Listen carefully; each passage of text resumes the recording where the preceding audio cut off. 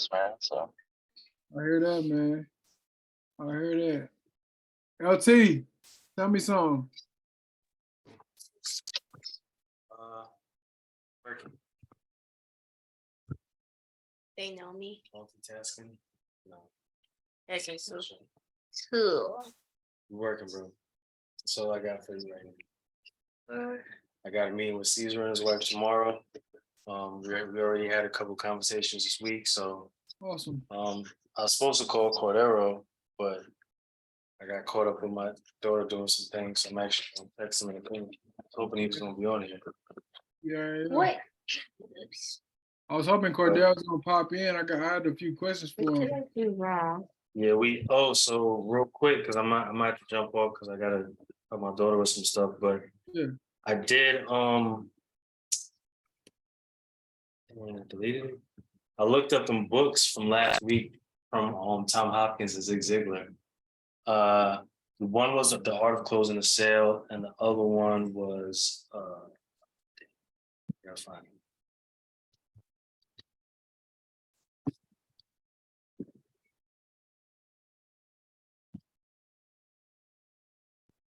So, but we just started marketing in San Antonio this week. Nice people, great people, great attitudes, very helpful. Everybody seems like they're in great spirits. They're like, "Oh man, now you have the wrong number, man. I hope you find who you're looking for." I'm like,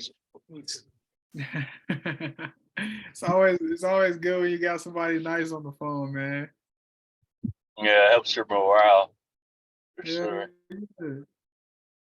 Yeah. Devin, I might be joining your rank soon, man. I might be out there knocking on some doors pretty soon. Oh, you got to, bro. That's like the best. I feel like that's the best marketing, man. Store knocking. Yeah, I'm going door knocking tomorrow.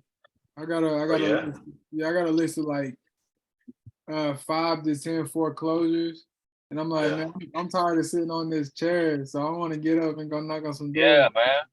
So Like cold calling is, I like to mix it up, man. Like how I do my business, I don't want to, honestly, I mean, I'm going to put in the work, but, just hours cold calling, I just don't think that's like the best use of my time.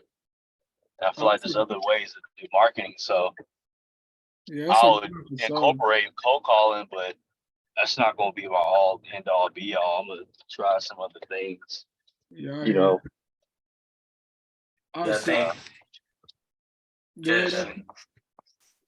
I was just gonna say, like, for me, I think cold calling is number one. I was having a conversation with a girl out in California, and she's kind of new to the wholesale game. She ran across my stuff on YouTube, so like she reached out to me on Instagram. So we set up a call for this morning, and we're talking. And she's been kind of going the route of just cold calling pre-foreclosures. And she said she's having no luck with it. So I went through the thing. I'm like, look, like there's a video, the Pace Morby avatar video. I've talked about it many times. I think everybody starting out in real estate should watch that video and understand who you are and where you fit in this huge real estate puzzle, because everybody has their own thing, their own way that they fit, their own piece of the puzzle that works for them. So I was telling her, I'm like, hey, maybe sitting on the phone and cold calling isn't the best for you. So getting that out, and like, man, I think based off of what she was saying, cold calling probably isn't the best for her. And I don't think, and all these like gurus and everything are cold call, and that's the only way. Like you were saying, Devin, there's plenty of other ways to get it done. So you just gotta find what works for you. Yeah. What was the situation? Why didn't cold calling work? She just said she wasn't having any luck with it. I'm assuming she probably hasn't been doing it long. Yeah. Yeah. Because I mean, mm-hmm. Yeah, my business is just now starting to gain some traction. And I've been at it damn near a year. And I'm just now feeling like, okay, this is working for me. Now I'm getting traction. Now I'm doing this. Now I'm doing that. Yeah. And now I'm getting more comfortable on the phones too. now I know who to actually talk to and who to hang up on. So I Yeah. mean, it's not a get rich quick scheme. It's not a, I'm gonna get in and I'm gonna close a few deals and get out. It's really not that. Like you have to establish a business out of it. Yeah. Right. And I wanted to hop on here and ask you all, Johnny, I know you said you've been doing this for over a year. No, Right. not over yet. I ain't that season yet. Oh, okay, my bad. But you've Yeah. been doing it enough to, know what works and know what doesn't work for you at this point. And I think right now it's like I'm thinking about changing my whole structure on how I'm trying to do wholesaling. So the main list that I target is, absentee owners and high equity. I'm having a problem with I'm making the calls, but I cannot find that motivated seller. I cannot find that lead and capitalize on it. And I don't think that the absentee owner lists and all these high equity lists are really, giving me the results that I need. So I want to ask y'all, have y'all had any luck and have y'all ever tried marketing to more niche lists like code violations and, probates and those type of lists like eviction lists? Type lists. Have y'all tried marketing to those before? Tell you want to jump on that first? Honestly, I hear some frustration in there that I'm dealing with too. But honestly, man, for me personally, at this moment in time, I'm realizing that I just gotta find something that works. Like right now, we've done liens, we've done absentee owner, we've done foreclosures. It's nothing is hit yet, but we just talked about it like a couple minutes ago. Like we just got to keep putting in the work. So honestly, my thing is just you just got to kind of I guess keep at it, man. Like just the niche would be what you set it at, I guess, right? Like whatever you end up falling into, or I don't know if necessarily we would be able to help with that. It's kind of something that maybe you might have to just kind of see what's out there, or maybe you could go to a couple real events or something and see what's working and see what anybody else in your area is doing.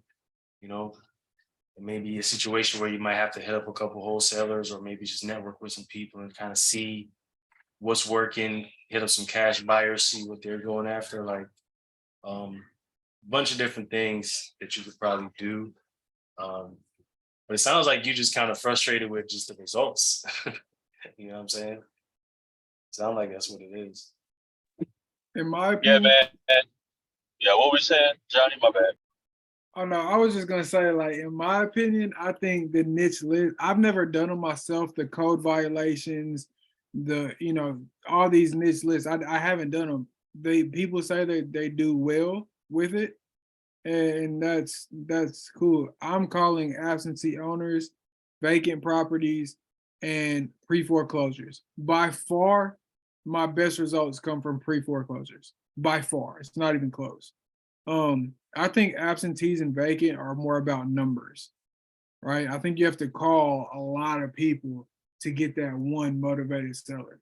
Like, I also found out too, with the vacant and the absentee, they're not really truly motivated to sell. It's not like a lot of them are, they have multiple properties, so they're not in a rush to sell this one. They're not in a rush to do anything with it. So you got to kind of come at them in a different way. I feel like with the code violations, there might be that hidden, motivation in there. That's why I like pre-foreclosure so much, because I'm calling them because I know that they have a problem and I know that I can fix it.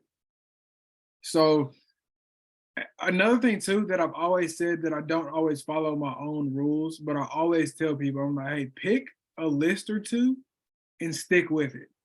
Stick with it. Pick a market, pick a list or two, and stick with it. Just go crazy with it.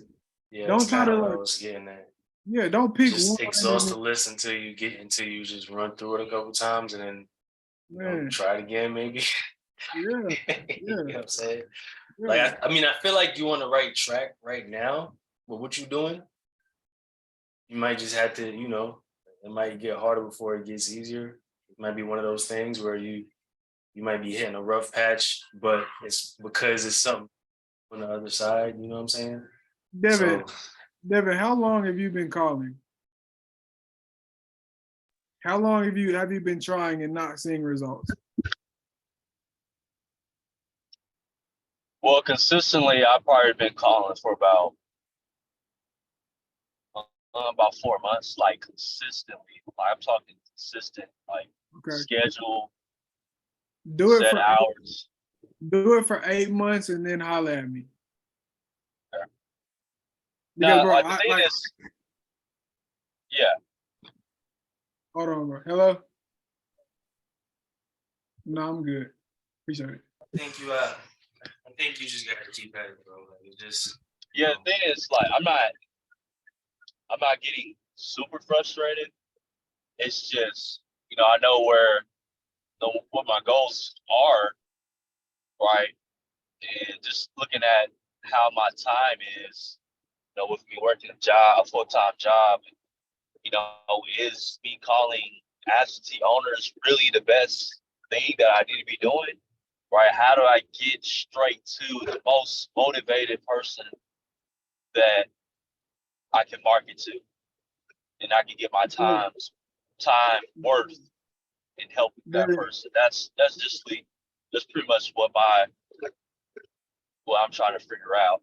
Devin, if we knew how to market to the most distressed person and get them on the phone, we would It would all be be no, doing that. we You know all what I'm be doing saying? it. We'd Yeah, all be doing that. We'd all yeah, be yeah. rich. Right, Unfortunately, right. that's not how it works. Like everybody thinks of this get rich quick scheme, and it's not. Yeah, You gonna spend a year or two on the phones every day getting pissed off until it actually pays off, and then you can build a business out of it. right, You know? right, So right. that one niche list you're talking about, I mean, these absentee lists are pretty easy to pull. And they say the harder a list to get is, the better it is. So Exactly. you might go after, a harder list to pull, but it's going to take more time to get that list than it would be to run through 100 nodes. Right.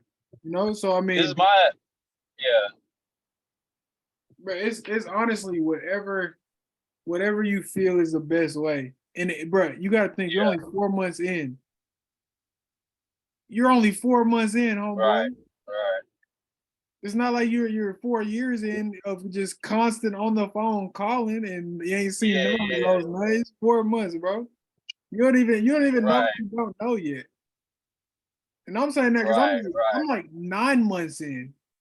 And bro, I'm 9 months in, have only closed one deal. I One. mean, that's not bad. I mean, there's a lot of people that been in it for a year and haven't closed anything. So, I mean, But if we do the math, right? If you haven't closed any in 4 and I closed 1 in 9, how many did I close in 4 months? Less than close one. anything. Less than Yeah. one. And you can't close Right. less than one deal. It's either 0 or 1. So at the 4 month mark, I was in your same shoes, bro. I was in your same shoes. And I'm not doing big now, but I It's got, just like go ahead.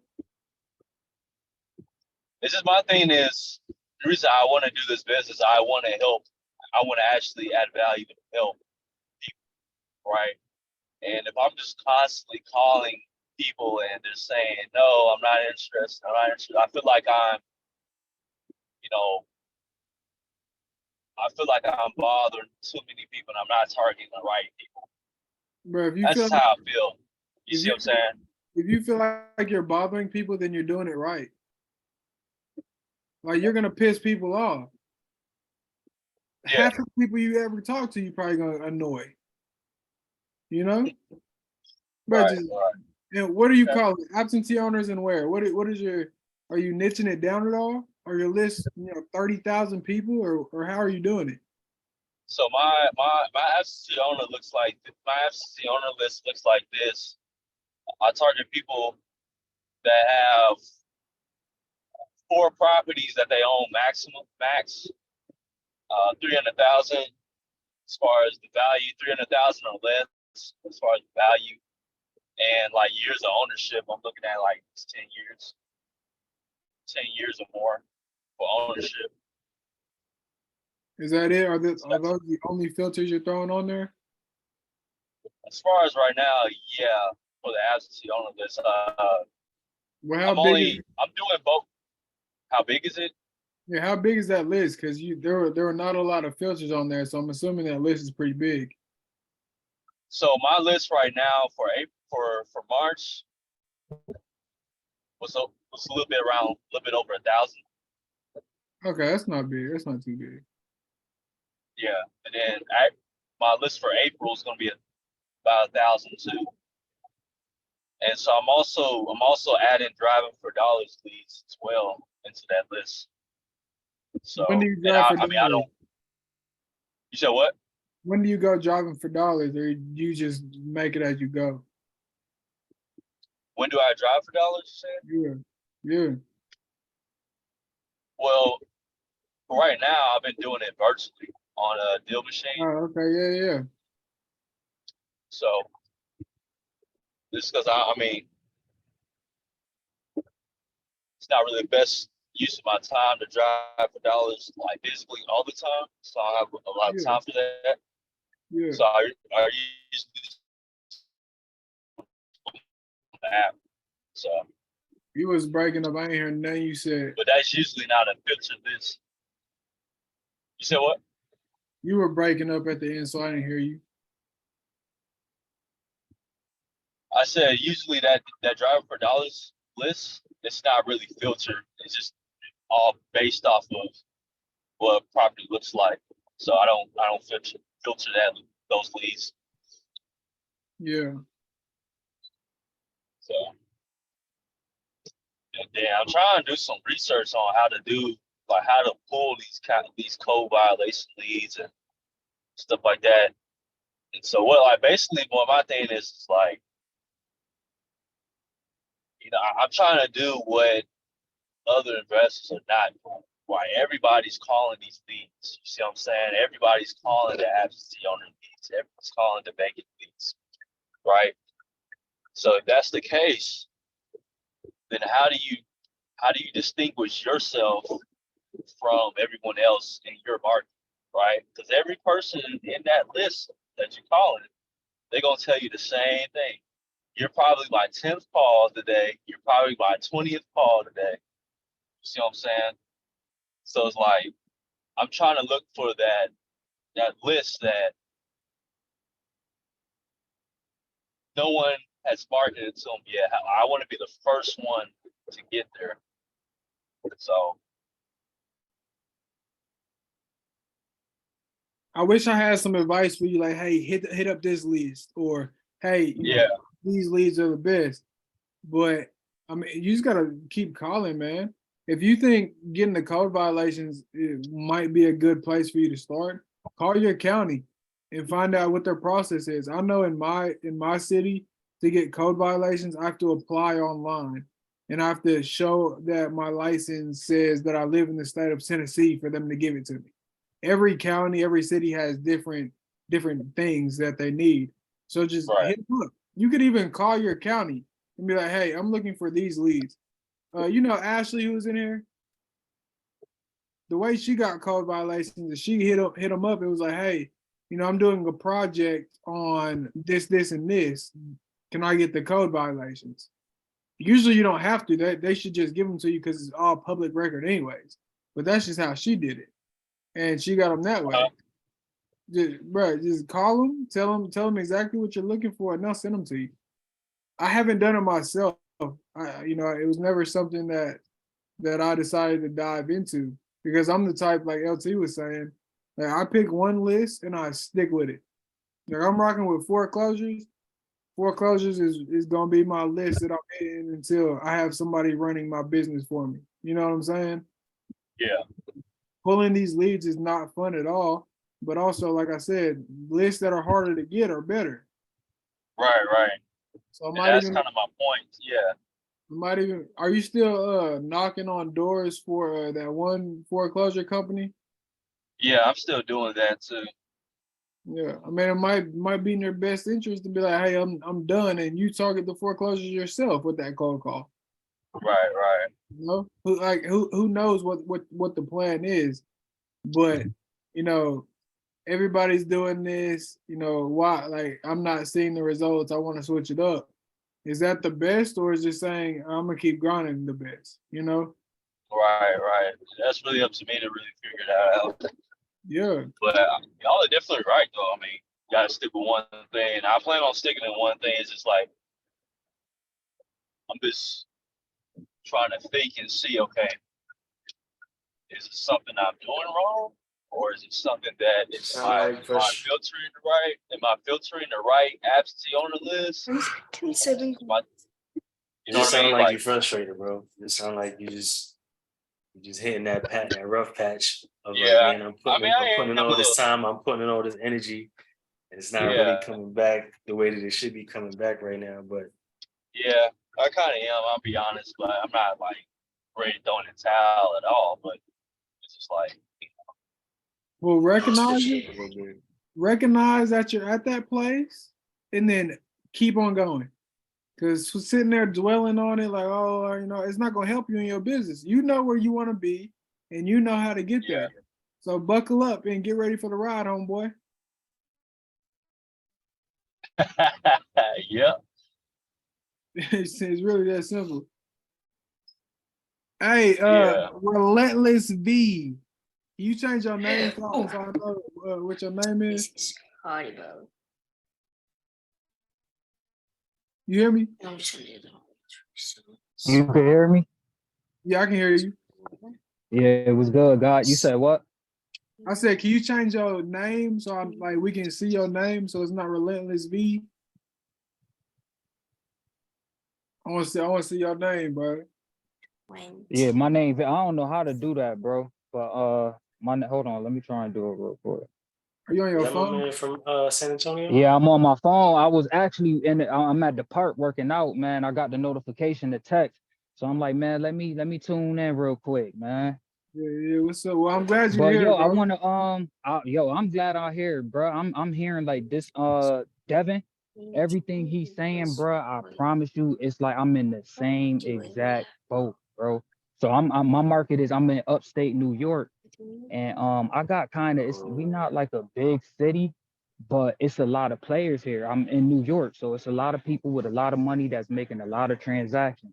So I kind of like with me being like a small fish and being new in the game, I started feeling the same way Devin was feeling in the same way. But then somebody told me, bro, and it's just so crazy that we going through the same thing.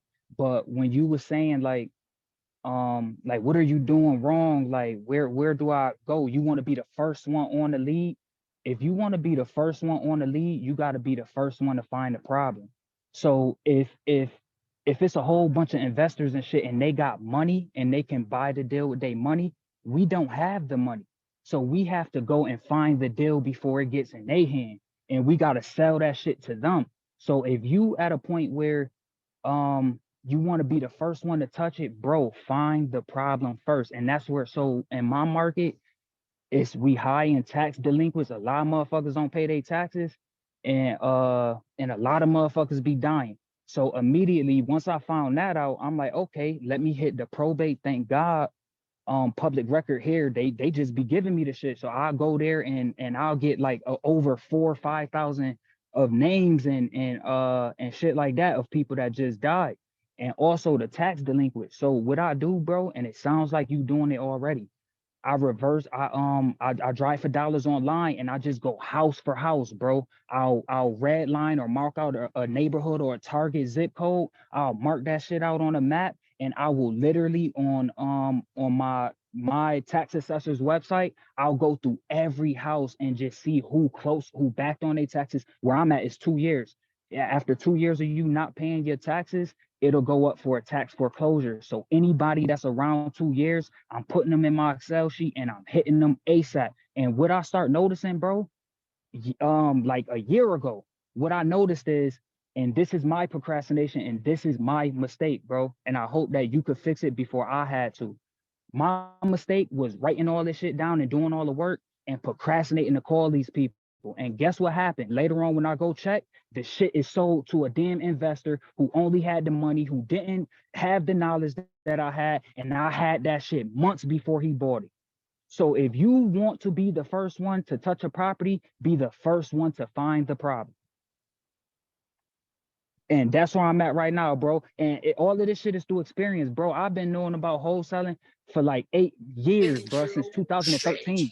And I'm just now being consistent, bro. This is my 3rd month being consistent. I'm just using all of my knowledge and I'm finally putting it into action, bro. So don't waste time like I did. Man, appreciate that, bro. Like, I think we all needed to hear that. Yeah, that was gold. That was heavy. Yeah. Yeah, I appreciate it. And this is just all from experience, bro. This is just all from making mistakes. What Yeah, part bro. of That was upstate New dope. York you in? Huh? What you said? What part of upstate New York you in? I'm in Rochester, New York.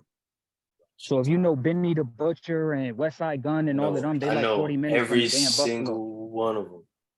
Yeah, bro. So I'm like 40 minutes from them.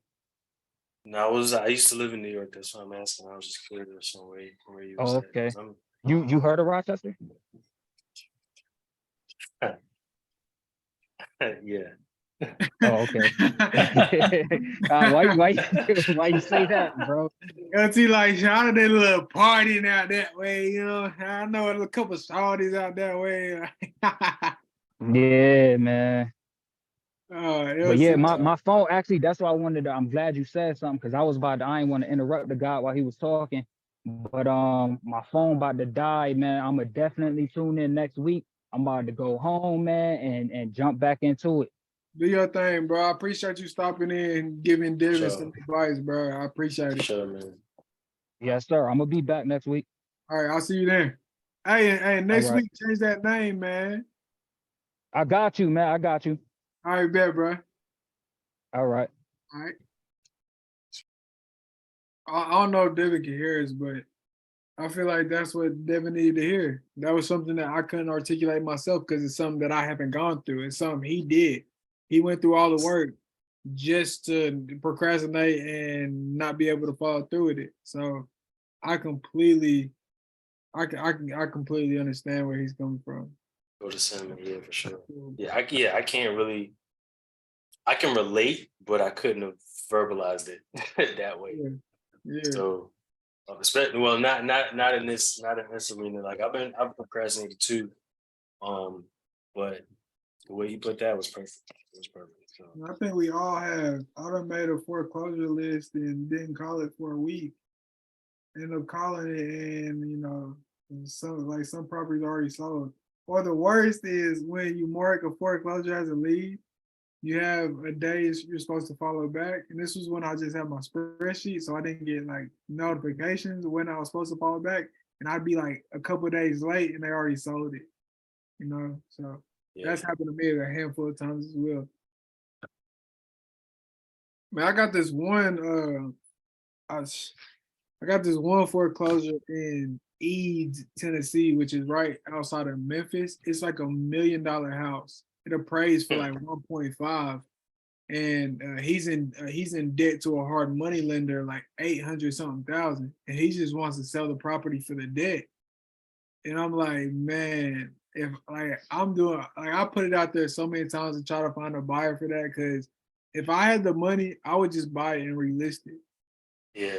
Even if it appraised for 1.5, even if I sold it for 1, that's a $200,000 profit in 60 days, And it forecloses in 2 weeks. So he's trying to move on it quick. Yeah. Yeah, so I'm like, man, like You already got him. You already signed the contract and everything? Nah, we talked just now, like before I even got on. Oh, okay. He's ready to go. I don't want to get him under contract and not be able to perform on it. Just because he's 13 days away, like, putting yourself first is cool, but I'm not about to do this to this man who, you know what I'm saying, just string the whole thing out. Now his house forecloses because I backed out. You know, if he finds So you're somebody, trying to, yeah, I'm trying to find somebody who before you got, yeah. you got any, So my I'm looking. Memphis buyer who I've worked with many times, I texted him. I sent him a text earlier. I was like, "Do you buy in Eads?" And he hasn't texted me back yet. I know. Oh, hold on. I know a guy out there who buys in Memphis as well. So the real quick, the Tom Hopkins book was How to Master the Art of Selling. How That's to? what it is. Oh, okay, yeah. How to Master the Art of Selling. And then the Zig Ziglar book was Secrets of Closing the Sale. But again, I was listening to those when I was door knocking and selling cars. So Okay. different mindset. Yeah. But it's still like a seller's mindset, though. Right. You always take something from it. Did you start that one book me and Cordero were talking about, like the how to win friends and influence people? No, because I'm actually still trying to get through the E-Myth. Revisit it. Yeah. I'm at the end because I went back to it. I had stopped, but I went back to it because Jimmy got through it and he was like, "Yo, we gotta get on the same page." I was like, "All right." So I had to run back through it. So I'm trying to finish it up now. I'm in the process of like setting up the org charts and everything just so we can kind of put our names in all the spots and then just kind of delegate it out. That's kind of what I got to talk to Caesar and his wife about tomorrow. Okay. Yeah, so Yeah. yeah, man. But I've read that book before, How to Win Friends and Influence People, but it's been a minute, so Yeah. I gotta refresh myself on it. I'm only a couple hours into the audio book. So the one that I was actually about to start was this one, the 7 Can you see it? Hold on, focus 7 it. Habits of Highly Effective People. Hey, Stephen Covey. it's because you got that background on, so I That can't blur. tell. Yeah. It's Hey. the 7. It's the habits of the 7 habits of highly effective people by Stephen R. Covey. That's gonna be my next book I read. I'm gonna check that out. I ran through that one before too. And I want to get back to it because I want to kind of get more organized. You said what? I want to get more organized. I can't hear nothing you saying. I don't know if your Went microphone. far. That happened. Yeah, that was happening to me today on calls. They were like, "Yo, you sound like you underwater, like you've been."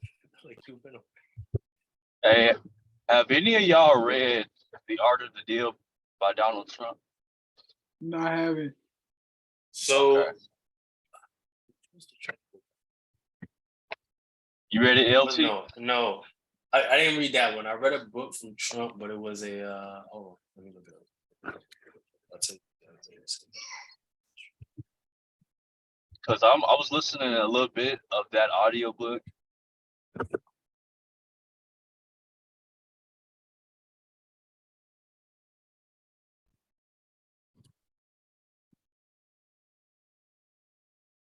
We can't hear you, Devin. Yeah, you went out, bro.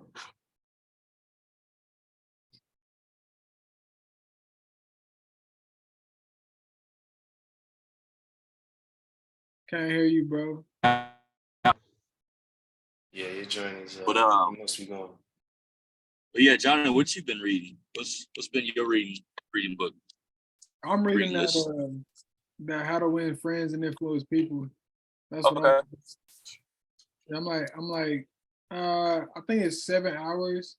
I'm on hour 2 of it. So I just started. Devin, man, we can't hear you, bro. Cordero, what's up, man? Man. Girl. Cordero look like he just woke up from a nap. Yeah, you got the opposite. Cordero look like he ain't slept in a couple days. Man. What's Been going getting on? to these leads, though. Been getting to these leads, man. I don't know. Hey, I know now. Fridays, I mean, I've been to these, but Fridays and Saturdays, bro, those are the days. Because people been answering the phone like crazy all day today, but Hell yeah.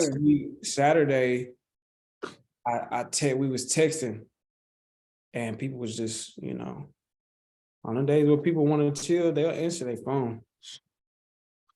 But No, yeah, I'm a little late, man. I was following up with some leads. oh no, you good, bro. So yeah, that's a good thing I didn't hit you then, huh? That's why I was. I told myself I was gonna hit a certain amount of leads today, and it wasn't easy. So that's all I was doing was like, I was like, man, let me just do this, and then I jump on. Let me just get it done. No, I feel you, bro. Them days where I sit down on a dollar, I'm like, look, I'm connecting, not calling, connecting 100 people. Those days where you started like, it's like 8 to 8, just a grind of just sitting there on that thing, going crazy. Yeah, and I wasn't even in the dialogue today. I'm just like doing the lead follow-ups. Yeah, I can't find that book. I don't know what it was. I How'd don't that know go? why. What book? Now I was looking for that book that I read, but I can't find it. But lead follow up, Cordero, how'd that go? Man, I got some heat. I got some heat today. I got some heat from this week, but today I got some heat, some stuff in a couple things in Clarksville, but some stuff in Nashville. And just good people, man. Just talking to some just really nice people, building rapport with people, having good conversations with people that want to sell their house, man. It's like smooth. It's real smooth, actually. I ain't even, hold on. I ain't get cussed out not one time. I don't think I got cussed out this whole week, which is, super rare. That's a good week. That's So a rare. good week. I mean, even on the weeks you get cussed out, them is good weeks because the no's add up, the no's add up to a yes all the time. Man, that's what I was telling Devin, man. He was getting to the point where he was getting frustrated. And I'm like, Devin, look, you 4 months in, man. Keep going. Keep going. Hey, 10, if what you're doing now is frustrating you, 10x that. Real talk, man. If what you're doing now, if what you're doing now is getting you results and it's leading you to frustration, then do more. That's in this game. And if you're talking to people and you're having conversations with sellers and buyers, if you're having those conversations and something about that is frustrating you, just go harder, because that means there's a threshold and you're meeting it. And on the other side of that threshold is usually, for me at least, that's where the deal is at. The first deal, the next deal, whatever, the big deal is on the other side of that frustration, for sure. You hear that, Devin? I think he having trouble with his connection. He cutting in and out. Yeah, I know. He was trying to talk earlier. We couldn't hear nothing he was saying. But man, it's simple as that, bro. Like, it's simple as that. Like I feel like I'm just now getting traction. I'm just now getting to a place where I feel comfortable. So I know what he's talking about, because I'm still there sometimes. Like, you gotta keep going. It is what it is. He's gonna throw in the towel and fold, or he's gonna keep going. One of the two. Yeah, bro. And like you bring up a good point. It's really all back pay. Like the deals you closing now or the deals you closing today, metaphorically, like, so to speak, is like from the cold call. So the cold calls that you making now, you're gonna reap the benefits of that like next month or the following month. And the better you get at doing that, the more it just kind of creates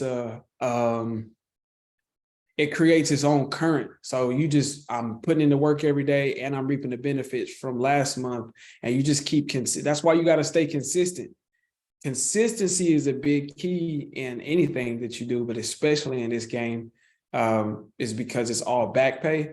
So it all returns to you. But if you want to keep that consistency, you gotta, so this means when you close a deal, you can't sit back and be like, oh yeah, I closed something. I'm cool. I'm chilling. You know what I mean? I finally hit that. Let me sit back and celebrate. Just keep the pipeline going.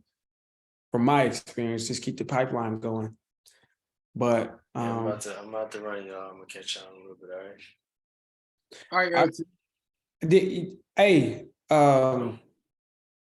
you said you said you didn't hit me up today.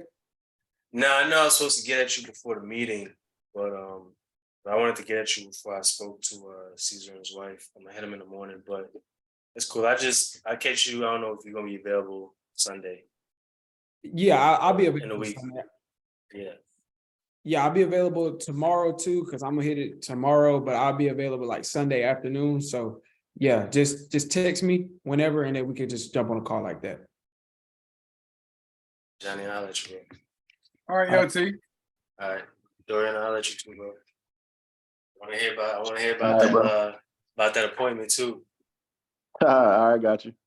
All right, man. Later. Dorian, what's up? I didn't even know you snuck in here, bro. Yeah, my Yeah, guy. bro. How's it going, bro? Chilling. How are you guys doing?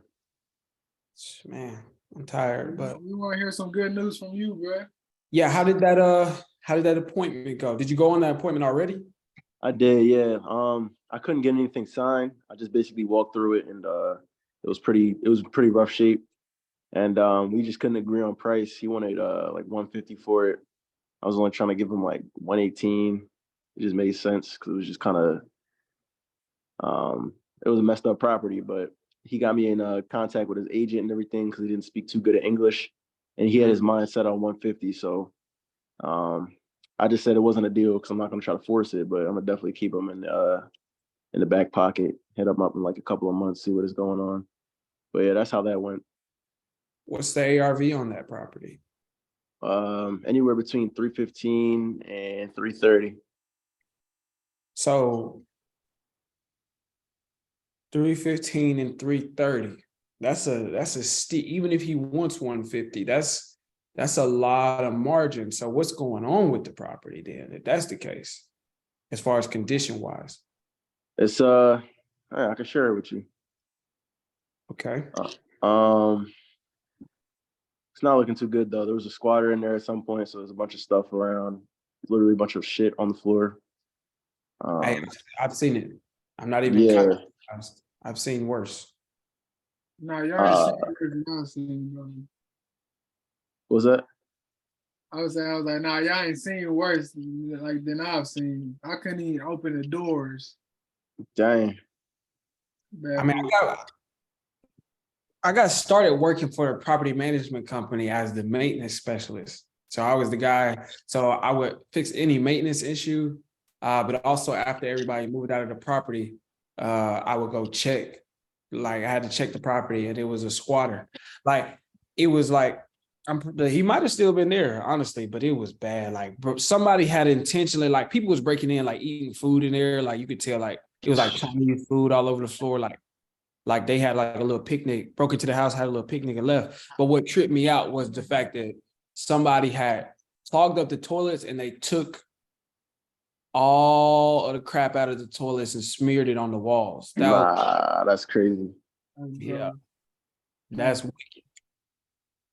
That's the That next is weird as shit. That's weird. next level.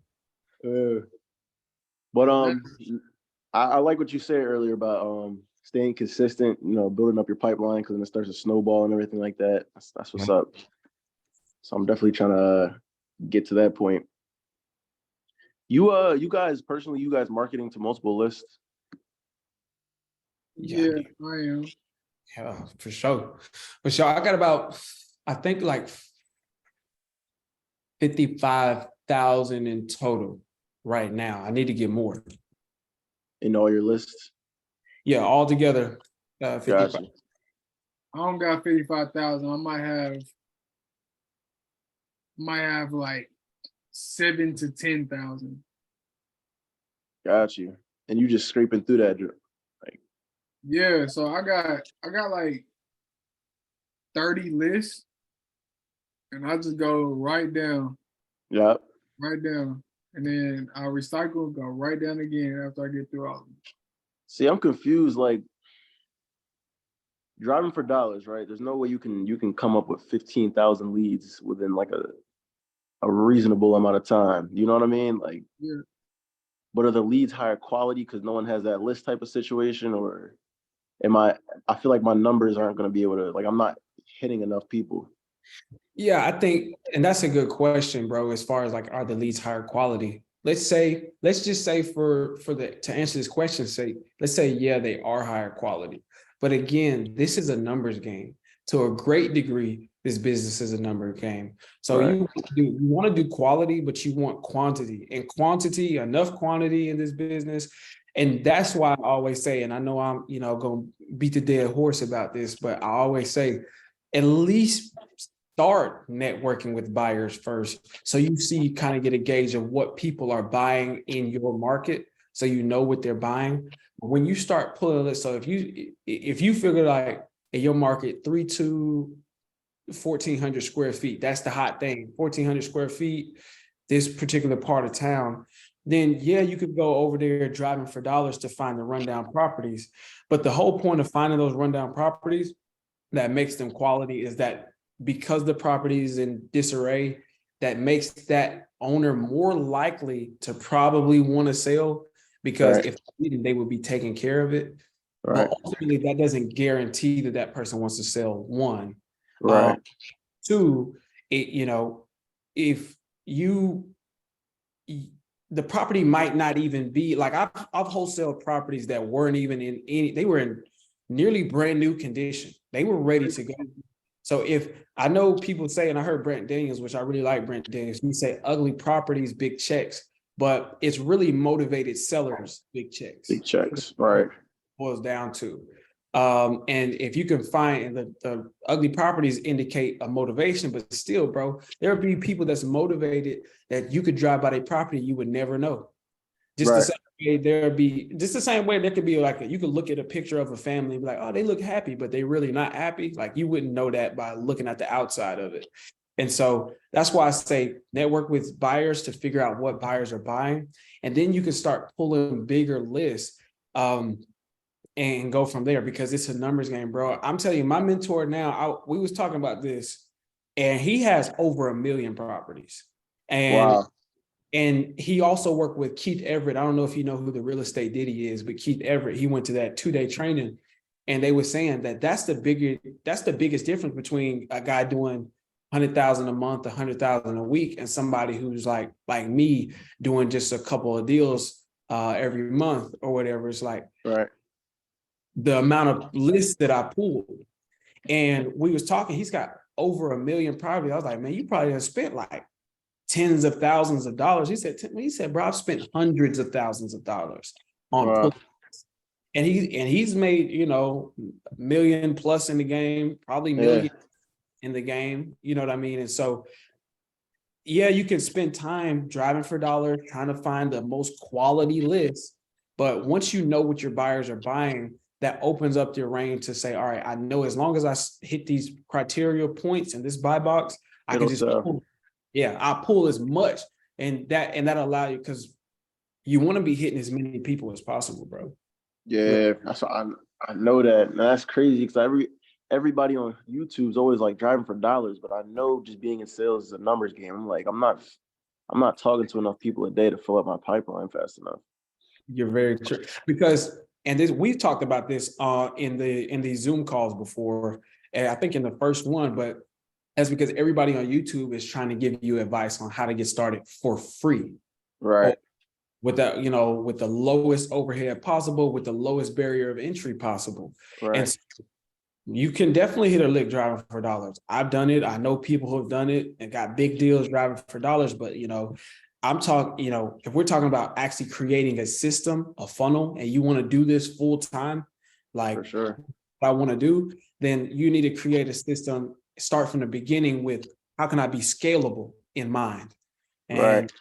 you really can't, I mean, you could, but it's kind of hard to scale driving for Driving dollars. for dollars, right? Facts. But it's easier to scale. Okay, figure out what the buyers want, and then just go put in that criteria and just pull that list. And you might want to start off with like, okay, I got this budget, so I'm gonna pull 2,000, get 2,000 people skip traced, because that in my budget. But as you go, you can keep pulling more and more and more till you got the whole city. Like I pretty much got all of Clarksville. Like I probably got like most of the properties in Clarksville, bro. Like Yeah. I know, you know what I mean? And so I picked a city or a market and just started pulling. But How did you end up picking that market? actually I linked up with some guys when I first was like, man, I'm gonna go full time. Did a deal, I was trying to figure it out on my own. And then I linked up with some guys that was like, oh, you wholesale? And I met them in person. I was like, bro, you actually have done some wholesale deals? He's like, yeah. I was like, I was on his tail. Like, I was just like trying to get all the game I could. I was hitting him up every day. Like, what's up? Until he was like, bro, I got this little thing with my partner. Come link up with us. So I started working for them. And then after a couple of months, they brought me on as a partner. But they were like, yeah, our market is Clarksville. And I was like, I ain't know nothing about Clarksville, but how I picked other markets too. So how I go about like just picking a market and making sure it's good. And I've said this before in here is you want to look at a certain, I'm not going to go dark. I mean, I do have lists in Nashville, but I don't usually just go in the heart of the most metropolitan city, like Right. like that type of place. Like, no, I'm going to go in the outskirts and I'm going to look for 100 to 200,000 county. I'm gonna look up the county. That's easy Google. What's the population by county in Middle Tennessee? And then I'm gonna look, 150 to 200,000 to 250,000 around there. And then I go on the prop stream and I look up the cash buyers for that county. So if it's 150,000 people, I want it to have like a certain amount of cash buyers. And PropStream at the very top, it'll tell you how many cash buyers any given market has. So I'm looking for an amount of people in that county to a ratio amount of people to the amount of cash buyers, because that tells you, that gives you a lot. And so I want it every 150. I want at least 10,000 cash buyers, but the more the merrier, because that lets you know, oh, that's a hot place if a lot of people is buying cash. Right. But a big thing about Clarksville in particular, this is another little piece that I don't know if they did it on purpose or just kind of worked itself out that way. But if you can find a town that's like, let's say it's got a college in that town, you want to find a transient area, meaning people are always moving in and moving out. Might move in, be there for a couple of years, and then move out, because that means people are always selling. And that's the whole, you want to get in where the real estate transactions are being done. You don't want to be in a place where people move and they just don't move for the next 30 years, because, then you just calling nobody. Yeah, this is my forever home. Right. So transient area would be like a college town or towns that are around military bases. This is some, big military based communities are big. Definitely, bro. That's some real secret. You know what I'm saying? That I And Clarksville got both a military base and a college. Exactly. So if you can find, and there's actually a lot of cities all across America that have both military base and colleges. So I would say, pick whichever one you want, but pick the one that's closest to you and just figure like whatever state you're in and be like, which one got what place got a college for sure? Because Murfreesboro has a college and it's a really good transient place, but or military base, or if you can find one that has both, that's just a good transient area. Military are great people to work with. They're very they're great individuals, and when they sell their property, they'll either a lot of times what I run into is like somebody who live out of state. They got stationed to a different military base, and like, I still own a couple properties there in Clarksville and I rent them out, but I'm ready to sell and I live far away. So I just kind of want to cut my ties and go or something like that. Right. So I think for Dorian, he's just starting out. Do you think he needs to pick a market? He's in Pennsylvania. Now I saw Pennsylvania law where they're cutting down on wholesaling. I'm not well versed in the law, so I don't know. I just heard that in a podcast one time. Should he pick a market in Philadelphia, in Pennsylvania, or should he try to find a place outside of that he could really sink his teeth into? I've answered for that, but I just want to see what you would be. Yeah, no, that's a good question, man. And I think, is it a disclosure state or non-disclosure state? Are they going to make it one? I think it's a disclosure state. Well, it doesn't matter because Dorian, you got your real estate license, right? Yeah. Still, so it really doesn't even matter. Honestly, I think that's kind of based on opinion. Like that's not like a yay or nay sort of thing. Like that's an opinionated thing. Yeah. Because you could still make one thing I know for sure, even in those places. Well, in Chicago, I know, I think it's in the city of Chicago, you can only do one wholesale deal a year. So obviously in that instance, you got to find a different market. And it Right. depends on how tight they end up getting with those laws. They keep tightening and tightening it. And it seems like they're a place that's going to tighten it in the future. You don't want to kind of set up shop here and then they cut it off. You're like, dang, I already set up shop here. Now they cut it Right. off. You want to kind of be able to anticipate that and understand what the laws are and what direction that they're heading in. But honestly, like I'll say this, in my opinion, if they were like kind of already working on that type of stuff here in Tennessee, they're already cracking down on it here in Tennessee and was just like, no, we don't want to do that. I would, no, because my system's already virtual anyway. And again, that's another reason why I kind of speak against driving for not against driving for dollars, but when it comes to scaling, I don't think it's scalable. My system's already, how I do it is already virtual, so it doesn't matter. That's why I said it's an opinion. You can do it wherever. So, man, I would say, bro, if you just find a market somewhere else, but that's up to you. You don't have to. If you feel like you can hold it out or you can make it, especially with the fact that you have a realtor's license, I'm sure there's going to be some sort of workaround that you can kind of implement into your business with having that license and stuff like that. But I personally would, like, if I saw it coming, I'd be like, you know what? No, I'm just gonna go ahead and take my same exact system that I got now and maybe check the next state over and see what their laws are like, or just whatever. You're not meeting with any sellers at all. You're completely virtual. Rarely. I mean, sometimes I do if it's an old school person or if like I'm in the city. But for the most part, I just send the buyers out there to go meet them. Tough. I'm completely virtual. Like there's a lady I'm talking to right now who wants to sell her home in Murfreesboro, but she lives in Smyrna. Now I would drive out there and talk to her if I just had to make the deal work, like if I absolutely had to. Or like he was saying, if there's a seller who's real old. I had a lady who lives in Chattanooga but has a rental in Knoxville. And she told me on the phone she's the type where she wants pen and paper while she's looking you in the face. That's just how she does business. So if me and her come to an agreement, then I will drive down there just so she can see me and so we can sign the paperwork in front of each other.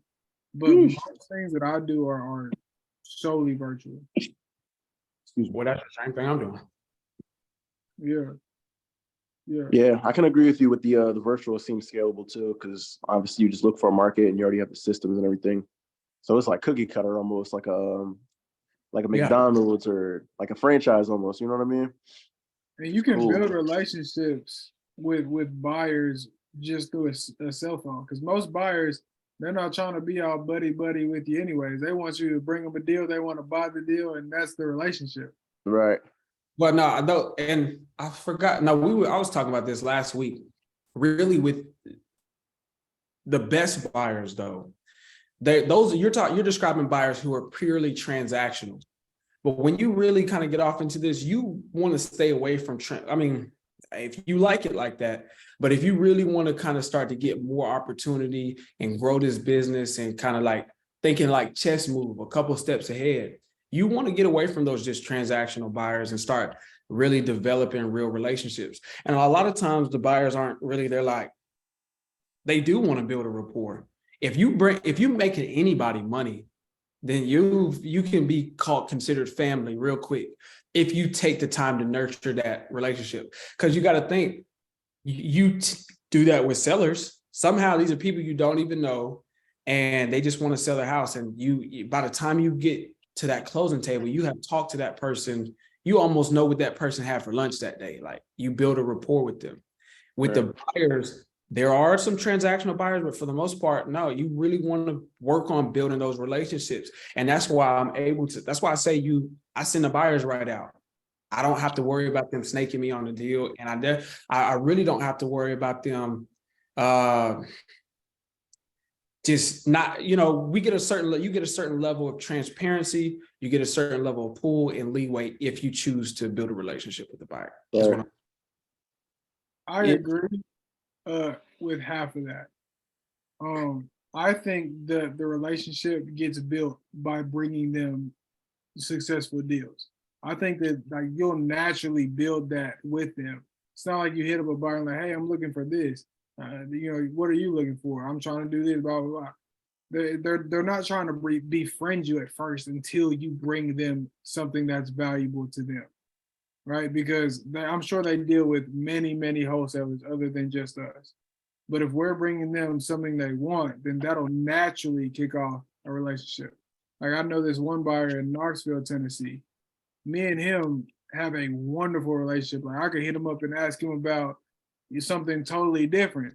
But the only reason why that relationship even came about was because we did a transaction together and looked at numbers together to actually build on that. So Cordero, I think you're absolutely right. There's a transactional buyer, and then there's buyers that allow you to kind of create that relationship with them. And I think the relationships that get created are solely based on bringing them properties that make sense to them. Because if you could be the nicest guy in the world, build all the rapport, but if you're bringing them trash, they're not going to mess with you, you know? So I think it's like the foundation of a relationship with a buyer is that deal. And then it spreads out from there. What do you think? I think that's exactly what I just said. I said, like, you bring them a deal, and then you can build rapport. But to caveat off that too, though, it's like everybody's different, and that's my point is that everybody is different. I know people that are just kind of like the rapport, but like I said, we pretty much saying the same thing. Smooth business. Yeah, that's what's up. What you think, bro? No, that's definitely what's up. I'm definitely a relationships type of guy. Like when it comes to relationships, people just want to put you in certain directions. I would assume with the buyers, they would probably put you on other buyers and probably bring you other types of, whatever. People just, when they know you and like you, they're willing to just throw you stuff in their direction. And I noticed that pretty early on. But yeah, I think relationships are important, especially with both sides, only because I know when you're in sales, a lot of people tend to do a transaction and forget about it. But this is some game that I learned. A lot of business tends to come from repeat deals. So you can. This is why building a relationship with the buyers is very important. And right. I don't want it to be a transactional sort of thing.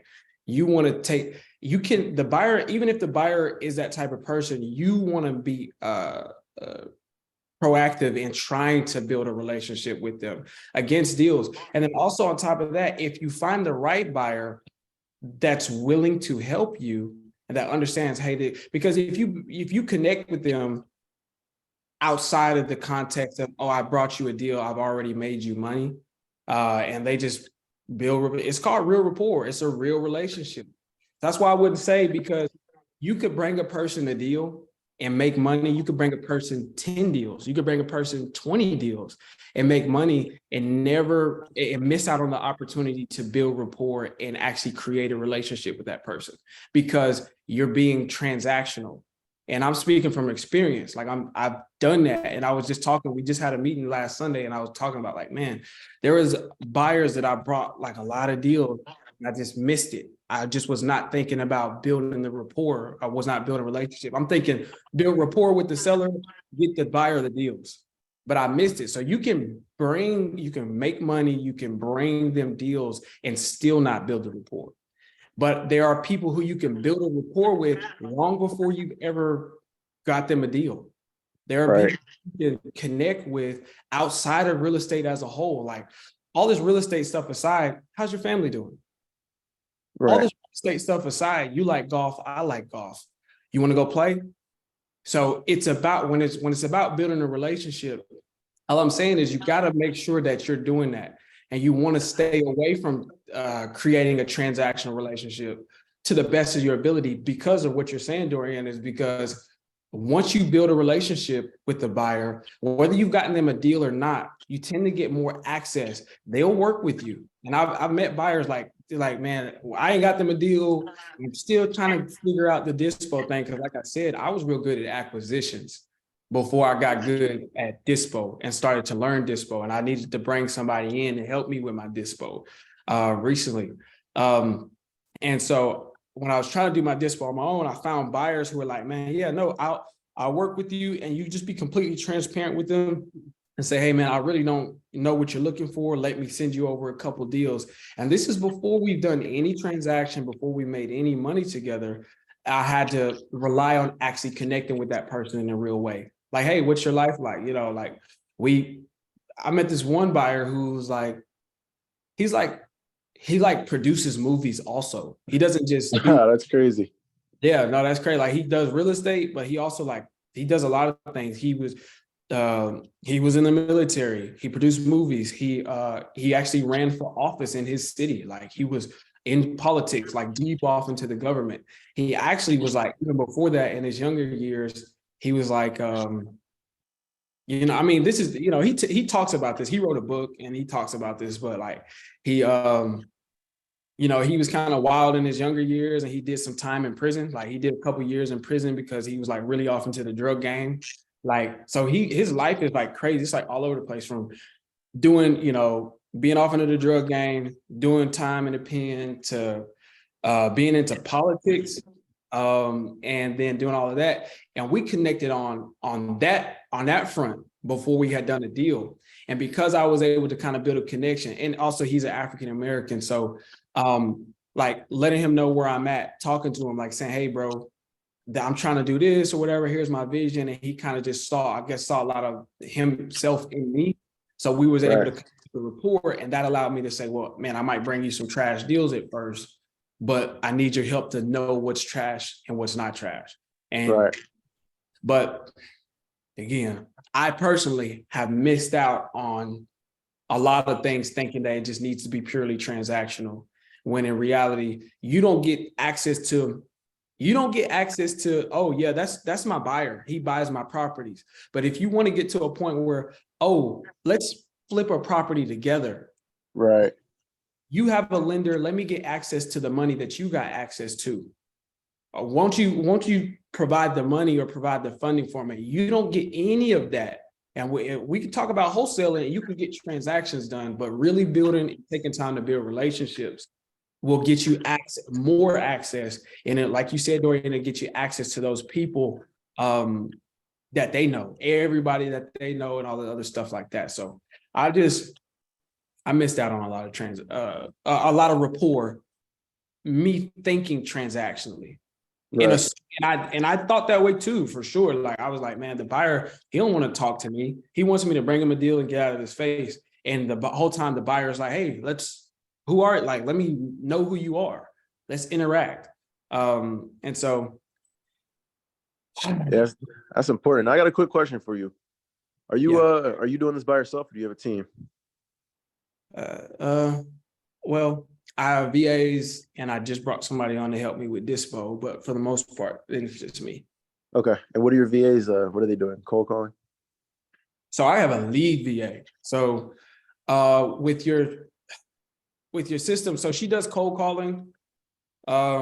So how I break it down is lead generation or prospecting, where you could do cold calling, texting, driving for dollars. You could do bandit signs. I've done all those things. You could do voicemail, whatever.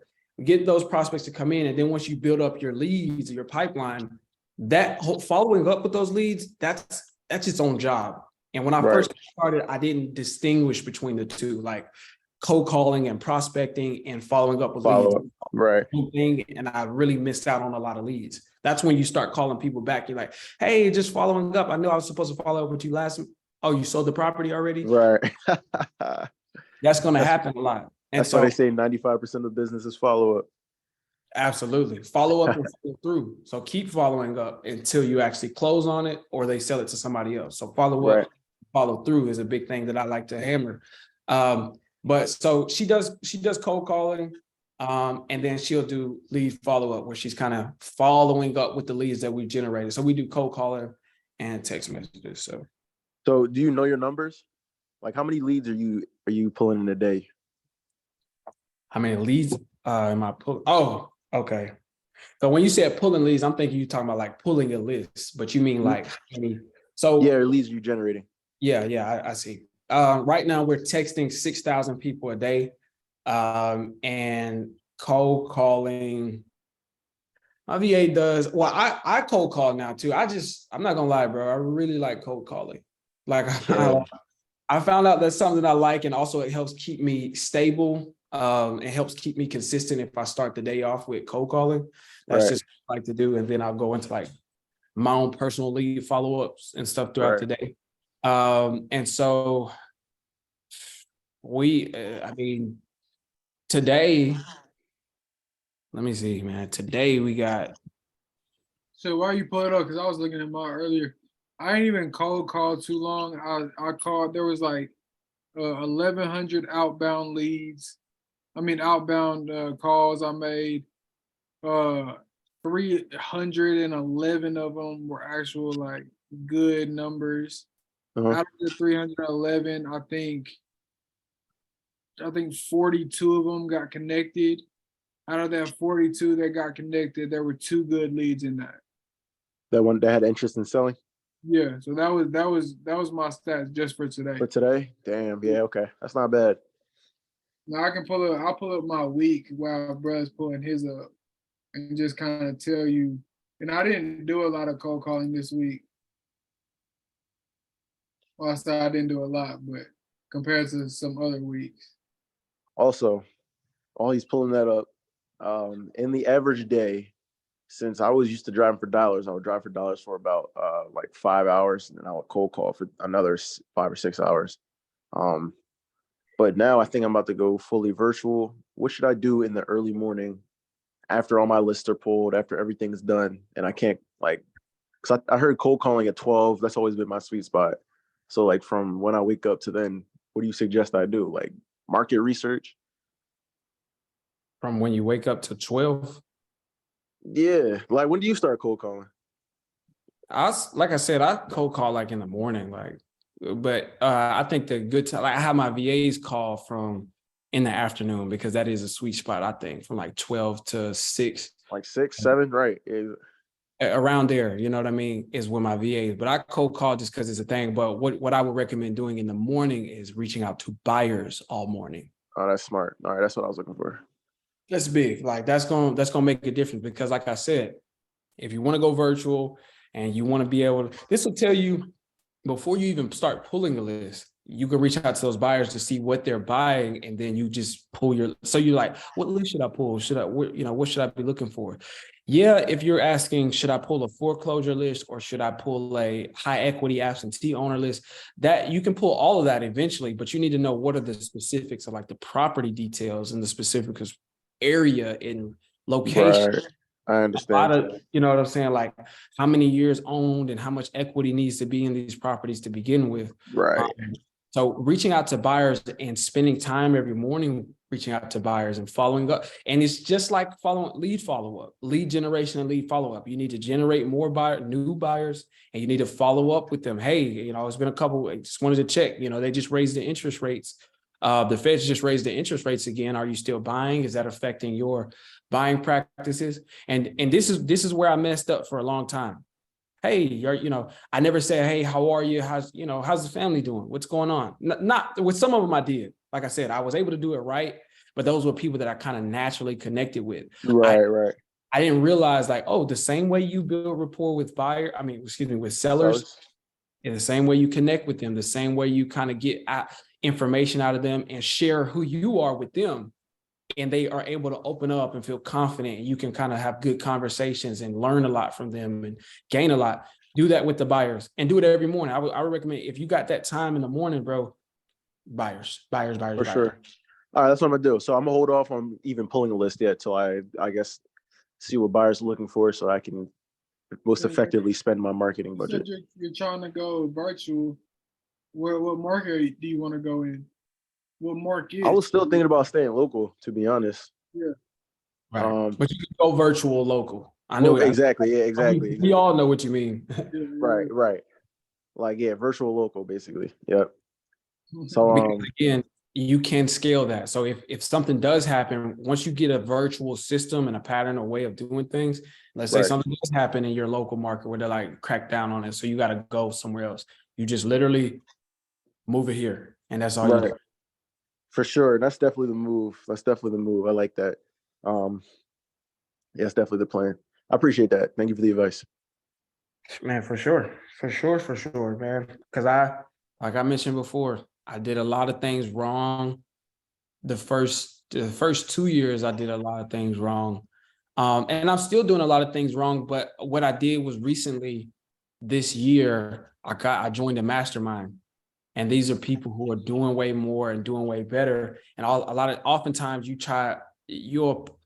I said this back when I was in high school. I started working out a lot, and I realized this then is I had a perceived notion. I was like really out of shape, and I was actually obese as a kid, and I Okay. had an idea from the outside looking in on what it would take for me to get in shape and become healthy and all of this. I thought I knew. I thought I knew it was like eat this food and that food and do this, and I'm not going to say totally wrong, but as I started to actually study it and learn it, I was like, I didn't know that.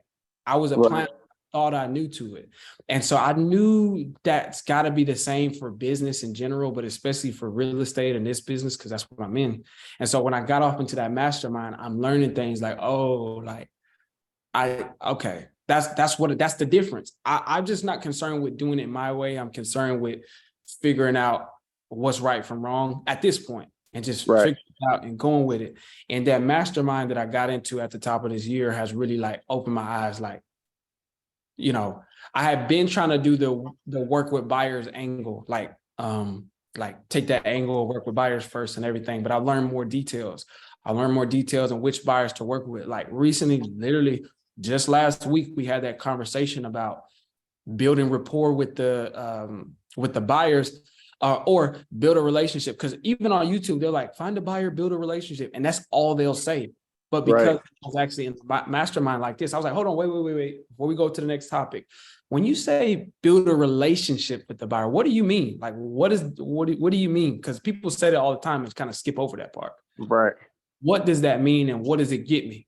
And they was like, nah, you really just kind of like, just be real the same way you would do this. And, and it's some real heavy hitters off in that mastermind. Like it's obviously people who are doing more than me. And I appreciate those people all day long. Cause like, I try to add as much value as I can, but it's like, I really just be there to just, see like what you got going on. And just because we had, and it's just crazy that we're talking about the whole relationship with buyers thing now, because we were literally just talking about that in the last meeting, and it was an epiphany to me. I was like, literally, I was like, oh, that's what I've been doing wrong, because that's the difference. And that's also the difference because you're going to get so much more out of it. I've been keeping it transactional with some of the buyers that I could have built relationship with. And it's like, you can make deals work that you probably wouldn't be able to make work. And people don't realize that too. That's another benefit of getting the buyers first. Cause like with this deal you was talking about, you said he wants 150 and you're at 150. It's like, bro, have you reached out to a hedge fund buyer? Because the hedge fund buyer might be like you said 150, right? That's what he wanted? Right. 150. Man, the hedge fund buyer might be like, yeah, we'll pay 200 for it. And you be like, what? Right. I didn't know. And you trying to get them down to 118 and you're like, it's not a deal, bye. And then you go back and you either find a new buyer or kind of get off into the real nooks and cranny with a buyer that you've been building with. And then you realize, oh, we can actually make this work. And so the buyers are the key because they got the money, man. They got the money. And they ultimately, I always say, a property or just anything, but a property is worth what somebody will pay for it. Right. Period. Man, you can get an appraisal, you can search comps, but ultimately you won't know that buyer is going to come in and buy it at 180 until you ask them. And you're like, oh, 180? Okay. Well, if we can get them locked up, would you move forward? They're like, yeah, we'll buy it at 180. And then he's at 150. Boom, that's a deal. But so you ever just lock something up and just see what it does? See if it sticks? Yeah.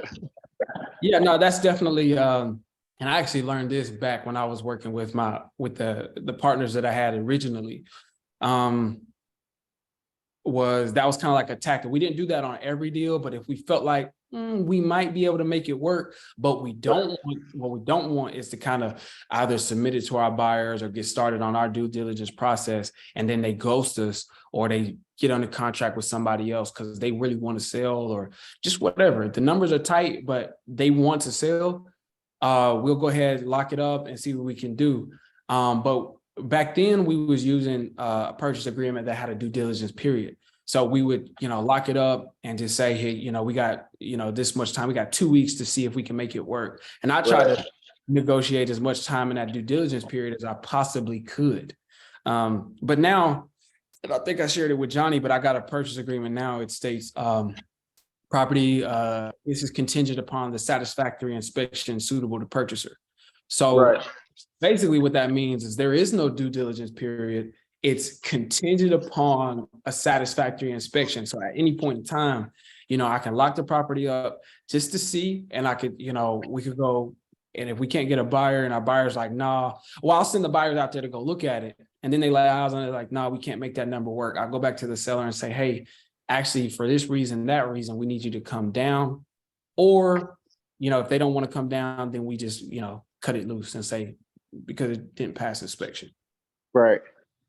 So I would, yes, to answer your question, the short answer is yes, but make sure that your paperwork allows you to do that, because you don't want to lock it up and then you get to the close, then they're expecting you to close and then you lose earnest money. I've lost earnest money before. Right. Yeah, I was definitely going to put a inspection period in there. I was going to ask them for like 30, 60 days, something like that. Hold on now.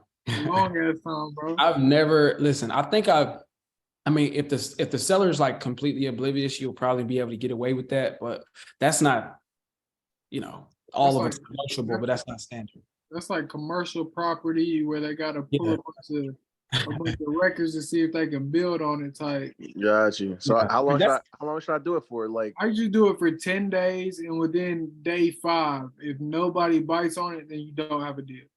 All right. I got you have a deal, investors are going to scoop that up. Right. Yeah, for sure. I would say don't put an inspection period in there at all, and just do that and use that clause that I put in there. That I didn't create that clause by no means. Here's a good one. Here's a good clause. It's contingent upon satisfactory inspection suitable to purchaser. Yeah, I like that. So literally, you have to like it. If it's not suitable to us, then it's void now. I got you. That's likened to, I've heard somebody else say something like, it's contingent upon partner's approval. If you ever had one of those, or two, you could also use that one.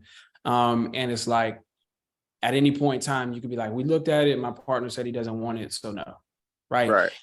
But again, that rule of thumb that Johnny said, the 5 days, is like, you don't want to, I do have another clause that I'll put in there sometimes that basically states, it reiterates, it still has that contingent upon satisfactory inspection, but it also reiterates, we're trying to get this price point approved for you, but we have 5 days to get it approved. Otherwise, 5 business, or I'll say like 7 business days to get it approved, or the contract is void. So that means I don't have to go back and negotiate or say nothing. If we can't get a buyer within that time period, it automatically cancels out. And so I don't lose my earnest money. And also it allows me to be transparent with the seller up front, because I'm big on transparency too. I'll let the seller know, hey, the numbers are kind of tight. We need to see if our investors are really interested. If you would be interested, we can go ahead and get this locked up. And then we can come out there and do a little bit of due diligence. And if it doesn't work in 7 business days, then it's void. You can go sell the property whoever you want to. Right. All right, I'm gonna do that. I'm actually calling back tomorrow. I'm about to just lock it up, I guess. Well, you can see. I mean, have you talked to any buyers about that one? Nah, not yet. Nah. Bro, literally, just starting out, bro, the way I found a lot of good buyers was just going on Facebook and joining a bunch of groups and saying, hey, my name is Johnny Stewart. Here's my information. I'm looking for this, this, and this. Is there anybody buying in the area? And people are gonna bite on that. And also too, if you got like a little bit of the property, be like, hey, I have a deal in Philly. the seller's asking for a little too much. Is there anybody who could provide me guidance on that? And people are gonna reach out and people are gonna help you. Don't be scared to ask. All them Facebook groups in your market, bro, join every single one just to see what deals are going through, what people are buying. Also, you're gonna find buyers like in other people's deals, right? So people post a deal, and in the comments you'll see who's buying. They'll be like, "Oh, I'm looking for this, this, and this," and you can just reach out directly to those people who are saying they're buying. Right. Or and you, yeah, no, definitely for sure. But another to caveat off what Johnny said is like you can find buyers in other people's deals. If they like, oh, this is a deal, and then if you reach out like, yeah, we closed that one already, go look the actual property information up and see who bought it. You can check that on PropStream. Because also one thing though with looking online or just looking for people who say that they're buyers in general is you have to vet and see if they're actual buyers or if they're wholesalers that intend to daisy chain your deal, which that's fine too, because if you get it closed and it closes, but that needs to be transparent. You need to know, is this a buyer or is this a wholesaler? And so like just make sure that person's bought something, make sure that they own some property, make sure they've actually done some deals. If it's their first property, because I work with buyers like that, where it's like it's their first property, they should tell you, they should have no problem with saying, hey, actually, we're just getting started. We're trying to find our first property. If you can find me an investment, I'm like, yeah, absolutely cool. But Do you know Anthony Warren? Anthony Warren, in Clarksville? sounds familiar. He just started buying properties. Maybe his portfolio is maybe at 10 just from the last 6 months. But I brought him a deal early on. It was that one foreclosure, 20K foreclosure that fell through my hands. And he was one of the first buyers I spoke to about that. So I didn't know if you connected with him or not. That may be first time buyers. And when you spoke with him, was he like completely transparent with you? Like, hey, like Yeah. It might have been him, because I'm like trying to figure out, and I'm looking at him now, and I'm like trying to figure out where do I know that name from? It probably was him. I think he was completely open. He's like, hey man, I've only closed on like 3 or 4 deals so far. Exactly. But I'm really interested in this one. So to me, in my knowledge, the buyers that I've ran into, they're all super straightforward, super like, hey, this is me, this is what I do, and it's beautiful. It's not like I know he was talking about you want to beware of those wholesalers, because I've definitely ran into a few wholesalers who've been fronting like they're buyers, but I just asked the right questions to make them basically telling themselves. So what are some of those questions? Like, how do you vet a person on when you're doing like through social media? I love asking people, how many deals have you done this year? Now ask them how many deals they've done, period. That's how you get to the meat of the, because people love to be like, man, such and such and such and such. Oh, wow, you would sound like a professional. How many deals have you done? Well, I'm working on getting my first deal. I'm like, if you get them on the phone and ask them that on the phone, because through text message they got time to think. If you're on the phone and you ask questions, like they're gonna fumble every time. So I love asking them that. And people who have closed a lot of deals, they can't wait till you ask them how many they've closed, because they're gonna tell you all about it and how this one fell through because of X, Y, and Z. And bro, this is gonna go. So that's my number one favorite question. Or I like asking, we're not even talking about deals, back to building rapport, how you were saying. But like, so how'd you get into real estate? Now, how'd you get into it?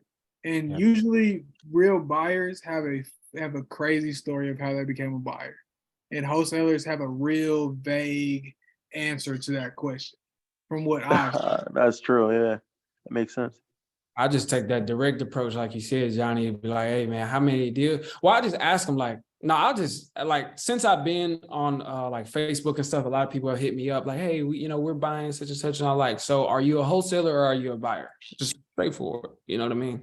Right. And then people have reached out to me too. Like I'm not sure what I have in my bio that's making them, but they're like, hey, do you want us to bring you deals? And I'm like I said, I have just ran into some lending, again, connecting with the buyer. I ran into or just building rapport with the right people in general.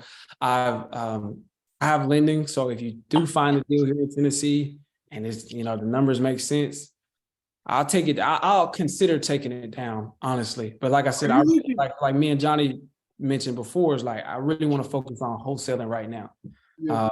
just because I don't know what the market's going to do. But if it's a no brainer, I'll take that thing down and just go ahead and do it.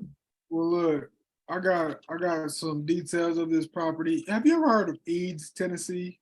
Yes, I have actually.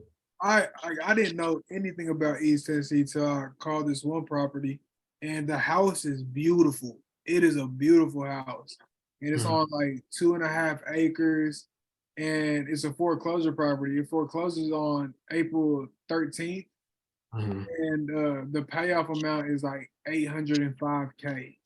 And the seller told me today, he was like, "Hey, look, I just want the payoff to be taken care of." He didn't even want to pocket anything.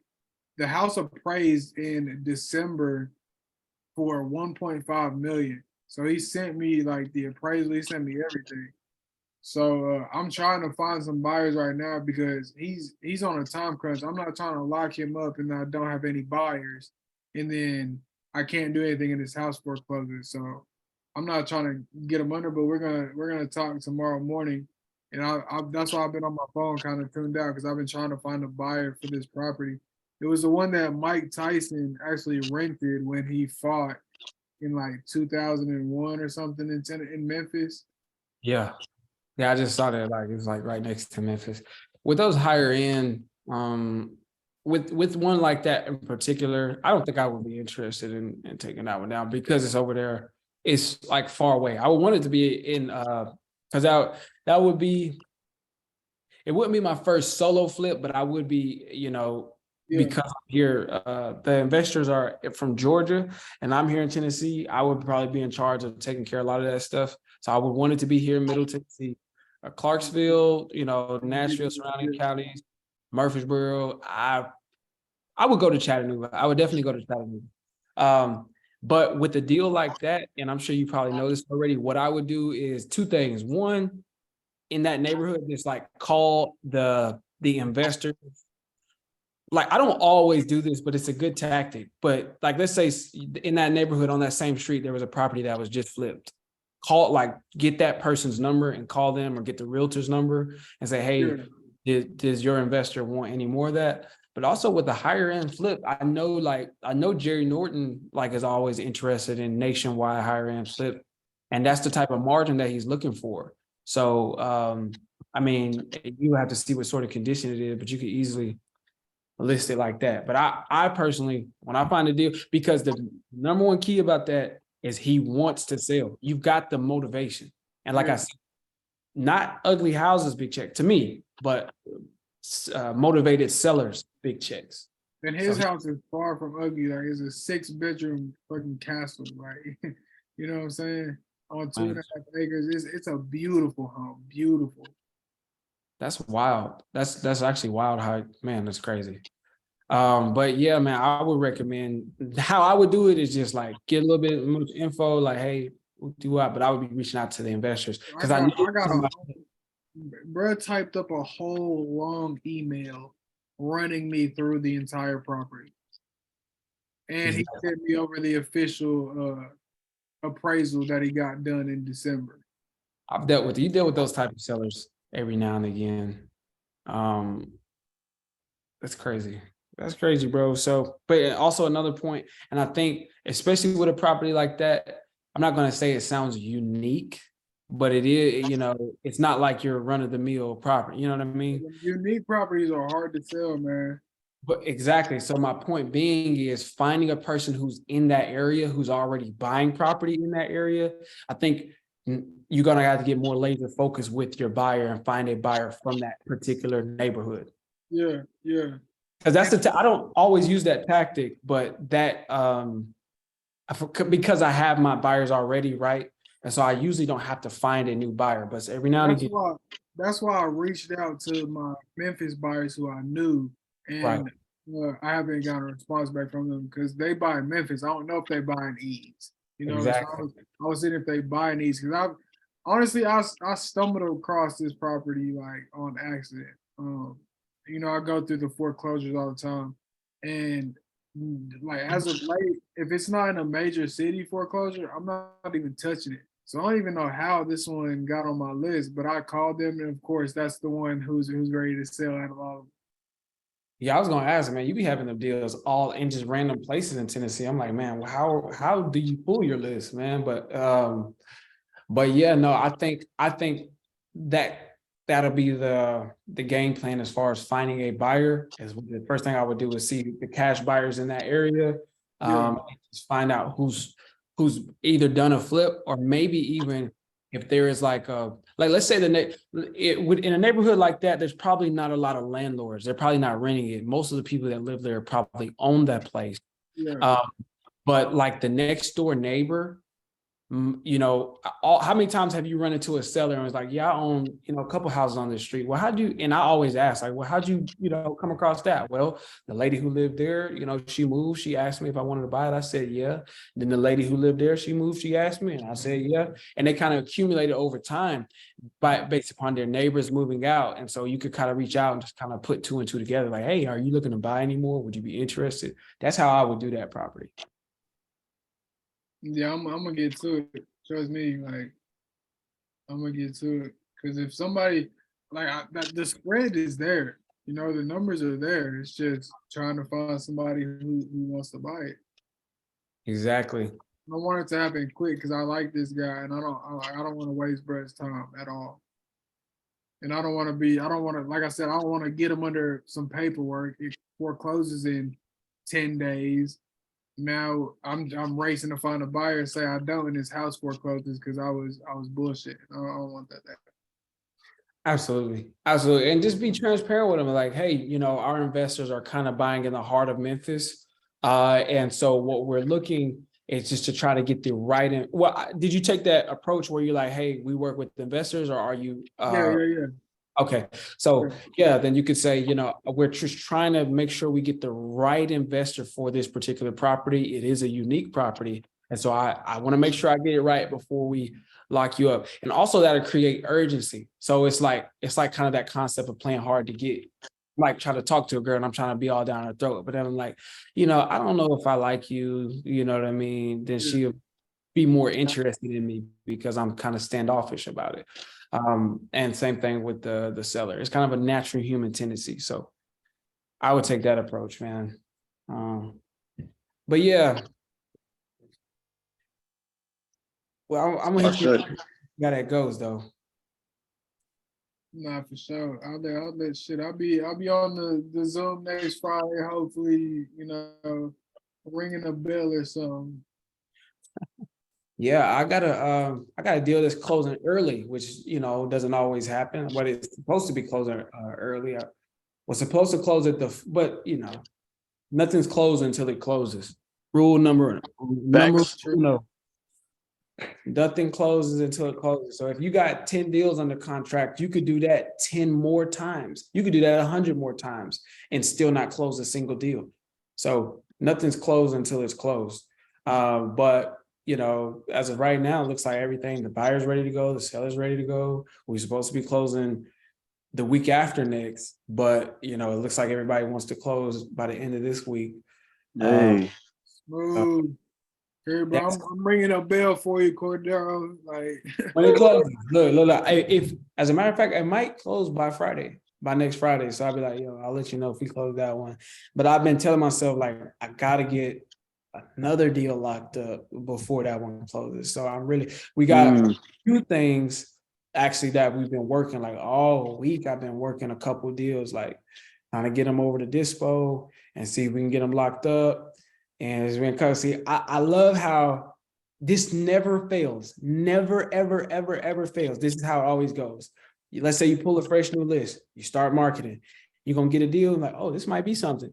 You go down that rabbit hole. They're like, nah, never mind. I changed my mind. Like, dang, all right, but I got close. And then you get another person and you're like, hold on, this might be something. And you got to go down that. And then the buyer like, yeah, we you're like, hold on, we got some pool. The buyer said they interested. And then you go back to the seller and they're like, actually, the wind blew in the wrong direction. Now I'm changing my mind. Okay, you know what I mean? But you do that a couple more times and then it's just like you break through the threshold and then like the deal comes. You're like, oh, snap, it comes. You know what I mean? like it just hits. Like you get them few no's, you get closer and closer and closer. It's never for me when when you're trying to get the momentum going or get it back going after a lull. It's always kind of like that. And since we started this new text messaging platform and sending out 6,000 text messages per day, that's what it's been like. We've got a couple people, and I think we've got some. And like I said, I got some more heat. I got some heat today, I believe. So just waiting to hear back from them. I think I can get one locked up before that one closed, hopefully. Hey man, Friday is the day because I had a good ass day myself. Friday's the day, man. Yeah, people was answering the phone like crazy today. Man, what? Friday is the day. I actually sent out a contract. Oh, let me see. So I sent out a contract to a dude in Atlanta. We already agreed on a price. We agreed on everything, but he was knees deep in dirt in his lawn. This is a 70-year-old man outside doing lawn work. So I was like, On the house? huh? On the house you're trying to sell or the other, Yeah. another house? Yeah. Just doing lawn work at his house. So I'm sorry, Cordero. This was a vacant house. So he was doing it to his house. Yeah, that's what I was gonna say. If he 70 on his knees doing lawn work on a house, he don't really want to sell the house. He care about that. He loves yeah, that's his baby. that's his It was a vacant house that him and his son were working on last year. So it needs hella work. The ARV is like 326. I'm thinking about 70K reno, and I got it locked up at 115. Are you going to get that thing shot out? Where you say it's at? In Atlanta.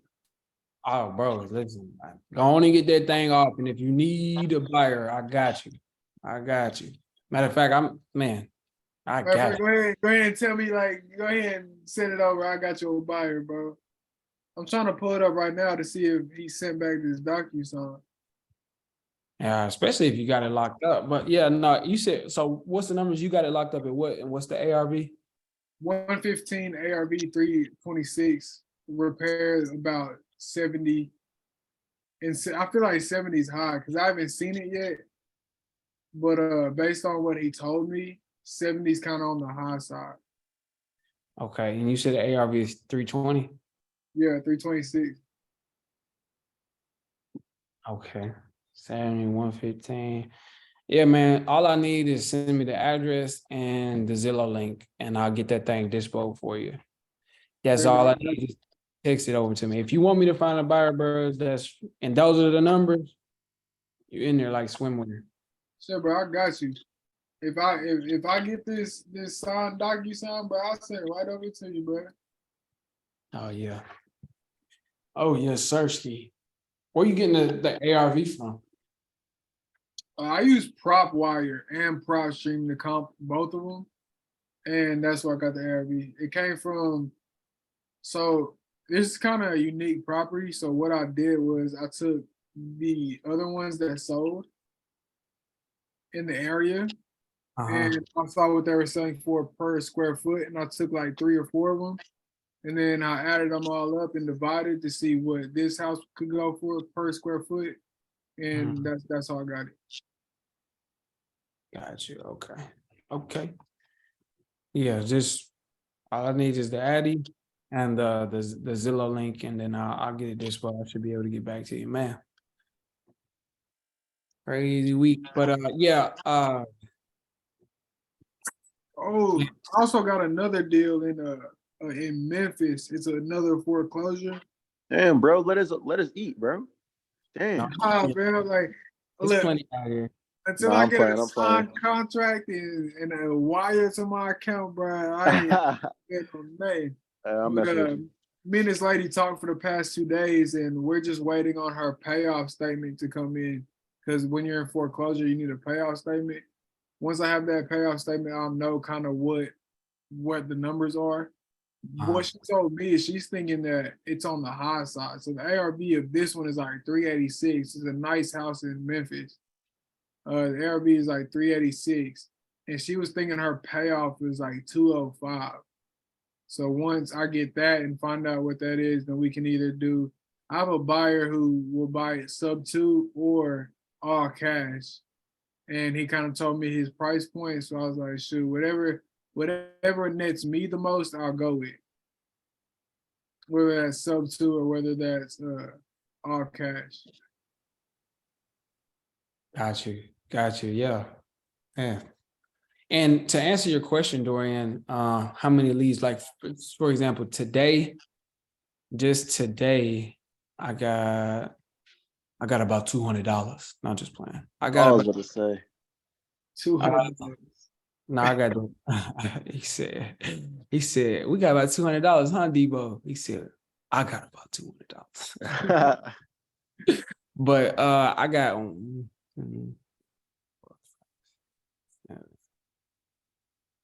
I got 7 leads. Yeah, right. 7 leads, and I got one person I need to follow up with tomorrow. She wanted me to call. Well, actually, one person I need to follow up with tomorrow, and another guy who said he's gonna call me back tomorrow. So we're gonna see how that goes. That's just from today, but that's not including the text messages. What do you consider a lead? How does it get marked a lead? That's one of my favorite questions, actually. That's a really great question. And so how I distinguish between a lead, every time I call, just random notes, I'm writing this down. At the top of every call, I'm writing PTMC or sometimes MTCP, PCMT, whatever. It doesn't matter the order, but I'm getting those 4 things. Hey, hold on. Hey, hold on, Dorian. Do you know what that means, bro? Price, condition, timeline, motivation. Yes, sir. Yes, sir. If I get those 4 things out of a prospect, they're a lead, right? And honestly, really, I'm gonna be honest, because you can get all 4 of those things, and the price is just obviously not a deal. So I don't know. But the reason why I used to be so strict on the price, and I would even go as far as telling my VAs, that's what we're looking for. It needs to be, before you consider them a lead, they need to be asking at least 50K below the Zestimate. And I would tell them to use Zillow to kind of use that as a gauge. Obviously, Zillow's perfect. It's not spot on, but use that as a gauge, and it needs to be. But like I said, motivated sellers is the name of the game. If they have a reason to sell and they're going to sell, and we can get them over a competitive cash offer, then, I'm not going to say price isn't important, but as we all know, money isn't everything. And if you have a motivation, or if you got a foreclosure closing in on you, about to choke you in the next week or so, then getting an offer that'll get you out of it, you're not going to be so picky. Right. And so that's why I say price. It's not, I used to just focus on price. And then for a phase there, I was just like, man, let's just focus only on motivation. But it's all 4 of those things ultimately that kind of, for me, at least, this is somebody that we're going to pull out of the lead prospecting category and put them into a lead category where we could follow up with, or we could either follow up with, dispo, or do something like that. So PTMC, price, time, motivation, condition, not necessarily in that order, by the way, but that is what determines a lead for me. If we get that. Some people you talk to, they don't want to come up off of a price. I talked to a lady earlier, she didn't want to come up off of a price, and she just wasn't motivated, and she just didn't, I don't know. And the house is sitting vacant, but I guess hate that, bro. All type of money. You know what I mean? She's like, I don't have a price. But then she started telling me how her neighbor sold the house for a certain price, and she was just like, that was so stupid. I literally said this. I said, well, that number for that price for that house was stupid. So what's an idea of a stupid number? What's an idea of a not stupid number that you would take? And she was like, she's like, I don't know. I think she was, a lot of people, there's that age old thing, whoever says the number first loses. And you can always tell sellers that have heard that and kind of live by that and negotiate based upon that. Right. Which I'm gonna call her back next week and just throw out a number, because it doesn't really matter. That's not even true. I don't think that's true anymore. Because when people are like that, I'm like, 100,000. I just throw out a number just to get the process started. Right. And I'm like, well, I already threw out a number, because they could just say, heck no. And I'm like, well, I did throw out a number at least. Well, what do you need? And then, so it's like, it doesn't matter if you. I feel like now everybody's kind of, they, like you said, they heard the term. So now, even if you do throw out a number first, you're already kind of using it as a play, like it's chess. Like Yeah. Back then, when that rule came up, I guess people was just throwing out their actual, like, just showing their hand. Yeah, and that's what it is, and that's why you get the term ankle low or people anchor high, and like it's like, bro, I had a I had a seller. We was texting, one of the VAs sent it over. They said 150. And I think the Zestimate was like 218. I think the ARV is slightly higher than the true ARV is slightly higher than that. And I think we got and I just saw a soft touch, sent it over to one of the buyers. I was like, hey, if I get you a property on this street, would you be interested at like 170 to 180? He said, yeah, I'd be interested. I'll come take a look at it for sure. So I bet they had 150. Then they was like caught that they were texting them.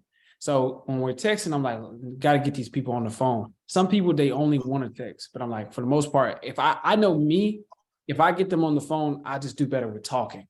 So I was like, let me go on and call them. They said, call me when I get off work. Whole time we wasn't texting the dude, was actually texting his wife. So she's like, yeah, such and such and such. Actually, we're going to need 250,000. 250? You just 150.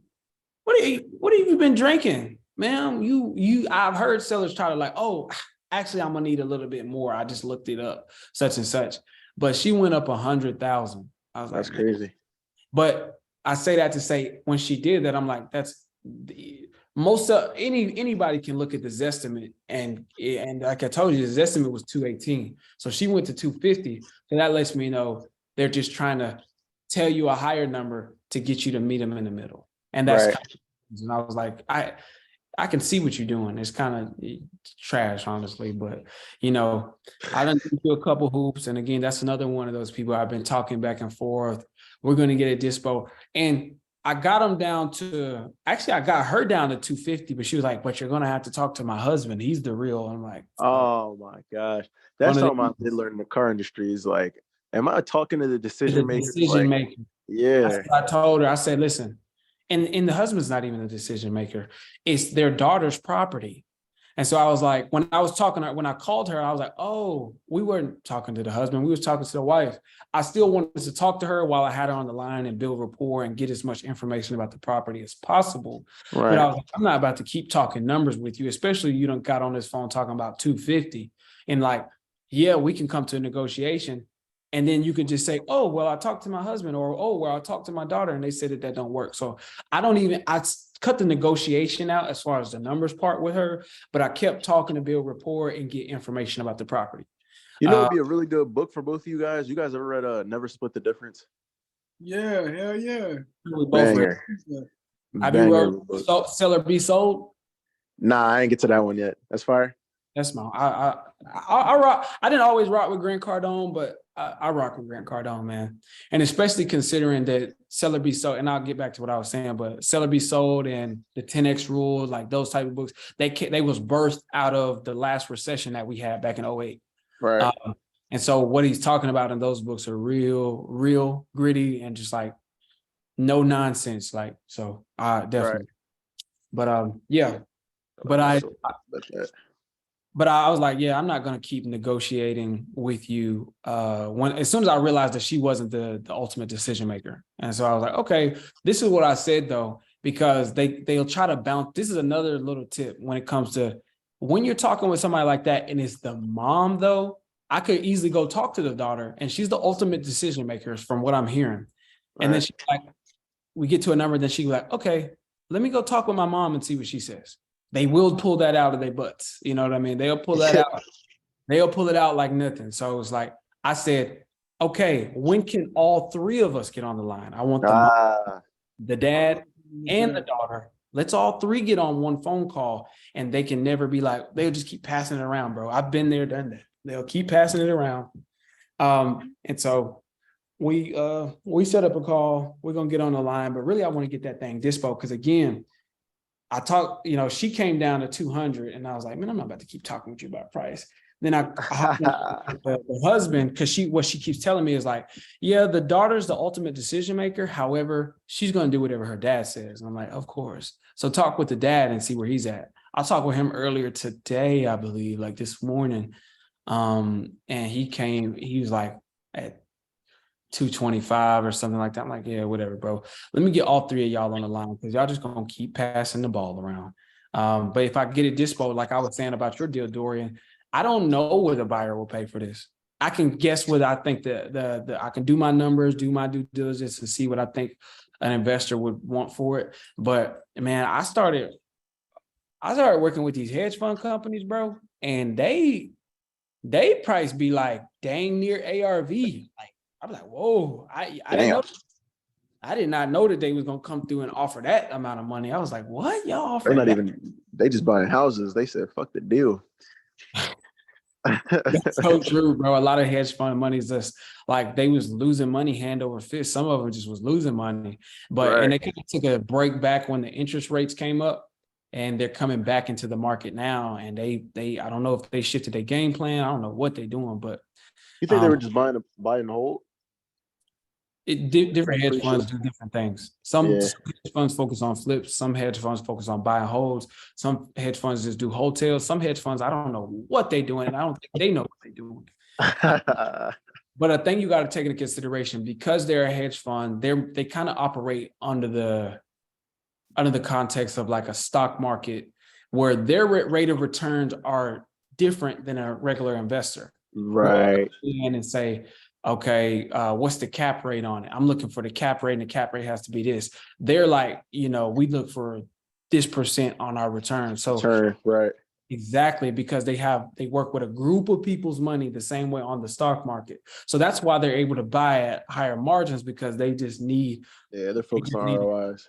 They just need like a steady annual return that's above whatever the interest rates are, really whatever the Federal Reserve is at. So Right. they need the same margins that an investor who's just in real estate needs. So that's why I know that, but they still are not. They're not doing so good. And if I had to guess, if there was going to be some sort of major market crisis, it's going to be obviously between banks and these hedge funds they're going to collapse. It's going to be like, I think that's a bubble. I don't know because you never know, but I think that is just from what I'm seeing. Because see Open Door, bro, see a property that they listed, you're like, all right, it's listed for 365. And we're like, dang, I wonder what they bought it for. Oh, they bought it for 450. What? Like they're bleeding out, bro. So I don't know what they're doing, mate. I don't know. Buying properties blind, that's what happens. I don't know. Exactly. You guys in the stock market at all or not? I got one portfolio of like $1,000, but hell no. That was my original plan before I found out about real estate was Forex. Yeah. It all works. But I think, and we've talked about this before on here too. I think when you initially get started, it's all about picking one thing and going with it. Yeah, for sure. I'm a full advocate of that. Yeah, I can definitely tell that. I can tell that based upon what you, what you was telling me last time. And so that's the only reason why, but I do want to diversify just diversify as I grow. Once I have certain monetary goals and I have certain just benchmarks in this real estate game that I said I would hit. And every time I hit one, then I was like, okay, I'll open it up. And I want to do a couple things before I start just like throwing my money here and throwing it there. That's true. So what are you aiming for this year? The same thing I was aiming for last year, but I didn't hit it because I was just now starting to go solo last year. So I did pretty, but I want to do 100K a month. Matter of fact, I want to do consecutive 100K months is what I'm aiming for. In the recession, I don't care how deep it gets up into the recession. I said that like middle of last year, like I was like, if a recession's coming, I want to be the guy who does 100K because somebody's doing 100K. Yeah. Somebody's doing 100K in a recession. Even if they was doing before the recession kicked in and everything was hot, they was doing 400K, 500K per month, and they cut back to 100K. I just did it where they at. I'm gonna be still doing better than what I'm doing now. So 100K month,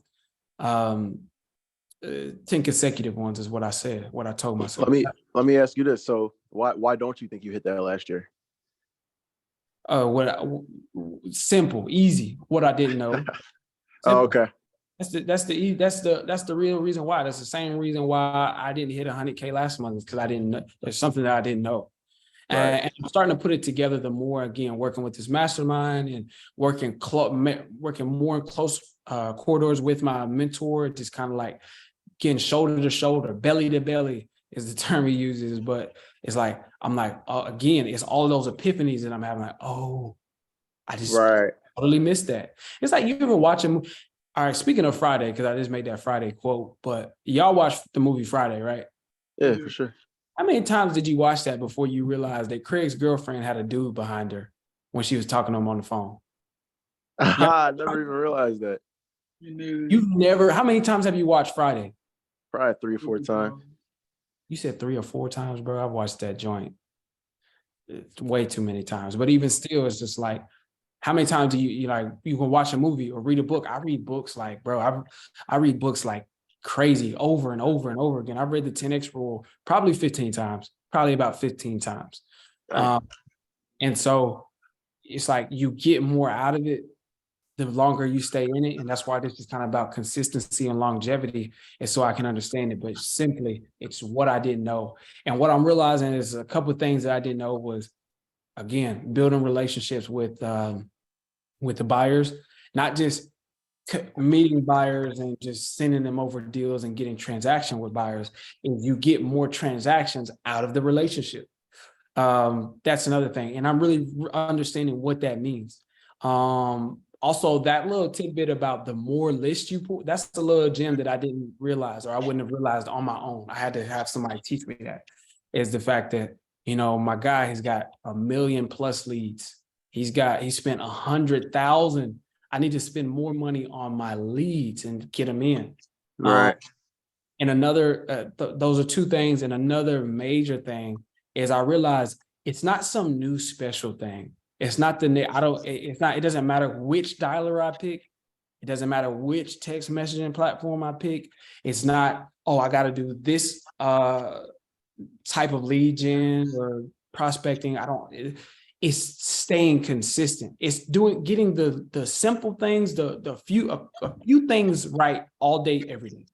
Right. That's all. And I would kind of like, I stayed as consistent as I could, but I was like, maybe I should try this. And I didn't know what to hammer down on. I didn't know what was a waste of my time and what I just focus on this and hammer down on this and I'll get a return. And so I'm learning that now. Like, I'm really coming to the realization of, no, it's not what I thought it was. Like, I thought it was like, I got to do this and I need to be constantly. You've heard that saying, it's the difference between being busy and being productive. Right. And so while I was trying to figure out my dispo, I think I got acquisition down and I just, get better and better as acquisition as time goes on. But I was really trying to figure out my dispo all of last year. And just figure out what I needed to do and what I didn't need to do. That's it. It's what you know. It's what you know. It's a bet. What you know and who you know. Couldn't have said it better my damn self. It's really that simple. Yeah. It really is. And that's like they say the cliche all the time, your network is your net worth. That's true. Like, that is real true. Who you know influences what you do and how you do it. For Exactly. sure.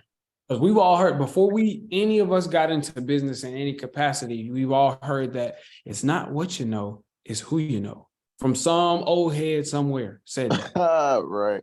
Really? But as I get into this, I realize it's both what you know and who you know.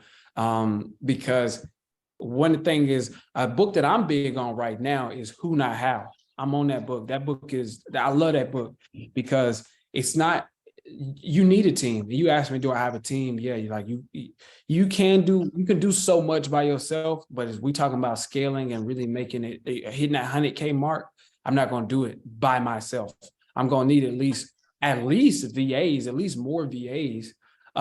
If we're just talking the bare minimum as far as team, but having some people here stateside that can help me out. But the reason why I say it's what you know and who you know is because when you find your who, like, instead of saying, I need to know what would be like, how do I get better at dispo? I need to know how to do it. And because the book is Who, Not How. So I'm like trying to figure out how to get better at my dispo. Well, what if I could find a who that's really good at dispo and I link up with them. But and we take off and go to the moon. But in order to do that, I got to provide value to them too. I got to be who as well. You know what I mean? It's like to find your who and the person that's going to help you solve a problem in your business. You also got to be a who. And you gotta be, so that's why it's also what you know, because you can't come to the table empty-handed and be like, hey, but I got good friends and I don't know nothing. True. Yo, talk to them. Zero value. You know what I mean? Let me ask you a question. Cordero. So me and Dorian, I don't know why your name be slipping my head every time I try to say your name. It's different. That's cool. It's uncommon. Man, but I know a Dorian, you know what I'm saying? So it's like I should know. That's true. It's like I gotta think every time I'm about to say it. But anyways, me and Dorian was talking about how could we leverage each other to make this business grow? Because we're both kind of at the same place. We both have, would it make sense to just, hey, you do your thing, I'll do my thing, and then we'll meet in the middle at some point? Or is there a way that you think we could leverage each other? Now, I asked that by saying this. A lot of people contact me all the time. Hey, how can I help you? Hey, I want to do this. Hey, I want to do that. But it's like, I don't even know how to answer that question. I don't even know how to put you in a position to help you. You know what I'm saying? So asking me this question, but I don't even know what really to tell you or how I could leverage what you do. I was telling people like, hey, if you want to help somebody out, you got to come to the table and be like, hey, I'm really good at this and I can do this for you. And then I can see how that works into what I'm doing. But when you have a bunch of people starting out, like me and Dorian, for example, how could we leverage each other? And the simple answer might be, you really can't, because from what I've learned in this business so far is that, JVing and working with people at first is cool, but as you both grow, you grow to start your own company. What do you think about that? That's another great question. And I'll say this: if you're talking about squadding up, I'm learning this in the book Who Not How, but I just always knew this. The basic principles of partnership is you do something that I can't as well, and I do something that you can't as well as I can, and we squat and we partner. Now that's just not just business partner. That's just in life. Whether we're talking about teacher and student.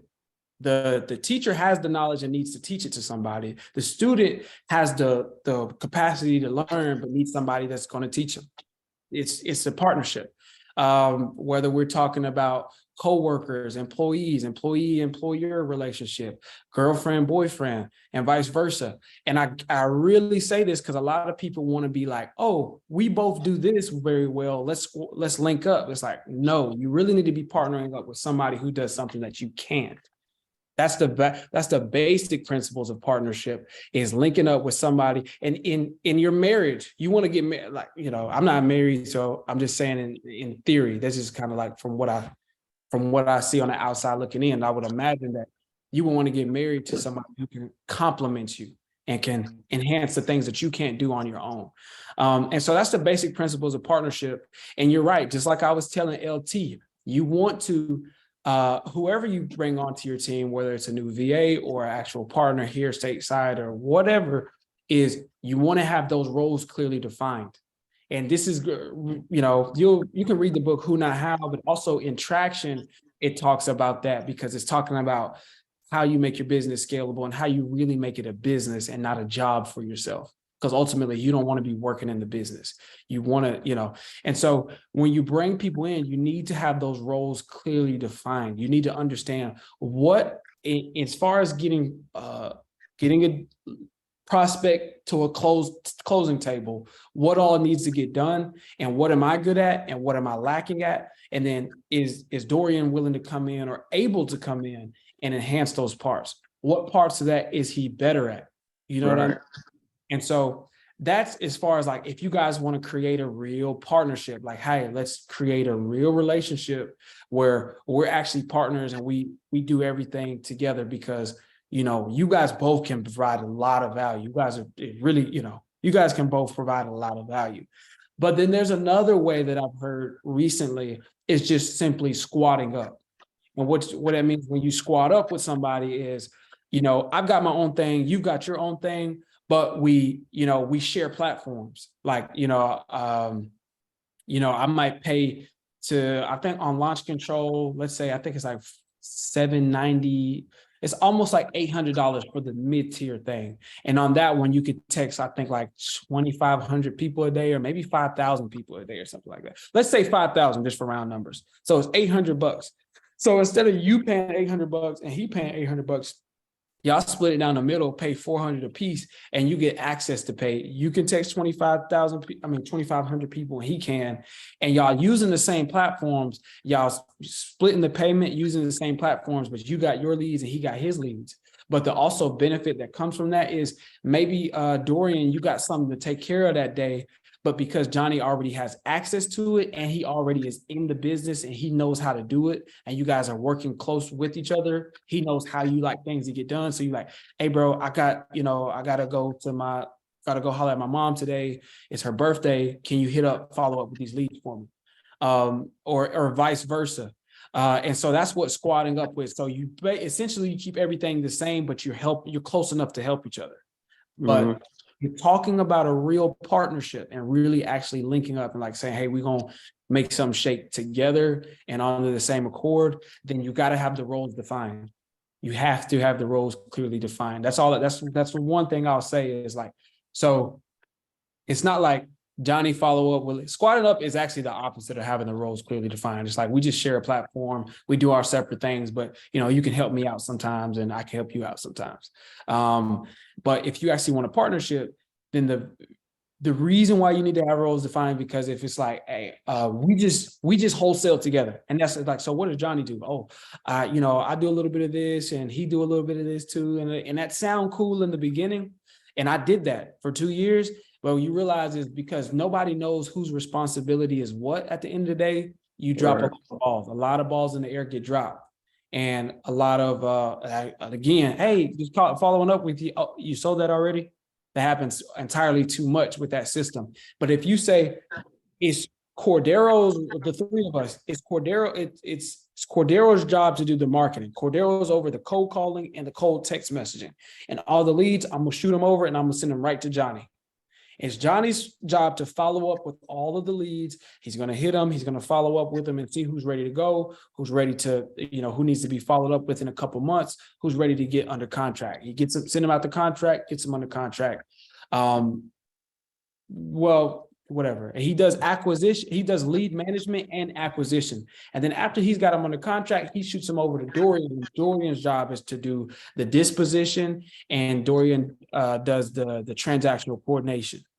And so we got those roles, and that's a better system than just saying, hey, let's just both just do it all together. I do it all and you do it all. You just gonna keep tripping over each other. But if you got it saying like, the segment of the transaction here to here is me, and then from there to there is you, and that allows y'all. Also, what that does is allow you to get so much better at just doing your one thing. What that's the Ford. What did Henry Ford create? I know what you mean. The assembly line. The assembly line. It's the assembly line way of doing things, and that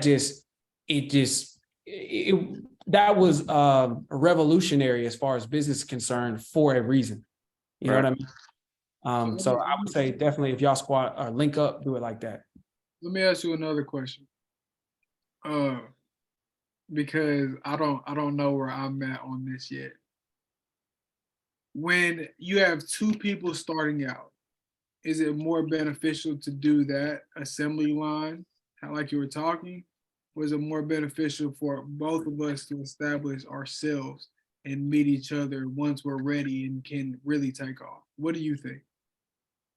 When you say establish yourself and then meet each other, like I'm just saying like the assembly line is one option, or an option of, yo, you got your business, I got mine. We'll JV on some stuff if it makes sense for both of us, but we're both gonna create our own separate business. Yeah. Yeah. I mean,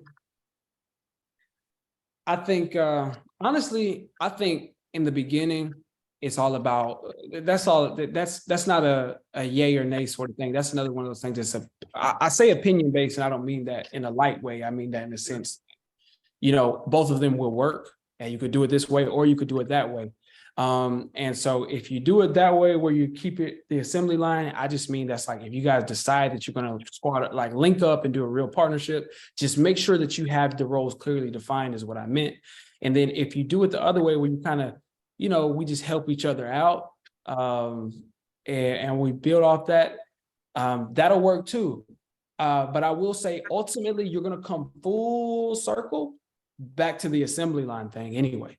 Because as you start to build your business, as you start to scale your business, I'd imagine y'all don't want to stay doing, $10K a month or a couple deals. You'll put employees in that position that you're talking about. Your assembly line will be employees. We are two heads of the snake. All right. Well, I know the employee is going to be the one on the assembly line once the business grows and expands. But starting out, when you have two headstrong individuals who want to build their own business, is it beneficial for them to go in together? That's what I'm getting at. See, this is why you got to read the book, and that's a good question, by the way. And I heard all of that too, by the way. This is why you read the book Traction, and it's I didn't I recommend Traction to you, or was it? I think it's in my book list.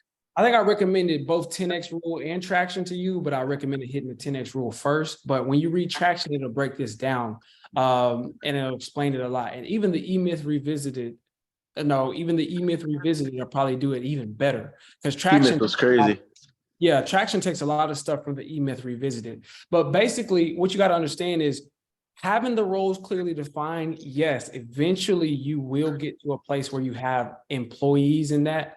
Once you have the roles clearly defined, but you got to put yourself in those roles anyway. Sure. You know what I mean? That's why I'm saying in the beginning, yes, you will have employees down the line, but in the beginning, if it's just you still need to define the roles, and you're going to be in them. So it's not like, oh, we're too headstrong. Like if let's say we both said we're going to go start a coffee, a bakery, you know what I mean? But we're all three, we all three are business-minded individuals, and we want to have employees. We don't want to be baking. We're just businessmen, and we see a good business opportunity.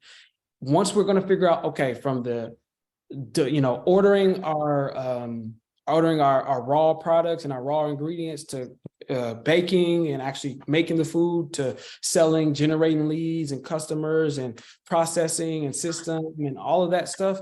It's like once we define the roles and we're the leaders and then we set up a corporation and say, hey, we're the sole owners of the members of that corporation. There's a part, and it says this in the E-Myth Revisit, there's still a part in there from the beginning until we get along to actually having employees to where us as the leaders, the heads of the snake are still working as the employees in the business. Yeah. So you know what I mean? So don't think, well, I'm a boss, he's a boss. And so we'll set the business up and we don't want to do if we put ourselves into the assembly line sort of mentality that we can't work ourselves out of it. I mean, look, if to start a business, you are the assembly line mentality. Like I wasn't thinking that you are the assembly line because you're creating it. Right. I guess my question still hasn't been answered, and I put that on me for not asking it right. So right now, right, if I go into partnership with somebody who, in the same steps as me, not much going on. I have 2 or 3 leads maybe that are coming in a day. Is that enough work to give, the dispo person or the lead follow-up person? It seems like when it's starting out, there's not enough traction. You're saying like we both exactly. come in together, and then you pull 3 leads, I pull 3 leads. We got 6 leads going into the pipeline together. Is that what you're trying to say? Now, what he's asking essentially is, well, if we're still small, then is there a need to even put these systems and the assembly line stuff in place if we're just still small and starting out? Is that right? Yeah, and just to clear up my question even more, is it even worth going into partnerships right? Because I feel like the Okay. best way to go into a partnership is to have that assembly line. I'm saying we're both so small that is there even enough there to have an assembly line? Does that make sense? That makes a lot of sense. And the answer is yes, there is enough. And again, that's why I say read the E-Myth Revisited or Traction, or another book is these two books. You guys know who Gary Keller is, the guy who started Keller Williams, but Gary Keller wrote this book, The Millionaire Real Estate Agent and The Millionaire Real Estate Investor. And these books are big. And and I need to go back and read these books again, but one of the biggest, that was like the first real estate book that I read too. Yeah, that would be good. Was the one of the biggest takeaways that I got, and that's the first time going through it, was yes, in the beginning, when you're still small, when you only have a handful of leads, when you don't really got a lot popping, set the structure up.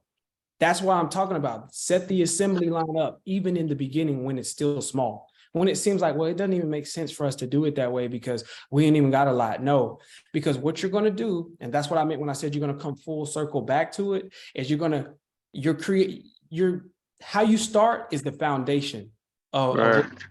and so once you do start to get traction, you're going to be like, okay, well, at the beginning, this was how I dealt with it. I just handled it and I just did a little bit of everything because it wasn't a lot. But then as you start to scale and you get more leads coming in, then you're realizing that you are the business and you are going to be stretching yourself thin. That's exactly what's going to happen is you're going to be like, well, I didn't need to start an assembly line. And then you're going to get more than most likely, you're going to get so exhausted. You're going to be like, if you have the capacity to keep going, you're going to like, man, I've been doing it wrong this whole time. I need to go back and set up this system. How do I set up the system? And I was telling LT this, set the system up in the beginning.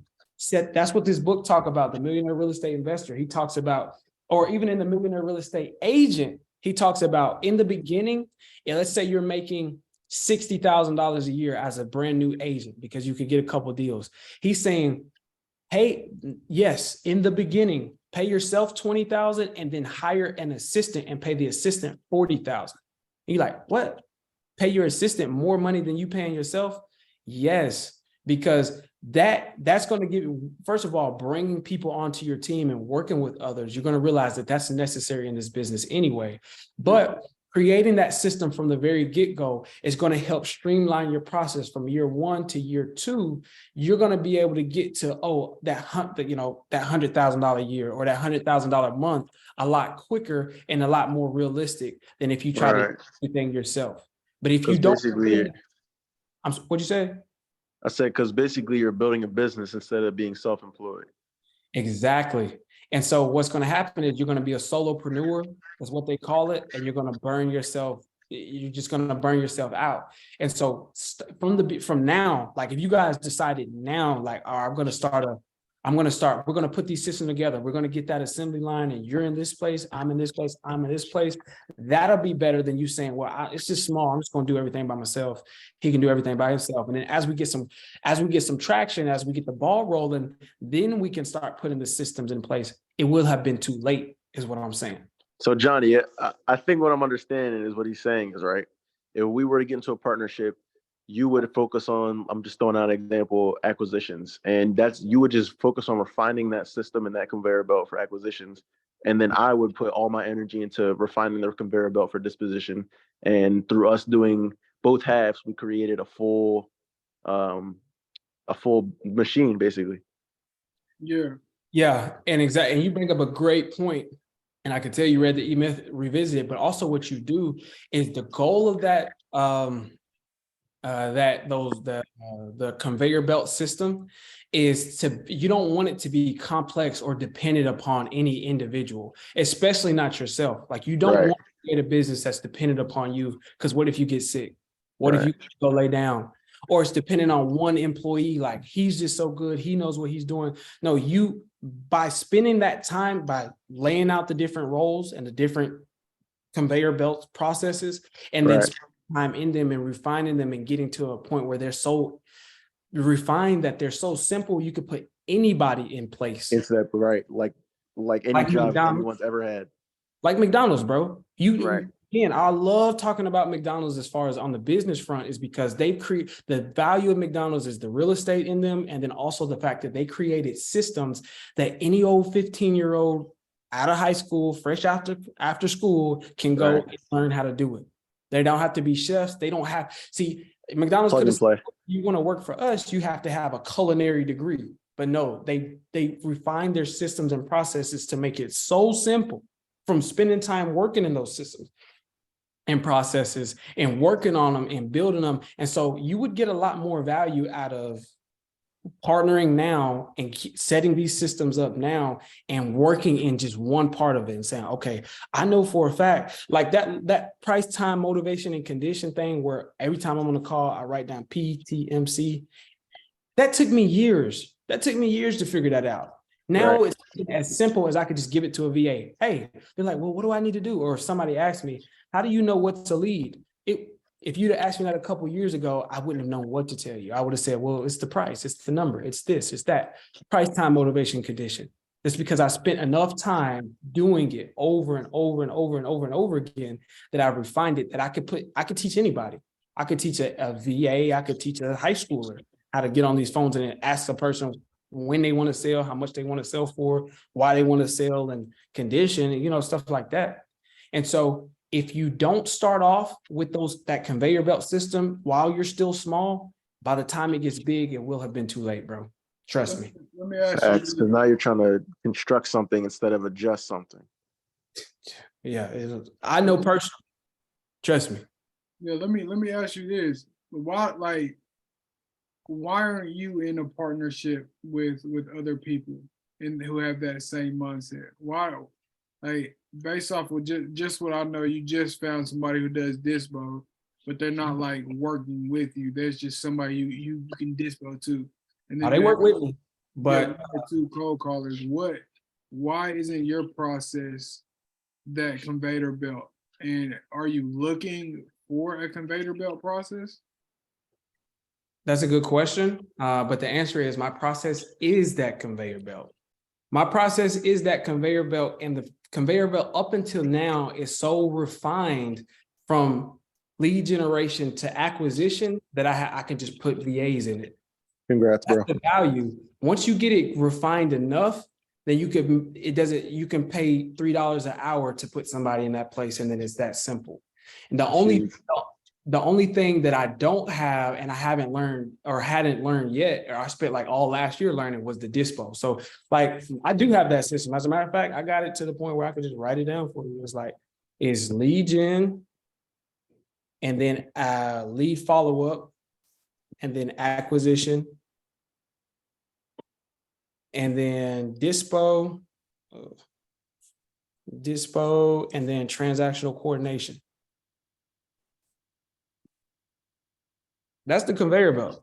Simple. That's the process. And that's the process for any and everybody who does this business, is you got to figure out how you want to do your lead generation. Now that Yeah. No, I get all that, but what I'm saying. Do you want one person in that role? In each role? No, I mean, once you get it defined, you can put as many people. That's why I got 2 cold callers. You know what I mean? That's what I'm saying. You got 2 cold callers in you, and you got your dispo guy. Right. Am I right? Yeah. So then who does the transaction coordinating?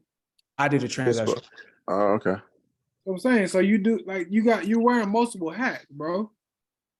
That's what I'm telling you. In the beginning, you're gonna wear all of these hats. All these hats, yeah. Worked myself out of this one and out of this one. Yo, Cordero, I'm with you, bro.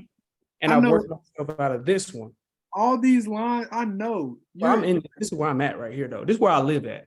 But I'm saying, I'm asking, why don't you, or when will you have this whole thing mapped out with people that you can remove yourself from it? You're in the conveyor belt doing multiple things in the conveyor belt. I'm saying, at what point or at what literally answering that question. Are you going to remove yourself from it? I'm literally answering you that question, bro. You have to listen. This is the whole conveyor belt. And when I realized this was the conveyor belt, when you realize that this is the conveyor belt, you're going to be doing all of these. And then you have to refine every single one of them to they're simple enough that you can put anybody in the position. That takes time. And so over the past year, I've gotten, as a matter of fact, over the past year and some change, I've gotten myself out of this one. I'm still mostly here. And then I just got somebody to help me here. And then I do this. Well, actually, I'm about to hire somebody to do this, right? But yeah, I mean, it's like, I'm not in total, it's just a matter of timing before I can get, because that's what I'm saying. It's going to take you some time too. So Yeah, I mean, what I'm asking is what is the goal? The time. What is the goal? Once I get to this, I want to take myself out of the business. I understand the whole line, but at what milestone do you have to personally reach to remove yourself from the line? well, you gotta have these systems actually refined, and it's called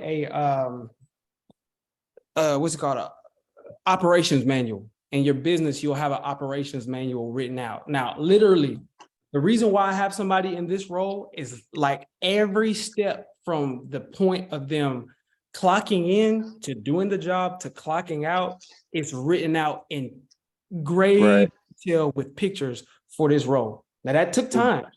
I think he's asking for, I guess, it sounds like a monetary goal, but I understand where you're coming from, whereas it's not monetary. It's not a monetary goal. It's more so as like working on your business to the point where everything is just like 1, 2, 3. Is that what you were saying, Johnny? Were you talking about like a monetary goal for that? Monetary goal, or whatever goal, or you're like, it's not a monetary goal. You're looking at it like, hey, in 2 years, I want to be fully removed from my business. Hey, in 3 years, I want to be fully removed. I'm just asking, at what point do you want to be at to get yourself completely out of the business, out of the conveyor belt, as you say? Again, once each system is clearly defined, once the reason why I'm out of this one and this one is because I have that. I have like a operations manual, and it's written out. So the goal is to have an operations manual for all of these things. So I have this is written out in grave detail. So, but before I could do that though, I had to actually spend time in it. And I spent 2 years in it, simplifying it, making it simple enough to where I could actually make sure that it's right and refining it. Again, like I mentioned before, was refining those things. And then once I got to a point, then I was like, okay, now I could actually write it out. Then I wrote it out. Now I could hire anybody in that position. Same thing with the lead gen, like the lead generation. That took time to like work and whatever, like work in it, figure out not just how to do it, but how I wanted to do it within my company and how I wanted it to be done, and then write it out in great detail. And then I could say, now I could just put somebody, and then it comes the hiring process. But then you also, well, I guess I would add manager too, because once you put people in this role, they need to be managed. That's a big thing, is you can't just throw somebody in there. They have to be managed. So I think what it's going to look like is I'm going to continue to get somebody next. Right now, what I'm working on is the acquisition, is getting that one refined and written out. And then I'll start working on the dispo and the transactional coordinator. But again, now, since I've started working with the mastermind, that's how I was able to easily find somebody for dispo. And now I think I'll just hire somebody for transactional coordination, because I got a lady I know somebody who has a lady who will do it for like $400 per deal. That's tough. And I feel like that's the easiest to delegate of all the jobs. It probably doesn't take too much skill. Yeah. And it's a simple thing. So how it's going to look, how I intend for it to look is, I've got somebody helping me with dispo. I'm going to delegate this one next, but I'm going to write this one out and then spend time like actually learning dispo so I can write it out in detail, the same detail I got these two, which took time, but I had to spend time. And that's what I'm telling you too, is that you got to understand, you're going to have to spend time in that position, learn that position, and then write it out in detail, and vice versa. You got to spend time learning this whole system, but then, and do it in one by one. And then what I want to do is, after I've worked myself out of this one, I'll be in the management position. And then once I've gotten and then spend time learning the management position, like only management. and writing out what I need my managers to do. Like, hey, check in with the VAs or check in with the employees at this time. Get these, we have our VA send us EOD reports every day, the end of day report. Review the EOD reports, do these coaching calls, listen to calls, pull calls. And I'm going to write out my management system. And then that should be and then you put somebody in place for a manager. And I mean, ideally, that should be the last thing before I can kind of sit back and work myself out of the business. But why haven't I done that already, bro? Go do it. You'll see. It takes time for sure. I didn't say why haven't you done it already. I wanted to know what your goal. Are you going to, in 5 years, I want to be removed? You know, You want to know, like, what's my goal? Like, I want to do it as soon as that possible. was my whole question, Cordero. You yelling at me and showing me all this thing. I just want to know what your goal was, bro. If your question isn't clear, I answer it to the best I can. Like, that's that. Like, I'm giving you the knowledge that I got based upon my experience. Yeah. I can Yeah, answer the I question love based upon what you asking me, but you know, like you ask a question, I answer it. And you're like, whoa, stop answering it. Let me re-ask the question again. I'm like, okay. I thought like my question was kind of clear. It wasn't. But at the end of the day, At the end because of the day, you gave me all the information that I needed because all that was perfect. So I appreciate you walking me through that. No, that's real shit though. right. And again, read the book if you would like to, the E-Myth Revisited. Because basically, I just explained to you what he said in the E-Myth. That's not even a Cordero idea. I had to even come across that book to know that I needed to do that. Cordero, quick question for you, man. Yeah, You're doing this full time, right? full time. How does it feel walking around being like that you're building a business on the daily? Like, you know what I mean? Has to feel good. Pressure. Yeah. How does it feel to make a diamond? Heat and pressure. Period. You know what I mean? And to my point, it's like it depends on your goals and what you want to do and how fast you want to do it. Because this could be something that I could have like paced out. You know, I'm 25 years old. You know what I mean? I could have just sat back and said, when I get to it, I'll get to it. But I decided I intended to be on it. And so it's pressure. It's a lot of pressure. But I would be miserable if it was any other way. Like I would absolutely be miserable if it was like, if I was doing anything else. So I like it. And if you don't feel that, from what I can see, not just from personal experience, but I do got it from personal experience, but from talking to people who have already done what I'm trying to do, is if you don't feel that pressure, then I don't know if you're really going in the right direction. You know what I mean?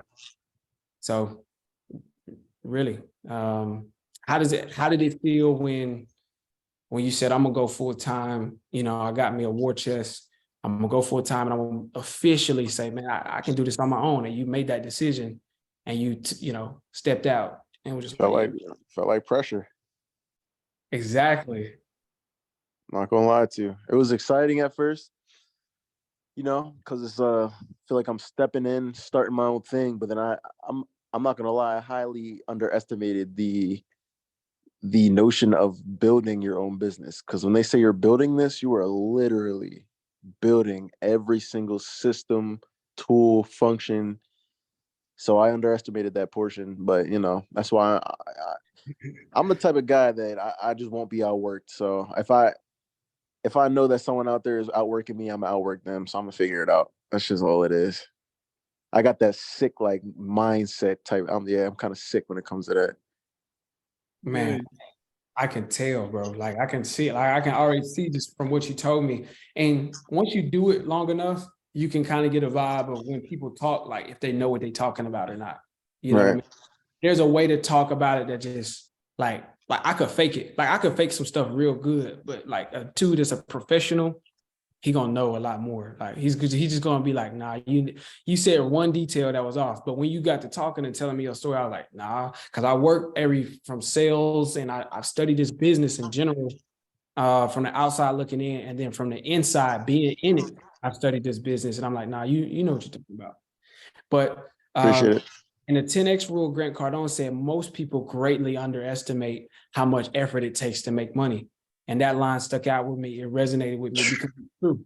And I did too. When I got into this, I thought it was going to be one thing, and actually partnering up with people kind of streamlined me to get to some deals and kind of get some stuff popping. But when I went solo, I was like, I realized like it's a lot more to this than what meets the eye or what I thought. And so there's a difference between doing a deal or doing some deals and building a business.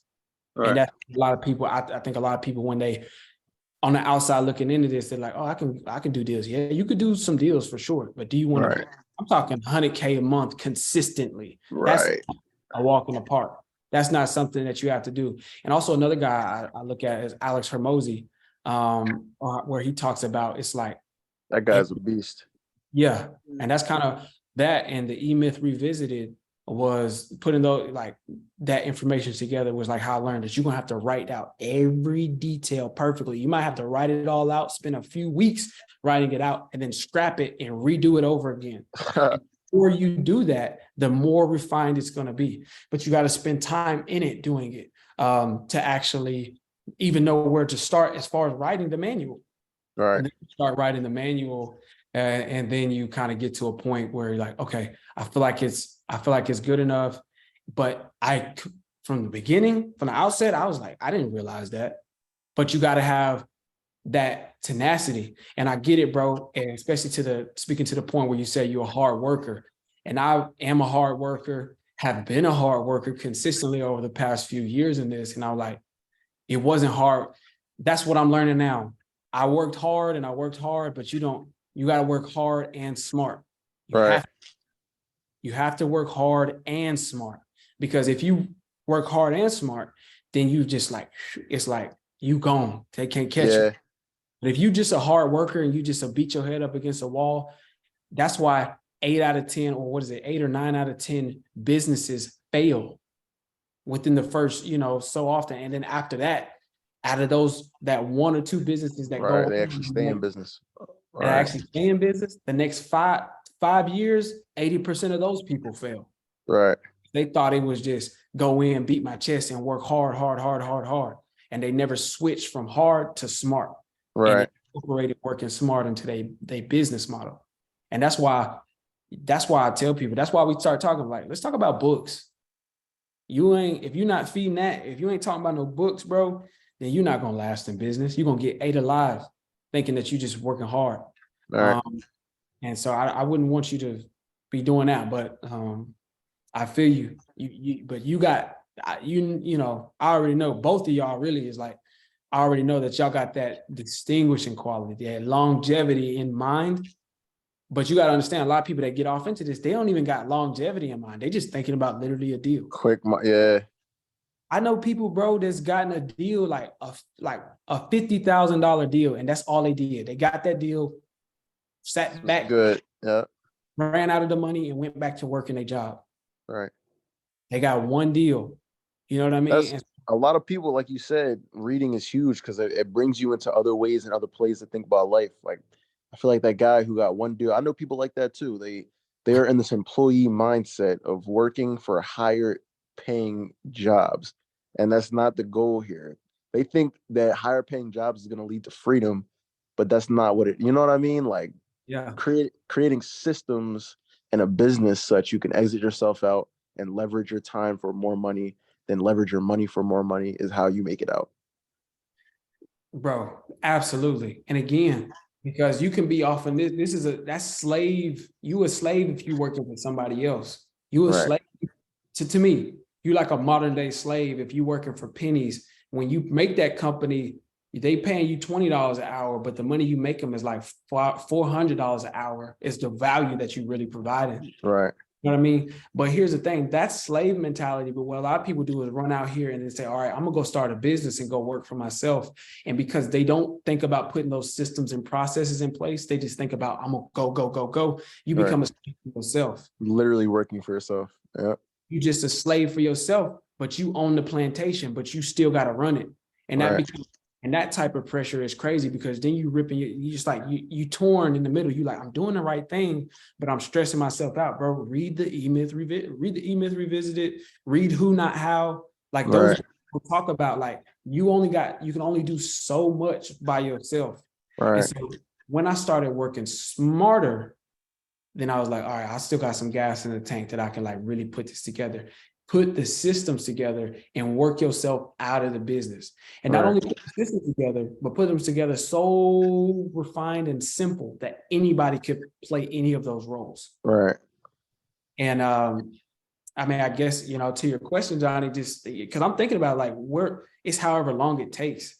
That was something that I've been adamant about from the beginning, is like making it is, I feel like for me, the first of all, 100K month, that's one of my major milestones monetarily. Then obviously, I think for a lot of us, a million, our first million, that's a milestone in and of itself. But then also another milestone was a deal goes from being pulled, like a pulled list, to the closing table, and I didn't touch it. I didn't have nothing to do with it. I just got a call like, oh, we closed another deal. I didn't even know we had that deal working. And that's real. Like my mentor, that's how his business, it took him 2 years to do it, but that's how he like, That's not bad at all. I just got a deal like that. He said, man, he had the biggest deal he did was, I think, 112K. Wow. And he didn't touch that. His VAs touched it. Wow. And they sent it. He was just like, oh, we got that word. He didn't do nothing. So you see, that's my goal. That's my goal. Like, I'm trying to get to where it's like, I don't have, like, imagine just waking up to 112K because you put the work in years ago when you was working in the system, building the system, refining it, making it easy, putting the people in place, managing, teaching them their roles, spending time with them to get them good at their roles to the point where you can step back and be chilling with your fam. And they're like, what? We got 100K? Oh, wow. No. Or 20K just closed and I didn't have to do no work for that. That's when you're not a slave no more, because it's not just about money, bro. It's about time. Right. Let me ask you this. So do you track your numbers and everything? My KPIs? Not even just KPIs. Like I was going to ask you, basically, let's just say from January of last year to January of this year, right? How much you made gross and how much you made net? Like, what is the percentages? Like, how much, you know what I'm saying? What's the percentage of your gross to your net? So like, let's say your business pulls in $100,000. How much of that is actually net after, paying your VAs, paying for advertising, pulling lists, etc.? That's a really good question. And profit first. That's another thing I would recommend. If you haven't read that now. Yeah, that's a good book.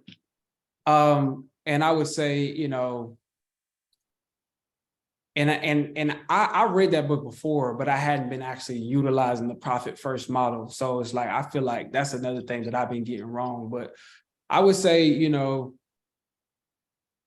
my goal is to keep the overhead low. With all of that, the overhead is not that high. Okay.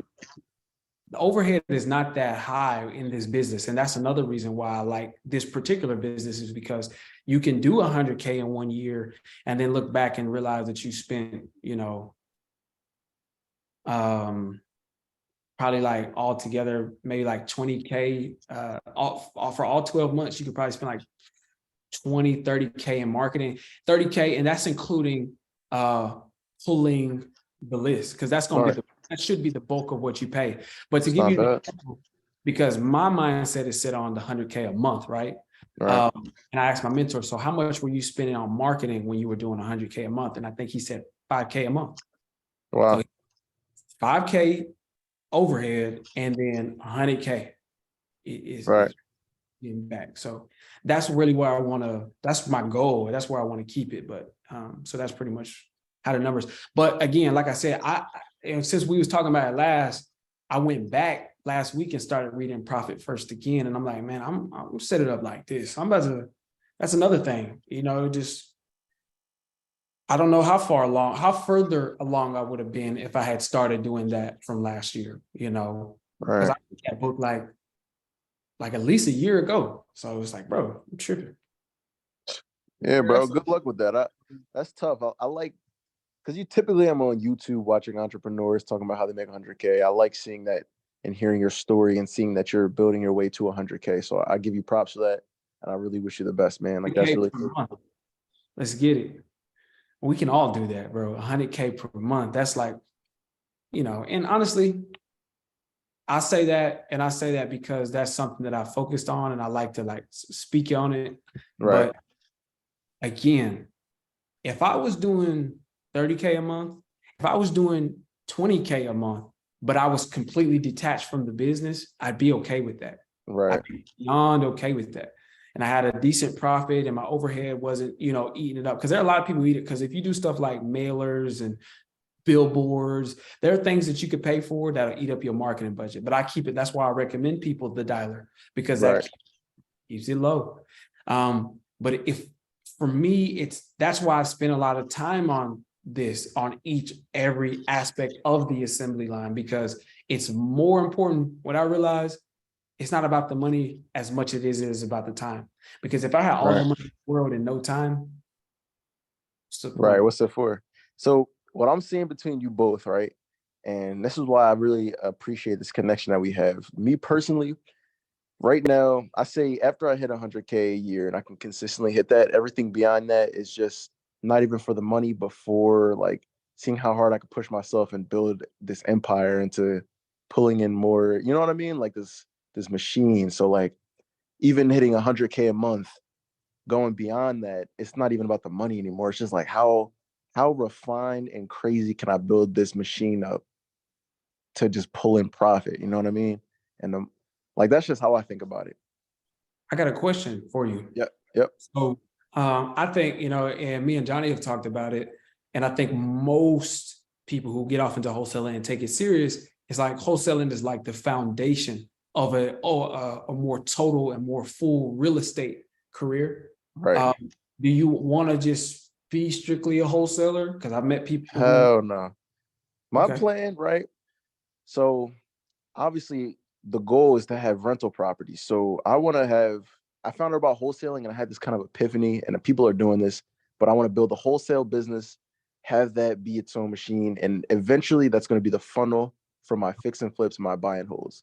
So that business of wholesaling is really just a mechanic funnel, pulling in deals. I cherry pick and choose if I want to fix and flip, buy and hold. And for each of those businesses, fix and flip, buy and hold, I'm going to have their own systems in those. So all of these businesses are going to turn into one big machine, if that makes sense. Yeah, like enterprise. But the fact that you said for each of those businesses, you will have systems for it. That's big. That's less, Right. playing chess with this whole thing. Because again, Exactly. Right. and I'm more like, I want to do like hotels, apartment complexes when I'm talking about the next, like after I've accomplished this, that's my next. Right.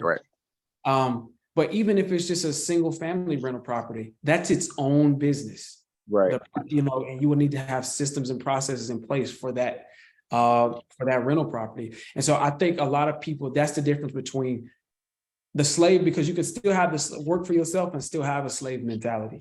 Right. When you're ready to give that up and you realize I'm going to put systems and processes in places and people in places and work with people and partner up with people in many capacities to remove myself and free up my own time. Then you realize the value of systems. Right. And I've talked to people that are obviously well past me. They're investors. They've done more than just real estate. They've really killed it. And they use systems and processes for everything in their life. Like Gotcha. picking the kids, getting up in the morning, picking the kids, like taking to school, picking them back up. Gotcha. It's their whole life. And it's like they get the freedom back and they get released back when they're like, this is the way we do those things. But my time though is not consumed by like, it's like, bro, it's like the difference between waking up in the morning and trying to figure out what you're gonna wear and already having your outfit laid out for you. Right. Miracle Morning. I haven't read that book yet, but somebody was like really beating that up against my head. Like, bro, read that. Yeah, I must be the second one. You got to, man. That's a good one. Absolutely. What are some other books, bro? You got the heat, man. I read Miracle Morning's pretty good. 12-hour work week. Obviously, I feel like that's like another version of the Millionaire Real Estate Investor. Like it's all about systems and stuff. I feel like a lot of these books are just saying the same business structure because this stuff is not like reinventing the wheel. It's just Exactly. I'm not bringing no new stuff to the table when I say right. find these systems like that. What about Eat That Frog? You heard that? Nah. What is it Yeah. called? It's called Eat That Frog. Eat that That frog. frog. Nobody want to eat a frog, but I think it's kind of, again, to your point, Dorian, it's like it caveats or talks a lot of the similar stuff about Good Miracle Morning or whatever. Just like waking up in the morning, getting the hardest thing done out the way and like using that as momentum. Like the thing you don't want to do most, do it. And then Right. realize that gives you a lot of power. Like whether that's going to the gym first thing in the morning, or that's making that tough phone call, or calling back that seller asking for the price reduction first thing in the morning, Right. knock it out. And because nobody wants to eat a frog, just like nobody wants to call the seller and say, "Hey, I'm gonna need you to come 100K down from what we asked." Right. Yeah, I remember when I was at the dealership, I was really going hard on training my discipline back then because I understood that, you may feel like doing something, you may feel motivated sometimes, but it's discipline that really gets you through what you need to do. So I would literally be like, I'm really like weird with this stuff. I'm telling you, man, like I used to be testing my discipline. Like, all right, I know exactly let what me you not eat for 24 hours, or let me, you know what I'm saying? Like in every aspect, or let me take just this, say, if I say I'm going to do it, I'm going to do it. And I really got my discipline super honed in. Like, bro. That's crazy because Cordero was talking about that same thing. exactly, because when me and Johnny first met, I'm a vegetarian. He's Okay. like, well, how did that get started? What I would do is there was this point in time when I was actually working for Assurion. It's a phone company. I was working there just so I can learn how to talk to people better. right. What I would do is I would do these 21-day fasts. And fast, I don't mean like I wasn't eating anything for 21 days, but I would not eat meat for 21. This was, bro, I love hot wings and I love like I was that dude. How you gonna eat a meal without meat in it? That just doesn't make sense. Right. And so I was big on eating meat, but I challenged myself to pick the one thing that I knew that I've been telling myself that I couldn't live without. Right. I can't see myself as a vegetarian. I would clown vegetarians all day long. And so I was like, that's what I'm gonna do. I'm gonna go 21 days without eating meat because I said I couldn't. Right. And then I would do other things too, and I would always pick 4 things. I would go 21 days with or without 4 things. And then I would pause for about a week and then I would pick up 21 days again. I would pick a new 4 things. Right. And where it could be like 21 days without eating meat, 21 days without watching any TV, only reading books. Right. 21 days without, going to bed at a certain time, and 21 days with working out 21 days straight just to test my endurance, just to test myself. And so that's tough. And outside of that, like that's when I was like, I actually like being a vet. I didn't know that. And again, when you push yourself outside your comfort zone and challenge your own limits, you find you really know who you are. Right. People who never challenge themselves, people who just did this. If you've been getting the same Subway sandwich from Subway since you was a kid, bro, you don't know who you are. You just do what you learned first. Right. First version of yourself that you was introduced to. But how you know that that's you? How you know that's the best you, or that's you that you like the most? So now I feel you, bro. When you say you was challenged, what are some other things that you would like cut out? Because it was that for that reason too. I said I was gonna do it, so I did it. Period. Right. Basically, I fasted. I remember the longest I fasted was for 3 days, just because I like to test myself. So I fasted for 3 days one time, literally ate no food, just straight water, just so I can get my mind over like matter thing. Like, all right. And it's bigger than not eating. It's like, if I say I'm going to hit 150 contacts today and it sucks and I don't want to pick up another phone, I don't want to dial another number, I can do it. I fasted for 3 days. You know what I mean? Like I can, you know what I mean? I think I'm gonna do that. I think I'm gonna do that. Yeah, I fast now, like going without eating at all. Like I do that more now. But that's why I was late to the meeting today, because I told myself I was gonna hit a certain number, and I was like, dang, I only got a couple more. I only had 5 more when it started. I could just hold that off. I was like, no, I said I would do this. Right. So I'm gonna do it. I'm going to do this. And it's about, because respect is important, but there's no more respect than the self-respect. And have that respect and that dignity with yourself, because keeping your word to people is important, but keeping your word to you is the most important thing. That's so true, man. I'm telling you, like, you feel the most effect of any words that come out, like, you know what I'm saying? Out of anyone that could say anything about you, you take your words to heart. You know what I mean? That stuff is real. And you have more, I heard this quote earlier today, something like boys are like sure, but men are certain. Right. And or something to that effect. But the point being is you can be more certain, and the words that come out of your mouth is like, most people are like, well, you know, this could happen, that could happen. No, it can't. Not to me. That's just like divine intervention. It can't, because I'm not going, like, I can't say that I'm gonna do something and then I'm not gonna slip up because I've proved it myself. That's what credit is. That's what your credit score is. It's the credibility that you've built, that I'm going to sign on for this agreement over the next 12 months. I'm going to pay this couch off or whatever it is. Right. And that's credibility. That's credit. Right. Yo, talk to him, man. It's a whole thing right here. You got to call this video mindset. Mindset credit. Like, look, all I know is, Dorian, like, that fasting for 3 days just to get your mind right, bro, I'm gonna take that and run with it. Like, I'm gonna do the same exact thing just because I'm a big proponent of, if I say I'm gonna do it, then I'm gonna do it. Right. I've never heard somebody do that, because I'm thinking, like, I like to eat, bro. You know what I'm saying? Me too. That's what I'm saying. Like, and I'm gonna do that just to prove to myself multiple times that, like, what I say goes, and who cares what this thinks? Who cares? What I say goes. So I'm definitely gonna do that, bro. I got a snack waiting on me after this. After I kill that, bro, this whole weekend, bro, I'm gonna do that shit. And yeah, bro, I'm telling you, you're not even gonna prep for nothing. He said, "I'm gonna do it right now." Now, when you fast, bro, just like from personal experience, when you really start feeling it. Focus, obviously drinking water helps. And if you want to drink some warm water, that helps, but focus on your breathing.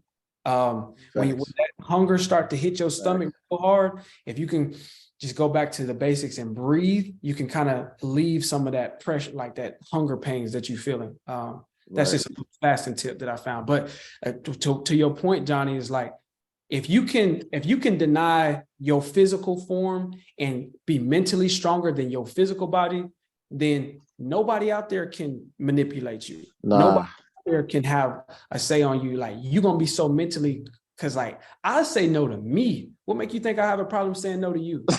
You know what I mean? Ain't no woman gonna come and be like, well, don't you wanna stop listening and stop calling and hang out with me? Ma'am, I've denied myself. You know, I've denied myself, my own flesh. What make you think I can't deny you because I do what needs to be done? Right. Not just what I want or what I feel like. And that's what it is. And that's why, you know, to a certain degree, I'm a spiritual person. So that's why they talk about fasting in all contexts of religion.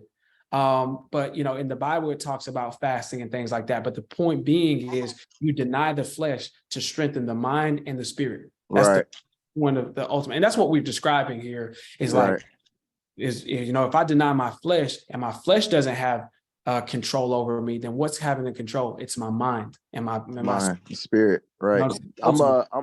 I'm very religious too. My dad is a pastor. My grandfather's pastor. I've been raised in a church. Bro, you hear me? So I've been raised in a church my whole life. So I remember I just one day, I was never into the whole porn shit, but then eventually just, you know, world shit got to you.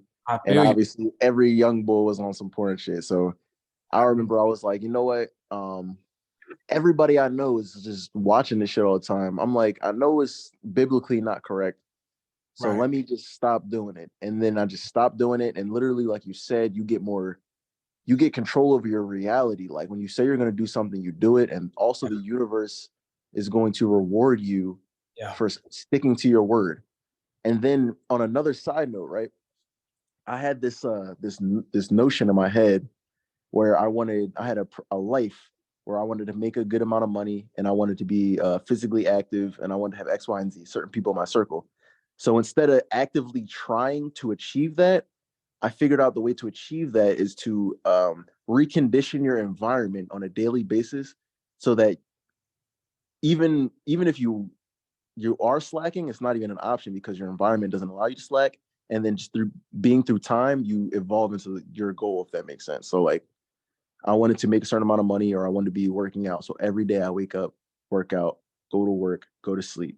And it slowed, but after a while, I started to, through those steps and actions, becoming who I was intentionally trying to be, if that makes sense. Yeah, no, I hear Yeah. you. I do the same thing. Like my routine is Monday through Friday. Alarm clock goes off at 5. I'm at the gym. I come back and I start my day. And when I Right. first started doing that, man, it wasn't easy. Like I be 2.5 weeks in, like man, I just want to hit snooze and roll over. But it kind Right. of worked into who you want to be and who you want to do. So Right. I'm with you on that, bro. Absolutely.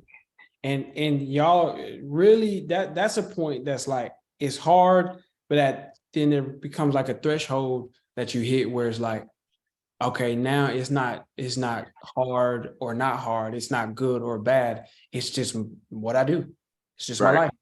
It's like there's somebody who get up, like I've talked to old people, like I get up at 3:30 every morning. I'm like, is that they're like, no, it's not a thing. It's just what I do. Matter of fact, I don't Right. have an alarm clock anymore. I just get up at that time, I go to bed. Right.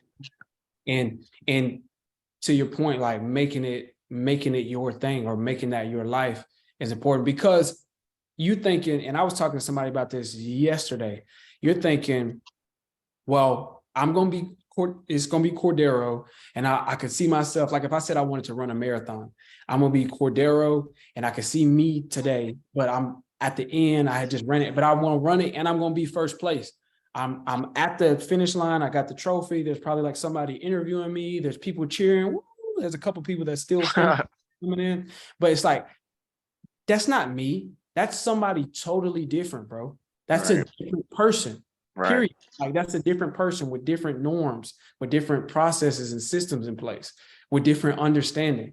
That's a me that's probably ran, anywhere from 1, 2, 3, 4, 5 to 10 other marathons before that one to become Right. number one. Right. It takes me to get to number one. That's a me that understands my nutrition in a different capacity and training in a different capacity. So you're a different person. So it's not just, oh, I want different stuff. It's I have to become a different person. Right. Exactly. That's Exactly. huge. Nah, yeah, y'all know what y'all talking about, man. Y'all know what y'all Yo, talking you tapped in too, man. It's crazy. I'm not even used to even having this level of conversation with anyone that's locally in my circle. That's why I had to cut them off. They're just on some just small-minded scarcity mindset stuff. And that's not it's crazy. I actually, it's refreshing and I enjoy, and I'm glad I met you guys because I'm able to have these type of conversations with people that actually get and understand what I'm talking about. You know what I mean? Yeah. Absolutely. That's why I love the fact that y'all come to this Zoom just because it creates that little sense of community once a week where I can just hear other people talk about stuff that I'm trying to do or stuff that I'm interested in. Right. And y'all are like accountability partners as well. Like I want to come back every week with some news to share or hear some news that y'all got. Like it kind of jacks me up a little bit. So I enjoy this whole For community. sure. And it's fantastic, bro. Yo, Cordero, I'm on your ass. Johnny, I'm on your ass, bro. And that's just how I do shit. As a relationship, I'm always gonna be on anybody I fuck with, and I see that you're doing your thing. I'm on your ass. Just know Yeah, bro. And vice versa, bro. Vice versa. I said that same thing.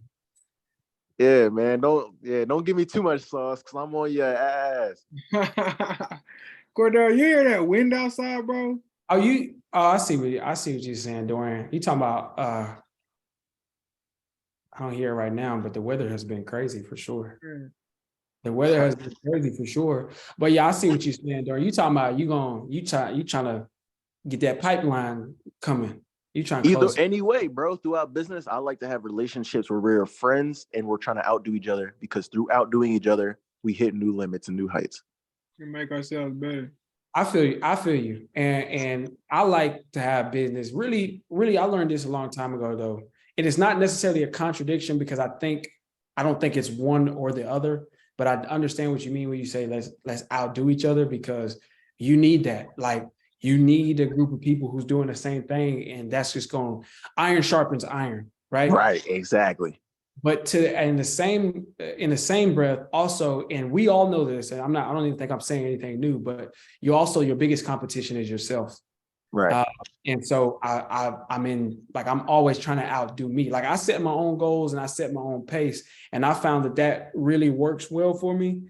But I've also found that if I don't have anybody to like, bless you, but I don't have anybody to like, compete with, it's important. So I'm just adding to what you say, like, definitely less for sure. And that's why I want to at least share what I know. I don't know everything, and I haven't figured it out. I haven't finished my getting my entire operation manual written out. I haven't hit 100K month yet. I haven't done and that's not important to y'all, but that's important to me. And I haven't did what I said I would do. I said I would do those things, and I haven't accomplished those things to myself yet. But I'm sharing what I know because I also want, like, man, it would be so nice if I knew that both of y'all also was making 100K a month. And Right. because at that point, and I'll give you everything that I have to help you get there, not because I have a scarcity mindset and I'm like scared that y'all gonna take all the money in the world and ain't gonna be nothing left for me, but because I know I'm abundant and I know that we can all make 100K a month and be straight. But also, once you're making 100K a month, like I said about the marathon, y'all gonna be different people. We're all gonna be different people, and I'm gonna be able to go and be like, hey, bro, what you think about this? And like, if you're a 100K a month investor, then whatever you say, it's like, it's gonna be something like, I'm like, wow, I probably didn't see that. Thank you. Right. And I always say, I heard this, I read this in the Bible too. It say to seek counsel and the value of seeking counsel. You got to have a trusted advisors on your counsel. You got to have a trusted account. You don't just seek opinions from any old Joe Schmo. Yeah. But when you find people that you can trust their perspective and their narrative, it's important because it's just perspective. It's just like it's like a picture. Like if y'all was like, hey bro, can you take this picture? And I was the cameraman, you might not know that. I'll tell you, bro, you got to scoot in a little bit. Can you scoot in a little bit? You can't see that because you're the one in the picture. But because I'm and I'm on the outside looking in, I got a little bit more perspective of the overall picture. So I can help you. And so a lot of times when we trying to figure something out, you'll keep, beating your head up against the wall in the business. As long as it's somebody that you feel confident in what they say and that they don't have any selfish intentions towards you. They're not just trying to take advantage of you, but they genuinely want to help you out. And they got a good understanding of that business as a whole. You take their advice just off the strength that they're not in it. Right.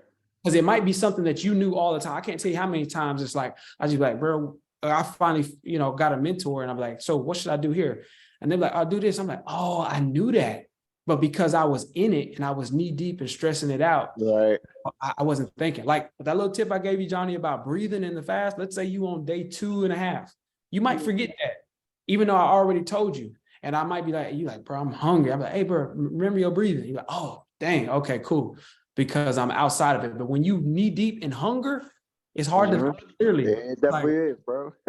It's hard to think clearly, bro. And so I think the weekend's a good time to do it because you don't want to have to make no serious decisions while you hungry, bro. Telling you.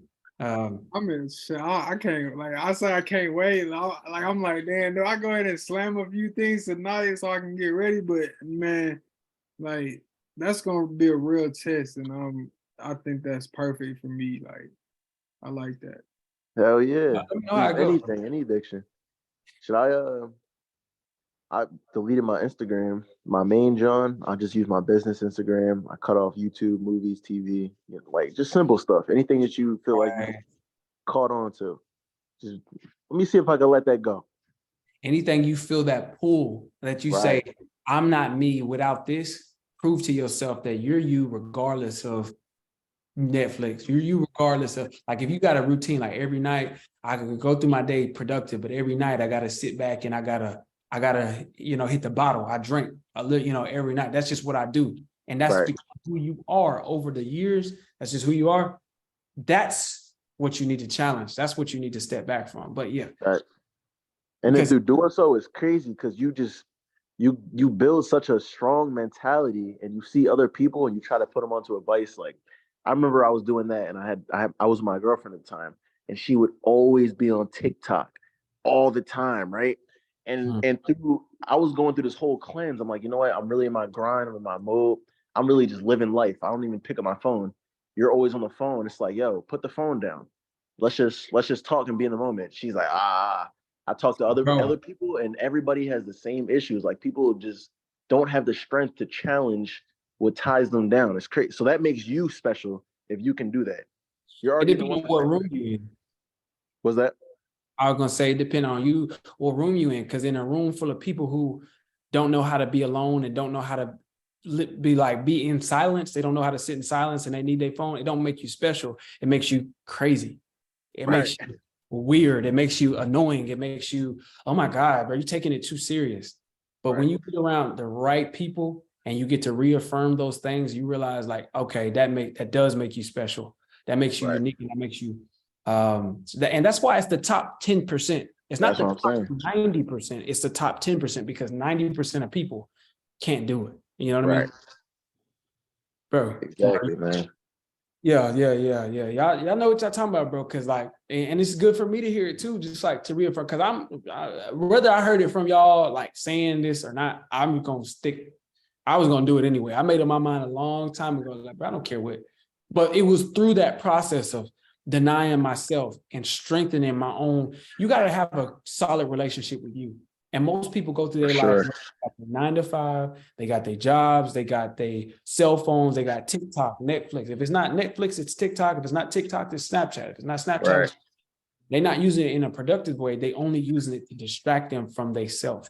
Right. That's not only do I do fast, but I do over the years, I've evolved my meditation. And I realized that meditation, simple in the simplest way, it's not focusing on anything, but it's focusing on nothing. Right. It's just like taking control of your mind and saying, I'm not going to think about anything. And then a thought pops into your head, slowly but surely, it always will. And then you may go off on that tangent for a little bit. And then you realize, oh, I'm thinking about something. Go back to nothing. Meditating is the hardest, like the most pure form of discipline right there, bro. Like, because I definitely started meditating a couple months ago. Yeah. And that's when I started hitting my highest paid months.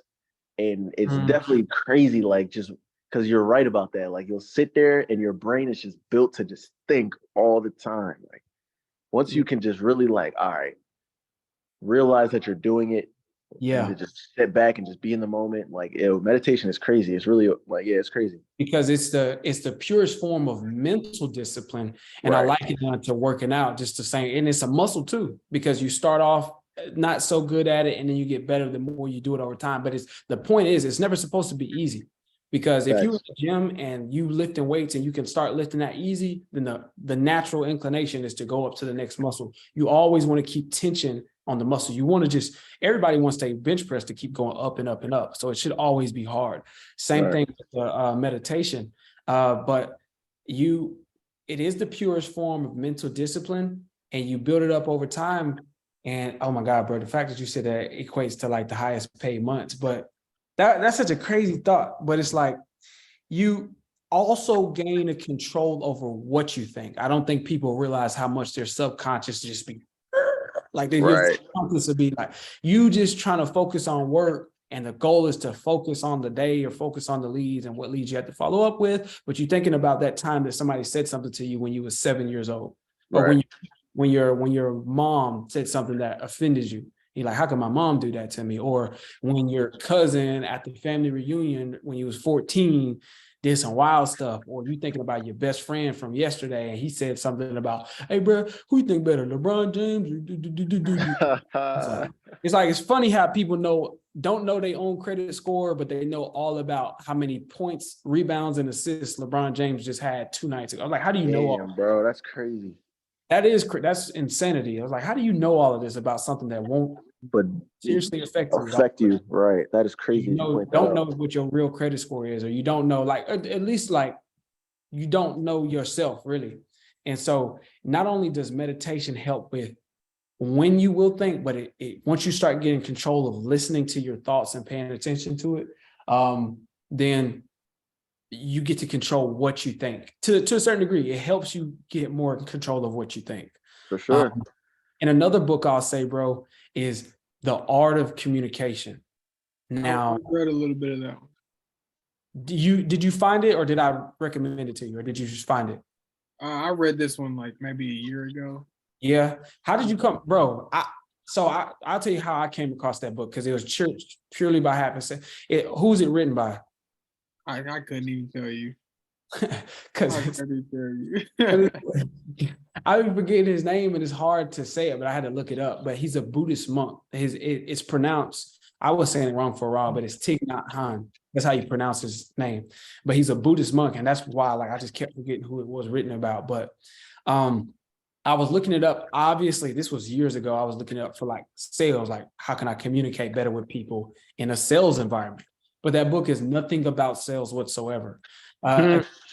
He's talking from the perspective of a Buddhist monk, and they talk a lot about meditation and mindful activities like mindful breathing, mindful thinking, mindful walking, mindful eating, mindful sleeping. And it's just, the point of being mindful and being actually present. So it's like a lot of, I think I was talking about this the other day, you ever get off work and then end up at the house and then you didn't even think about that How drive you drove there, right? just popped up there. You're like, oh, now, and you're not mindfully doing it. You're like distracting yourself from yourself to pass time. Right. And the book talks about communication and just mindfully communicating. But I thought it was just going to be, how do I talk to Johnny, and how does Johnny talk to Dorian, and how does Dorian talk to, like, how do I talk to a person, like a dialogue? But it goes over 3 important points that just really changed my life after I read that book. But the first, it talks about your internal dialogue. And you can't fix how you talk to other people if you don't fix how you talk to yourself. Dang. You see what I'm saying? It's like, I can't listen to you while you're talking and mindfully listen to what you say and actually digest it if I don't even listen to myself. Like, if I'm in pain, I'm not even listening to myself. I just kind of like, you don't know when you're mad or when you're frustrated. Like, you might just put a blanket statement and say, I'm mad. You might be mad, but you might be frustrated. You might be upset. You might be actually, you might be sad. You might actually be hurt, not sad, but you hurt. Like, the specifics matter. Mhm. But when you it's that same voice that say, yeah, I'm gonna do this, I'm gonna go pick up something to eat, and then I'm gonna go back to the crib. And that voice in your head, what is that voice saying? It talk without you really listening to it all the time. It kind of do its own thing, really. And so what he was talking about is get into the practice of listening to that voice and really shaping how you talk to yourself. That's why I had to go work at Asturion for a while, because I come from a very poor environment. I'm talking about like a poor mentality, just I would say evil. I would use the word evil, and I think I'm 100% right when I say evil. Some of the worst, and my family has grown a lot from this, but some of the worst, like, violence and just verbal abuse, but just physical abuse, just whatever I've ever seen in my life is from, my actual family, like that, my mom did to us, or like my dad did to, like it was real rough. And so that being in my childhood and in my foundation, that had a huge effect on how I talked. Like, how I talk now is not anywhere near how I was raised to talk to people. It's like, it was just like quick to fly off the handle and just be rude and just like, bro, it was just nasty. And as you can tell, you be able to tell, like, I'm getting to a point now, I'm trying to work on my cussing. Like, I don't cuss now. That's just because it's something that I told myself that I would do, period. Right. But that was like the last step. But there was a point in time where not only did I talk nasty to people, but once I read that book, I realized, oh, I talk bad to myself. Like, it was just like, if I made a mistake, bro, you stupid, you're dumb. And I'm like, I didn't see that as a big of a problem. But once I read that book and got a bigger understanding, it's like, actually, that does have an effect on me and my ability to work and develop relationships and things, because that's how I talk to people too. And I was like, dang, I didn't realize that. And even if it doesn't quote unquote hurt my feelings, it's gonna hurt somebody's feelings, bro. Dang. You know what I mean? And Yeah. so when I read that book, that really resonated with me. And I was just like, I talked poorly to myself my whole life until I made intentionally was like, I'm not gonna keep talking to myself this way.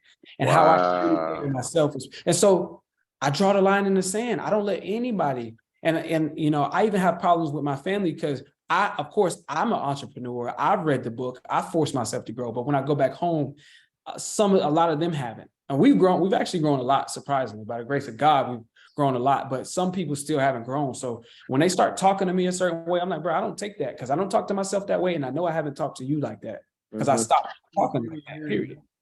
But the book talks about how you talk to yourself, how you communicate to yourself. And then it goes into the dialogue. Then now you think, well, now I've trained myself to actually listen to what I say and I correct it. And I'm more patient with how I talk to myself.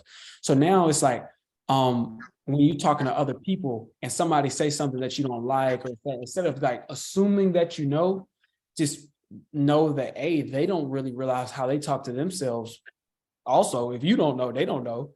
And so now it becomes like, bro, I don't know who you think you're talking to, bro. You ain't about to talk crazy to me.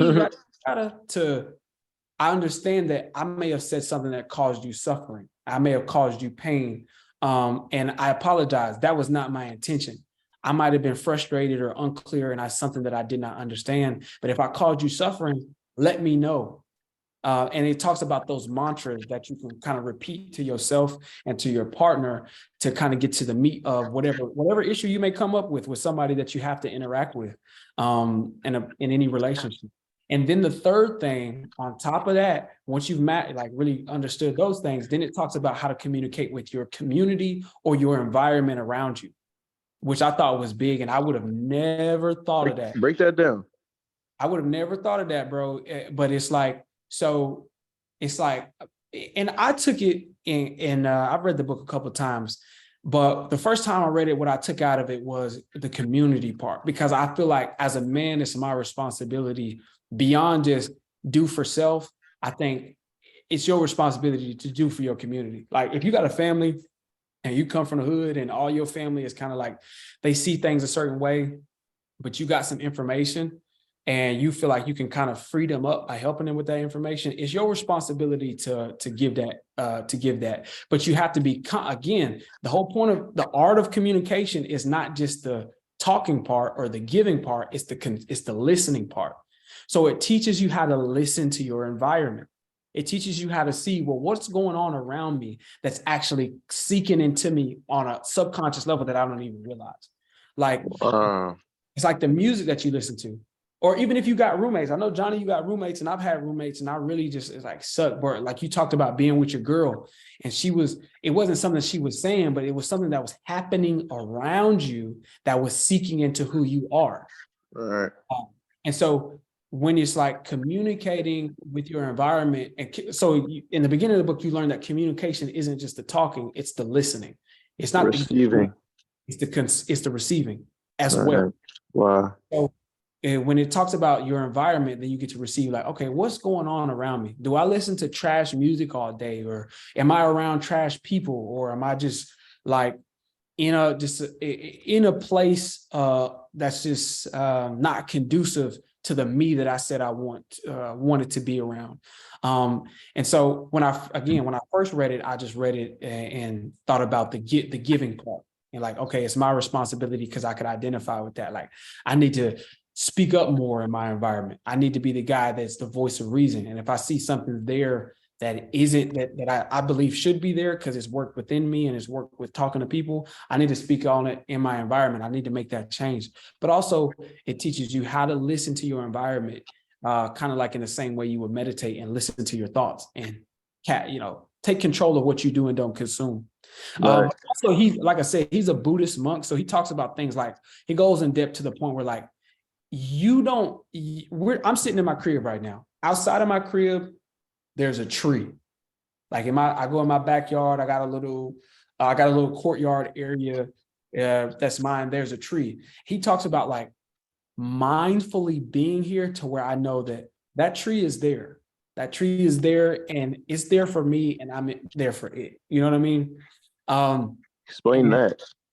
I mean, that's something that I really wanted to, like I said, this is the reason why I read books 4, 5, 6, 7, 8, 9, 10 times, is to fully get it. But he was just meaning is like, I think he was what I took from it was he was trying to explain the power of mindfulness.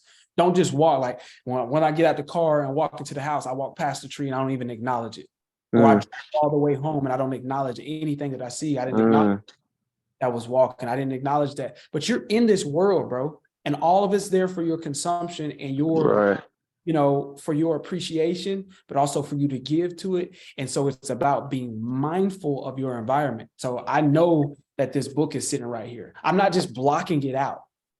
Because once you get into the habit of just like blocking stuff out and just ignoring stuff, you'll do that. That'll consume you, and you'll block too much out. You'll block a lot of yourself out and other things in your environment that you're not even paying attention to that are there. So it's just the point of pay attention to your environment and what's in it and how to do that. Wow. No, that's actually crazy. That's actually crazy. I got to read that book. Please. It's called The Art of Communication. And just type that in because how to spell that guy's name is so tough. Thich Nhat Hanh. Yeah. It looked like I'm gonna look that up. Niche. Like, please. And when you read it, I want to see what you got out of it, and we can kind of because maybe you saw something in it that I ain't seen yet. You know what I mean? For sure. Yeah. Just even the way you were explaining that, like I've indirectly experienced that without even reading the book. Like. Exactly. I remember when I was just so deep in my grind and so deep into discipline, and I detoxed myself from social media, bad mindset, bad friends.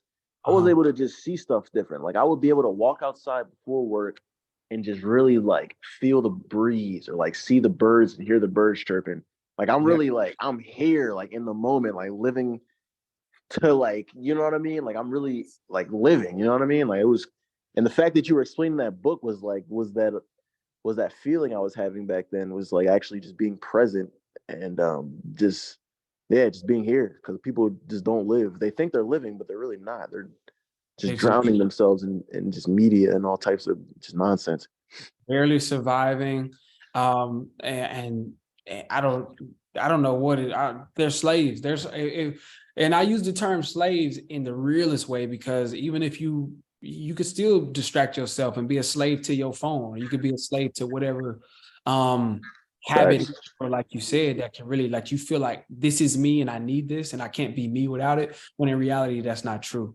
And you'll never be able to figure out who you truly are until you till you take a step back from those things, because you'll think that that's what you are. I had a friend who really like, and we was in high school, but he was just like, man, I feel, you know how people say, I feel naked without this or that. And he had to have earrings on and he couldn't go anywhere without. The earrings was fake, bro. We was back in high school. So it's like, he couldn't go anywhere without the earrings. He was like, bro, I gotta have this. I'm like, bro, nobody even notices. You look the same without it. Like, but he thought that when people saw him, they saw him with the earrings. And if they saw him without the earring, but that was just him. And that was he was a slave to that. You know, I don't know if I don't even talk to that guy anymore. Like, you know, you got to cut those type of people off. But when I read the book, just like you did, because there's just one thing that I used to say, and I journal a lot. Like I write a lot in books. I have a lot of journals that I write in, just like a whole different types of journals. Back when I was younger, I wrote this thing and it stuck with me. But I believe love is understanding, because you can't really. And anything that you don't understand is whatever the opposite of love is. You know, if you understand it, that's like when a dude's like a serial killer and his mom's just like, oh, that's my baby. And everybody's like, he's like a menace to society. She understands him. So she can love him all day long. Even when we see a monster, she's like, that's her baby. But what you don't understand, you can't love, you hate it, you fear it. Just like we don't understand what happens after death. You know what I'm saying? Like, you don't know what happens, so you fear that. Or just like, you know, when it comes to racism, if I was born a white person and I was white my whole life and I just seen a black person, like I would hate that. I would fear it because I don't understand what it is. It's different. It's new. And so I wrote that a long time ago, love is understanding. And I believe, you know, God is understanding because he's ultimate understanding. So, you know, they say God is love and he understands everything, if, you know, according to what is written. Right. And so But in the book, the art of communication, there's a chapter where he talks about that. He says love is communication. And when he said that, I was like, whoa, it was another one of those reaffirming my own ideas. And I was like, wow. And so I was looking at the whole book like, bro, you know how you like you said, when I was just explaining it to you, was like, that was that. I experienced that. There's wisdom rooted in your own experience. You know what I mean? And so when I read that book, I was thinking that same thing, bro. It was like, wow, you know, he's hitting on a lot of points. So yeah, man, it's crazy life we live in. Honestly, I just wish everyone could think like this, man. Like people just, it's just kind of crazy. I can't even just talk to anybody anymore because no one understands it. I feel like I'm red pill matrix type of situation. Again, that's why it's the top 10%. That's why it's the top 1%, because it's going to, and if you was born in the 90%, if you was born in poorness or poverty or just average middle class, and I don't even mean just monetarily, but although at the end of the day, I think we're all realizing that your mindset or your money is a representation of your mindset. Right. That's what we're arriving at, is what we're learning. Damn. You know what I mean? And the people who have gotten outside of that or the top 10% or the red pill, they also tend to have money that can separate them because they realize like it's how I thought. But when you coming from that, it's like one of the hardest part is like detaching yourself from your environment. Listen to your environment, seeing what's in it that you do like and don't like. And you got to like actively detach yourself. Like, man, I gotta stop hanging out with bro. I gotta stop 2K. Stop just enjoy that. And then you get to enjoy life. Like I've been wishing people could live like this too. Like, bro, do you know what it's like? Now, next time you drive to the gym and next time you say, I'm just gonna go to the gym, don't just be like, I'm just like listening to music and drown it out. Like just put your phone up, like put your phone under the somewhere where you can't even reach. Focus on that drive and just beat it. Focus on the speed that you drive and roll the window down. It's about to be summertime. Roll the window down, feel the breeze, and stop at that red light and just look around and just be like, dang, it's a bird, it's a squirrel over there. When you drove past that squirrel, or again, when he was talking about the tree, it's like, and I'm realizing it now, the more I'm explaining it, it's like you could drive right past the tree, like mess around and be like, wow, that's the most, I didn't even know that tree was here. I did that. Like I've been going on walks a lot lately and just leaving my phone at the house and like, I'm gonna go on a walk. And there's this place in up the street from where I live. It's called the Oakland Park or something like that. And they got every different type of oak tree planted there. And they have a little thing where you can like, it's like a little tombstone type thing at the bottom of each tree that explains this is that tree, what it was used for, what the Native Americans used it for, where it's native to, can you eat the fruits or do certain type of animal? And like just go in there and walk in there. I'm like, dang, I would have never thought this much into trees. Right.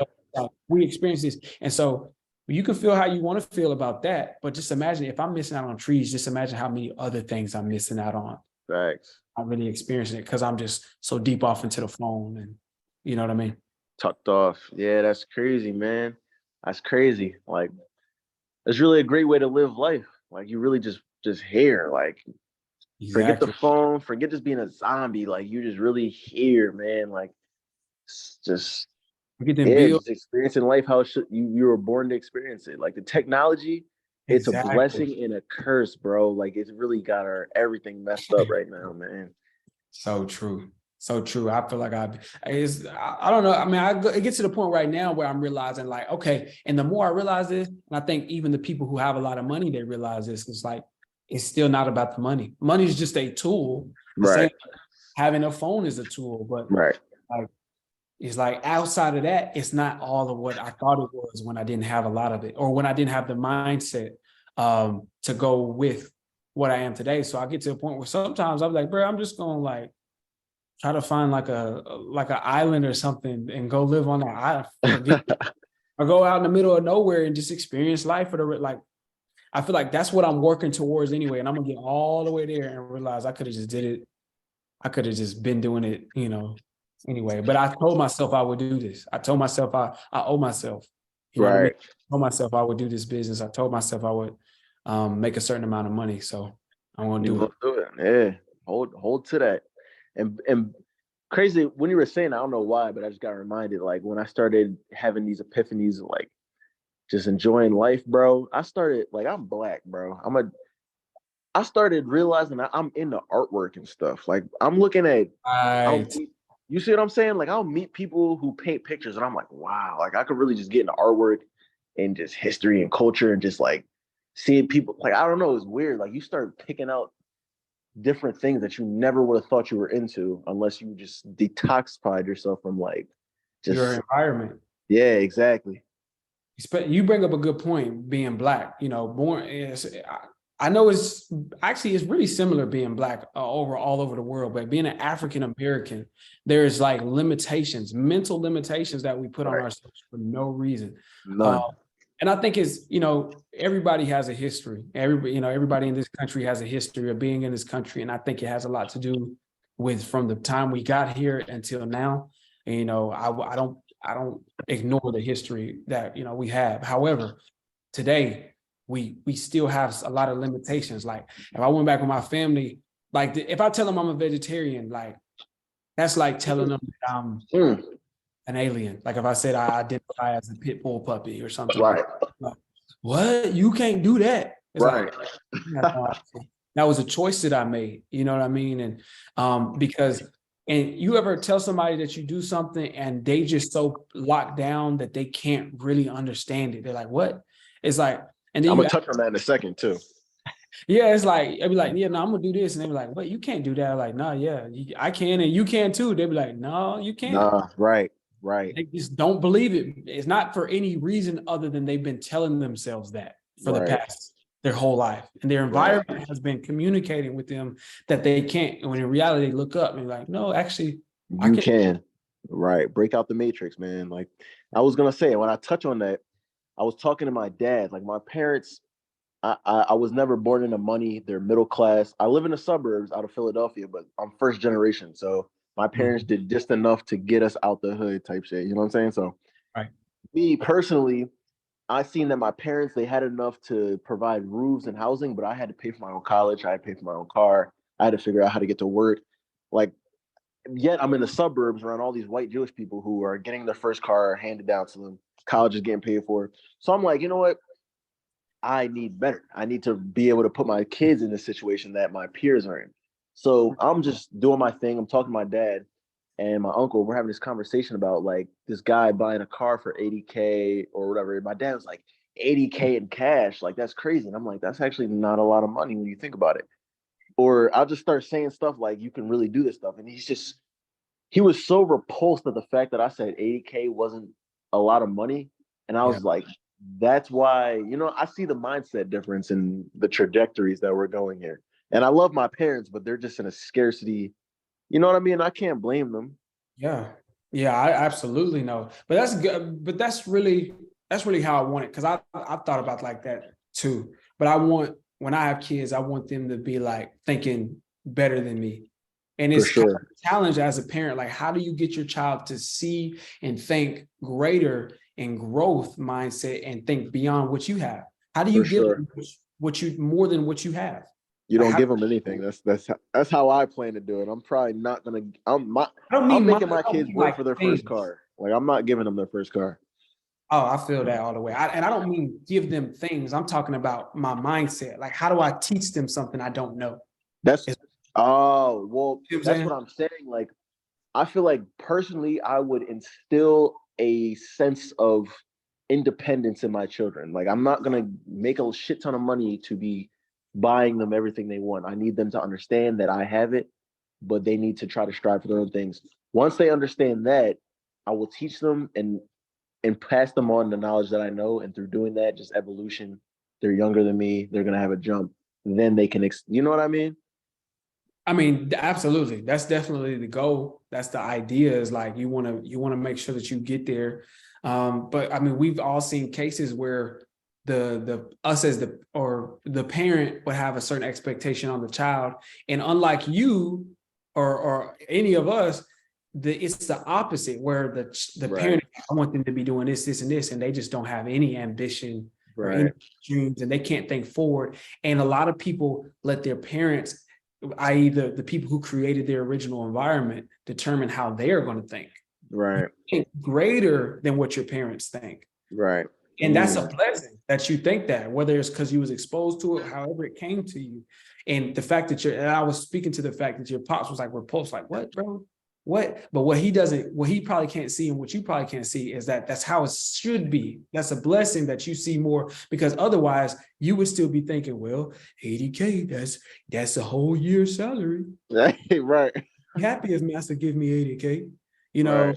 but you thinking like, bro, I'm thinking like this, and it's gonna come to a point. Ideally, I don't have kids, so I don't know, but I would imagine it's gonna come to a point where it's like, either my kids are gonna use my limitations that I create in their environment, or they're gonna break out of that box and say, I want more.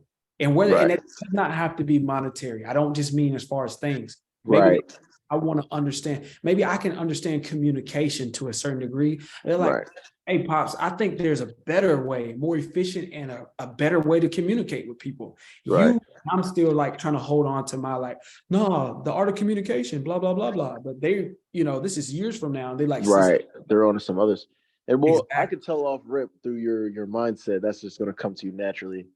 And you honestly, the way you're constructing your life, you probably won't even really have to indulge in that too much, just because you're gonna cultivate your children to be Yeah. open to suggesting things. Like, it's just gonna come to you, I feel like. You know what I mean? Especially just I really hope so. And the way I think about it is, if we really look back on it, on life, bro, evolution is a thing and we do evolve, but there are some principles that govern this universe that we live in that had to have been here since the very beginning, because they never change. And I think what a lot of us do, we get so many generations and far removed from the basic principles, and then somebody will figure out the basic principle. We're like, oh, I'm a genius, and then we'll hail that person as a genius. But in reality, you're not doing anything new that some dude didn't do 100 years ago. There's nothing new, essentially. Right. And so I just want to focus on, as far as when it comes to my kids, like things like principles, like having principles govern you, or having morals and integrity. That's something that'll never get old. Something that you can't outdo integrity. You can't skip it. You can't get around it.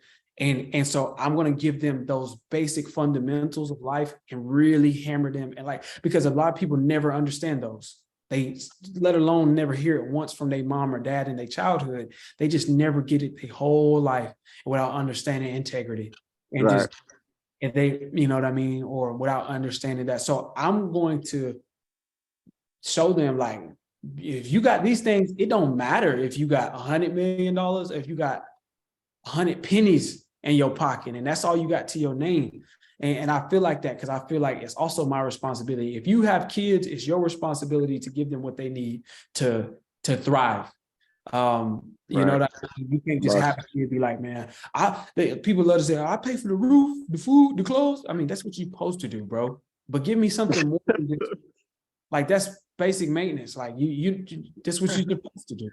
Right. That's literally what you're supposed to do. Tell me something that I can that will resonate with me. Like, some morals. And I didn't come from that, bro. I came from the polar opposite. Like, snakes. I'm talking about your own family is snakes. Like your immediate family. They'll do you way worse than anybody out here in this world. Wow. So you kind of build up an environment, like a mentality of like, I'm gonna do everything, bro. Once you get so jaded from ruined relationships that you like, I'm gonna do everything on my own, and I'm not gonna trust nobody, because your own family will come steal from you, or your own family will try to hurt you, or literally try to kill your spirit just with some words. Words that sticks and stones may break my bones, but words, that's not true. Words go a lot of weight when you start understanding communication and the power of words. And then I started understanding the power of words that I had over myself and talking to myself. I was like, well, then that must mean that words and the power of the word, no matter what language you're speaking, words are power. Words are powerful, bro. And I come from an environment of people not speaking no type of highly over you. Like, I'm talking about, it's crazy. Like, it was rough. So I realized, like, nah, that ain't the way. So when it comes to my children, I intend to, like, give them that basic principles like your words have power and let them make the decision. So it's not about what you leave to them, it's about what you leave in them. And I heard that. Damn. I heard that from somebody and it resonated with me because I was like, if I give, it's not about me leaving them money or an inheritance. If I can teach them the power of words or how to communicate, then they won't even need money, but they can get money because they have the tools. They know how to Then do it. again, you said it's not about what they leave for you, but what you leave in them. Yeah, it's like, I forgot who said that, but it's not about what you leave for them. It's about what you leave in them. In them. Damn. That's the most important. Because you could, and that's proven by and I was just talking to somebody about that. That's proven by all the people who hit the lottery and within 5 years, they back at zero or less than that. Or Right. people, a huge inheritance. Because I have a family member and I love her to death. But, her husband passed away and she inherited some money and she inherited a property. I was able to help her sell, I gave her some advice to get the most money out of the property. And she sold that property on top of the life insurance. She was sitting fat, like probably like $500,000, real talk. And this is to somebody who's never had money. And now, she's back to zero. Right. You know what I mean? And so what I was telling them is like, she might have inherited money, but she didn't inherit the mentality to get that money. Right. Her fundamentals were all backwards. Her fundamentals were what they had always been. And Right. just because you get a lump sum of cash, it don't mean, oh, now I'm also a money genius. Right. You know what I mean? It's like if somebody put a lab coat on me, that doesn't make me a doctor. Right. Making you a doctor. It's what you know. It's the difference between what you know and what I don't know. Right. That's what makes a doctor and makes Cordero an average Joe in that respects. You know what I mean? And so there's all sorts of evidence throughout life, throughout history and life. It's what you know that's way more important than what you have. Because the same way you can give a poor-minded person $1 million and they'll get right back to poor in a heartbeat, you can take a man who's rich and take all his money away, take everything, all his materials, all his possessions. You can't take away that knowledge, man. And you can't. He'll get back and he'll get back on his feet, in probably the same amount of time it took old boy to go broke. Yo, that's why I love this business stuff, man. This stuff is cool. Like, I feel like I grew up on video games. And did you guys play video games growing up? Yeah. I mean, as a kid, I really cut. That was another thing I fasted from, and I just cut it out for the past few years. But for sure, grew up on it. Right. So playing video games, right? You would play. You would do missions to upgrade your character. You would get higher level skill points, experience. Real life and building business is exactly that, but it's like actual real like achievements. You know what I'm saying? So like you're out here cold calling. Those are your side missions. You're gaining experience. Now you're leveling up and you're building on skill trees like negotiation. You're building on skill trees like your deal. You know what I'm saying? Now you're like a level 100 fucking sales wizard. And you know what I'm saying? You're making $1 million a year where someone is actually tucked away in an Xbox level 100 in GTA and doesn't have it. You see what I'm saying? Like, you're right. And the fact that you call cold calling a side mission is like, it's so true. Because and the way you use that analogy, when I realized the system and I realized that that's how you got to do it, it's line by line, step by step. There's no skipping it. There's no skipping it. You have to do it. You have to do it like that. Once I realized that was like that leveled me up at that level. Right, exactly. And that was like a big thing. That was like, oh, that was like the one tool I needed. You know how like when you playing some video games, you be trying to beat that one character. You're like, dang, I cannot beat. You got to go across the map to get such and such, and then come back. And then like, oh, exactly. That's what that was for me. Or there's a lot of things like that. Like I said, I just keep having epiphanies, and the more you learn, but you got to have the longevity and you got to stay in it long enough, because I didn't know day one that it was going to take me. I probably didn't realize that until like 2.5 years in. Almost. Right. That's what it takes though. I had to stay consistent for long enough to even get to this. And now I got to actually stay consistent long enough to build that. And then, so you're absolutely right. You're right about that when you say it's a dude that's playing real video games No bullshit. and acting like he's doing something. You ever see some people bragging about, we're 2K, but I'm cold at 2K, Right. bro. But you work at a factory. Right. No disrespect to nobody, but it's like, bro, I think prioritization wise, there's Right. stuff more important because you done became an expert at 2K. And he's not Right. lying when he say he's cold at it. When he say, because when you spend 10,000 hours on something, that's another book, you know, the habits, high performance habits, I think, where they talk about the 10,000 hours. 10,000 hours. Right. Yeah. Master. Yeah. To Right. become a master at something, but he spent 10,000 hours on Madden. It's like, bro, time is the most valuable resource that we have, limited, and you done spent 10,000 hours of it on something Right. that's gonna pay you back. It's only gonna cost you because next year you're gonna keep buying the newer version of the Madden. Like, it's not the Right. same thing. Like, bro, and that's kind of how I took it, and I realized like, oh, this was like playing a video game. That's why I started so young, because I was like, if I start at 20, by the time I'm 30, I'm gonna be a wizard at this. Exactly. You see what I'm saying, bro? Like, I'm 22. We're all the same age for real. I don't care what age difference it is. I believe if we're all within like 7, 8 years apart, we're the same age, we're the same generation. Oh, So yeah. like, Yeah. What's up?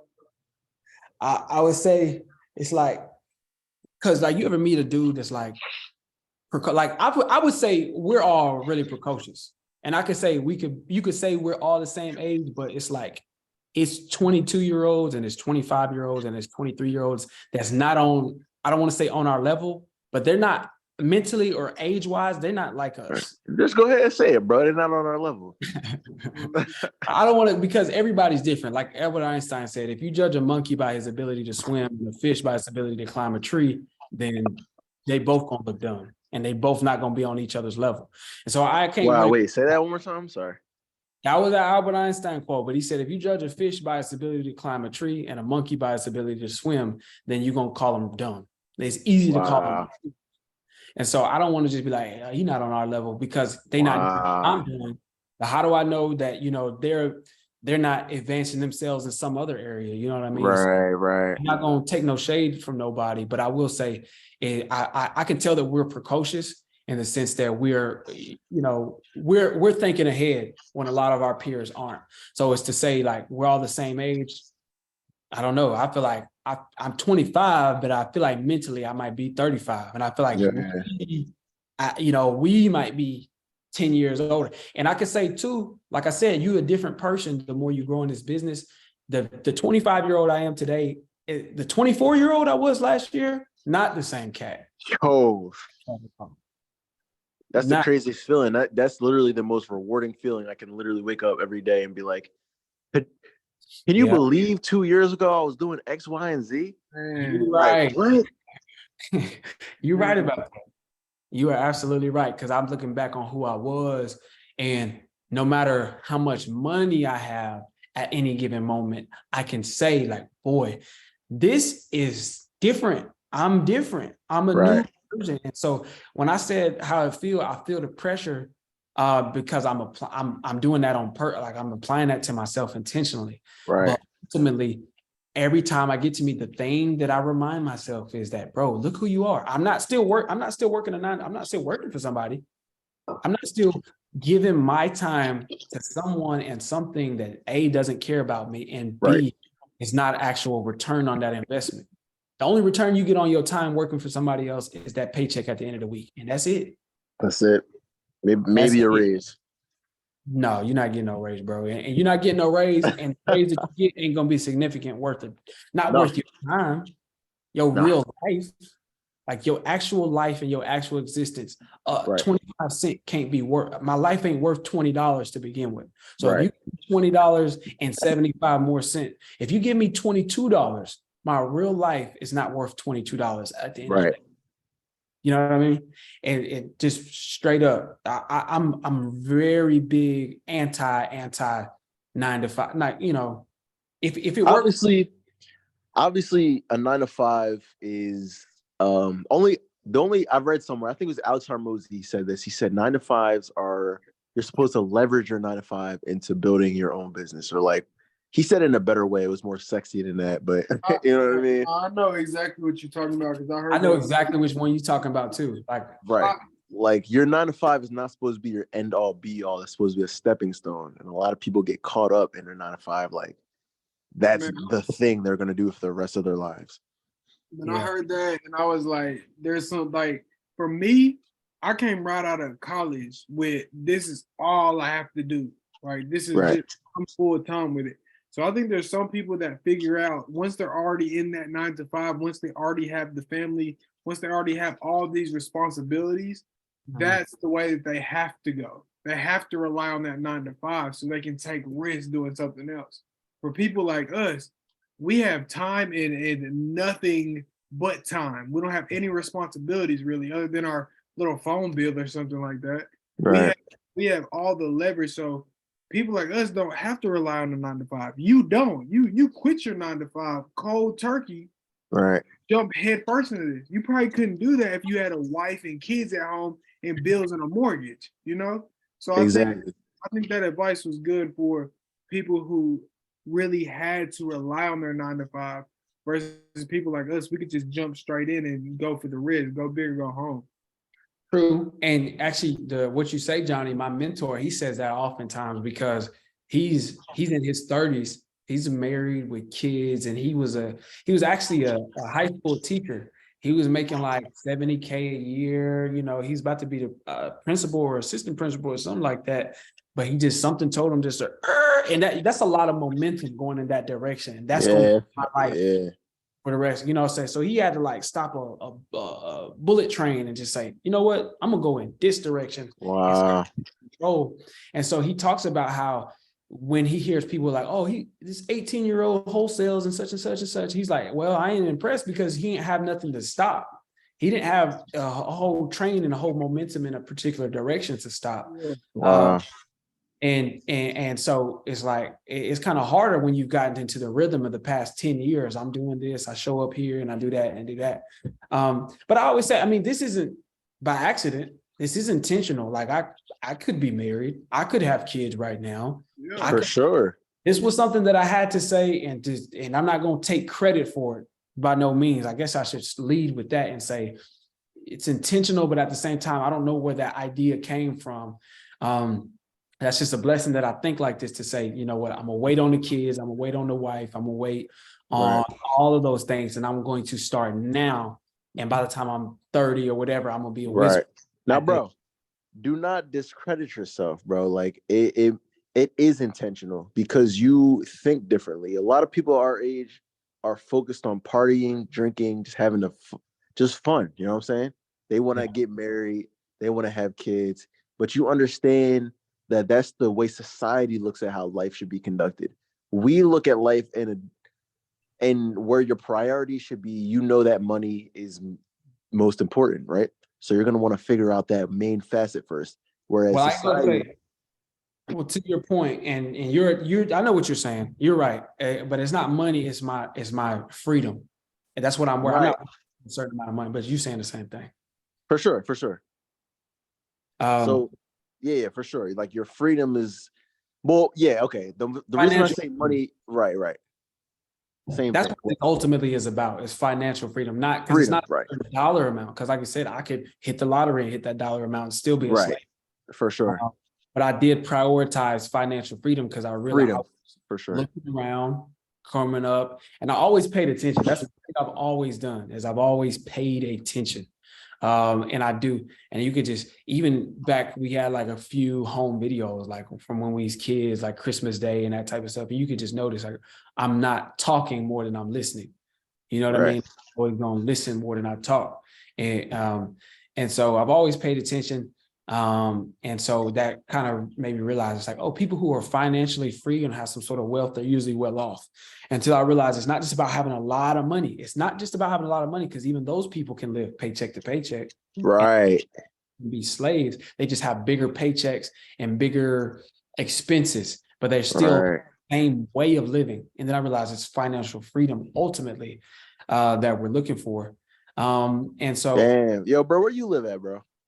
I live in Murfreesboro, Tennessee. Me and Johnny I'm about to fly over there and give you a fucking handshake because You talking that game right now. You talking that game. Go ahead. Go ahead.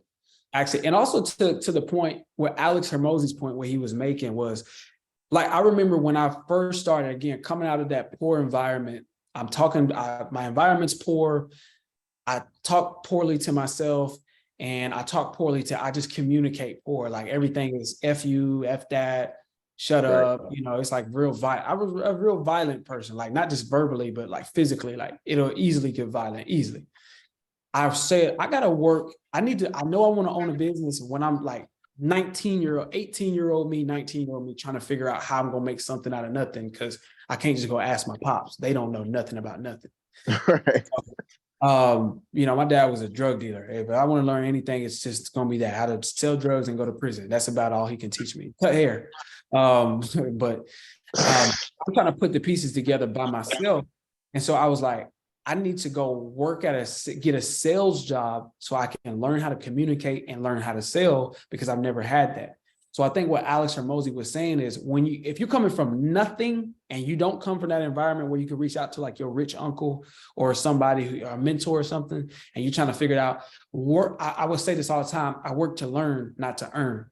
And I did that with working at T-Mobile, then working Johnny, at where you find this boy, bro? He put himself out there, and That's what I'm saying. the energy came back to him, you know what I'm saying, just by putting himself out there. But I worked to learn, not to earn, and I learned a lot. And like, I was making, and when I shifted that, I was making more money than I had ever made. At that time in my life, I was making more money in that sales environment. And I sucked at sales in the beginning, but I was like, I have an end goal in mind. I want financial freedom. I want to own my own business, be my own boss, but I got to learn this sales thing first. I can't just it's going to be terrible. And so I think that's what Alex Hermosi was talking about. If you wise enough, is because we've all done this. We had a decision and we worked on it. And now in our wholesaling business, we can pull from those experiences, say, well, I learned this here at that job. Right. This, and, you know, and so that's where I believe that's what he meant, was work to learn, not to earn. And you can, in the beginning, and it's the thing, when you trying to build something and you trying to create that snowball effect to where you can actually make that money, people think you go from nothing to something. Right. Like, you just go from nothing to something. No, you got to be. And so that's why they keep trying to take shortcuts to the something, because they think that that's what it's about. Right. Taking a shortcut to that. That's why I'll take my whole tax refund and buy a Gucci Louis belt to look like I got something, and I'm trying to take the shortcut. But I just heard this quote too, is the devil give to you today what he'll take from you tomorrow. And wow, what the fuck? Or it's the same thing as saying easy come, easy go. Just as easy as something will come to you, as quick as it'll leave. But if you take the long way, and this is the mentality of somebody is saying like, man, yeah, I can get me that new 2020. I could finance that new 2023 whip, and I could look clean, even though I'm still working at my job. But I say, no, I'm gonna give me a used car, and I'm even willing to get a beater right now. Everybody gonna look at me funny, but just so I don't have to pay money to my car, invest all of that back into my business, or invest all of that back into my personal education. Facts. And I'm riding around, everybody looking at him like my mentor, like, bro, he was like, bro, he was riding in his regular, the same car he had from the beginning before he even did any deal or even decided to take action. He had that car all the way up until well after he made $1 million. You know what I'm saying? And people think $1 million, like, oh, I'm got $1 million. I got a Bugatti. I got me a Bugatti. It's like, bro. Yo, what you said? I said $1 million is not nothing. $1 million, you know, $1 million is something, but in regards to when it's time to celebrate and when it's time to spend money, like you just got endless amount of money, it's like, don't do it at $1 million, and don't do it anywhere on the way to the road. And that's big. You don't want to stop and celebrate too soon, because you just don't want to do anything that's going to take away from it. And so that's why a big part, the crazy thing is, you almost got to detach yourself from the end goal or the end reality of like the things that you will have to actually get them in the first place. And that's what a lot of people don't realize, that because they try and take that shortcut to get them, and they never really have them. Because if I got a Tesla, or it's a thing called house poor also, but if I got the house that I want, but I'm working 12-hour shifts, 5-6 days out of the week and I'm barely at home because I got to work hard to afford the note on this house, then I don't really have it, bro. And if one thing go wrong financially in my life, then I'm gonna be foreclosed on. And if I hurt my leg at work and I can't work for a couple of days, I'm out of there. It's like I got the house, but I don't really have it. You know what I'm saying? That's not having it to me. Having it is I could buy 10 of them cash. And you gotta, in order to even get to a place where you buy 10 of them cash, you gotta let go of your ego and pride and say, I don't care what people think. I'm gonna buy a beater because I know that I can invest all my extra cash into my education and back into my business and learning this and learning that, buy a mentorship. You got the nice car, I got the beater, but I got more money. And matter of fact, money aside, I got more of this. But I was gonna say, bro, come on, talk to him. I got more of that. Like, you know, you'll have more of that. If you make it like your intention to focus on that, but if you just like, I want to look like I got it, but people talk about that all the time. We all know that's the age-old thing, especially in the African-American, the Black community as a whole. We just always want to look like we got it and never actually have it.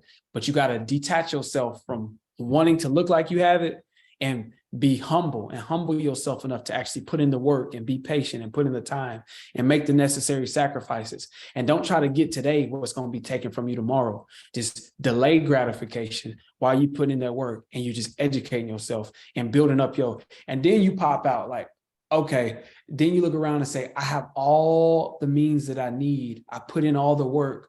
Now it'll all come back to me. That's the thing about this business is you're going to see, don't get out there and say, man, I quit my job. I'm going to be driving in a Tesla or Bugatti or a Lamborghini in a month because I'm going to close X amount of deals. Think about it like, I don't need that. It's not about that. It's like, you'll start to realize it's like, it's not about what I'm driving in. I want to get so good at this business that I can help people solve their problems. That's, you got to shift your mindset. If you just focus on, I'm going to get money so I can buy cars and I can look rich, then you're not going to be able to focus on what the real business is. And the real business is providing value to your community. Because the whole time, your paycheck is dependent off of how valuable you are in the marketplace. Yeah, absolutely. 100%, bro. The amount of money you have, the amount of money a person has, money is just a representation of value. Right. It's a representation of the gold, but they removed the gold standard. So it's a representation of the value any individual provides. Right. And so once you realize that if you focus on looking rich or having a car, you can't settle into that. You got to actually become a pro at it. And a lot of people don't understand that too. The value of a professional, the value of somebody being a professional, one thing, we all appreciate that in our everyday life, but we don't think that. So for example, it's like the value of a surgeon, if you had to go into surgery, and I know Johnny, you've like probably been in surgery before. It's like, bro, it's like you would appreciate that guy being a professional. You wouldn't appreciate the guy who's like, oh yeah, I do this sometime, but I also do Forex. Also trade, and you know what I mean? But I just do this so I can look rich. No, he do that because he wants to heal you. He wants to save your life. And that's what's on his mind when he goes into that. But if you had the guy who was just doing it because it looks cool, then he's not going to be able to provide you any value. So it shows. Facts. And not only that, it shows the determination between the both. Like, how much do you really dedicate your lifestyle towards your practice? Exactly. So people can tell through the way you just act and conduct yourself that you're really with this or you're not really with. Oh, I just do this sometimes. Yeah. I don't want to. You're not doing surgery on me, man. Like, exactly. And the guy who's like, this is every day. I have repetition. I dedicate my life towards this. Mm-hmm. You can do my surgery. You know what I'm saying? Like, people can really sense that.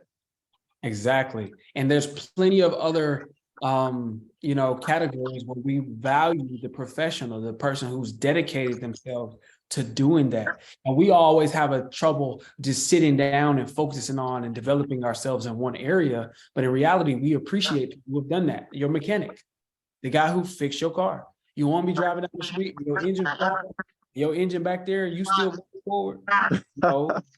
It's like you want a person who's really good at this. You also want a mechanic who's not going to try to scam you, but that's another story. Relationship. You want your chef, the person who cooked your food. The best food is made by somebody who do that and that only. Like, what is that? In-N-Out. In-N-Out do burgers.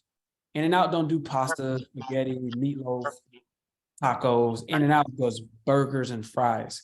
And that's why they're in the conversation. And you're not going to put, like, you could go to Cheesecake Factory and get a burger, but when we're talking about the best burgers, Cheesecake Factory is not mentioned because they do a little bit of everything. We talk about the places that only do burgers, that are known for their burgers. And so in many different facets and areas of life, it's like the best, we rely on the professionals, we rely on the people who dedicated themselves to just that one thing. And so why can't we just sit down and focus on that one thing? You know what I mean? Or, that's why I take I subscribe to the philosophy that I'm just going to focus on one thing and I'm going to get real good at it. No cap. And That's I the way heard to this, do it. I think Alex Hermosi said this, was the difference between, okay, there's the top 10%, right? But the difference between that 9% and the top 1% Right. is like immense, huge. You know what I mean? It's like once you become, you do a guy who only does wholesale, and all three of us are like, we only do wholesale. Like we could all make $100,000 a month, $100,000 a year, $100,000, whatever. But there's a guy who he only he only does foreclosures. Right. He's super niche down. He's super, Right. and he's got this, refined and written down. He's on his 10th draft of writing this and actually realizing For it. only pre-foreclosures. Only pre-foreclosures. That guy, Right. Killing it. he's making $1 million. The difference between him and us is $1 million a month, or maybe it's such an immense amount. It's a huge jump. When you decide to narrowly focus on that and become a professional, just like a surgeon. I think Alex Hermosi was talking about this, but just like a surgeon, it's like, yeah, you want to, but the guy who does heart surgery, and he only does heart surgery, like Right. that guy is the guy you want working on your heart. The guy who says It's heart surgery, brain surgery, I could do leg, kneecap, ACL. right. It's Like, deep, not wide. deep, absolutely deep and not wide. And there are people who go wide and have a lot of success.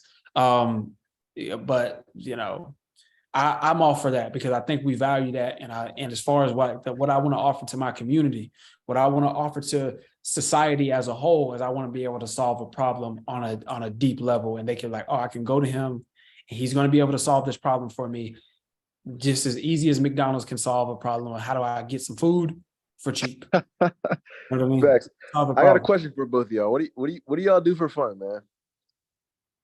This right here, not just playing. Nah, tell the truth though, because if that's the answer, then that's the answer. I don't do enough of this. Johnny's always on me about not talking and not being, and and I need to do more of this. But So what do you do for fun? Then chill out, you know what I mean? Just to. I'm a Bro, family. What you do, Johnny? As nothing really. What the one thing that I say I do just for me to kind of get away from this is watch sports. I'm a huge basketball fan. Okay. But outside, bro, my day literally from the time I wake up, I go to the gym, I do this, I eat dinner, I put basketball on, and do this some more. That's literally my whole day, right there in a nutshell. A couple of weeks ago, probably 2 weeks ago, I wanted to take my Sunday and go and chill by the water. But a lead came up and all of a sudden I'm invested in that, and all of a sudden I look up and the sun's going down, and you know what I'm saying? So right now, bro, I don't do a lot of stuff for fun. I watch sports. Keeping up with sports is for fun. It's like your outlet, you know what I mean? Yeah. How about you, Cordero? Man, right now is just a weird time.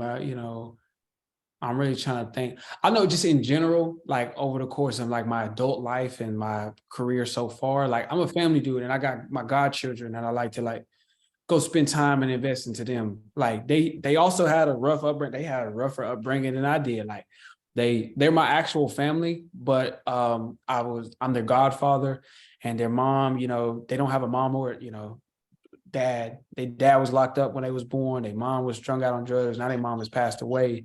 And so my great aunt watched them. And so like she raises them. But you know, I find joy initially it was like I find joy in going back and kind of like teaching them everything that I learned because I'm like, man, y'all got a lot against working against y'all in life. But if y'all had a cousin that like, it's kind of like if you had like I'm not gonna call myself the rich uncle, but like if I had a rich uncle that I could refer to and could give me a lot of knowledge growing up, really, and I have had some, like I have had some people give me wisdom. So I'd like get that to them. But also one thing I realized was like just the process of seeing them like from little kids, I mean little babies, like to grow up and watch them evolve, like that's something that I really appreciate. And like just spending time with them and just they test my patience, they test my focus, they test my, and I don't just mean like test in a bad way. I just mean like it obviously in a good way. For sure. But you know, I get to be funny, like I get to be comical, and I'm not, you know, I'm really like when it comes to this business, like I'm a real serious dude, but like I get to be around my family, I get to be funny and humorous and stuff like that. So if I would say fun, it would be like going back and spending time with them and just like trying to bring them joy and like doing something to bring somebody else joy other than myself. That's something I do. But also like I really don't get off into a lot of TV like that. I ain't really like a TV dude. Like I don't really I'm real picky, but I do like to I like to draw.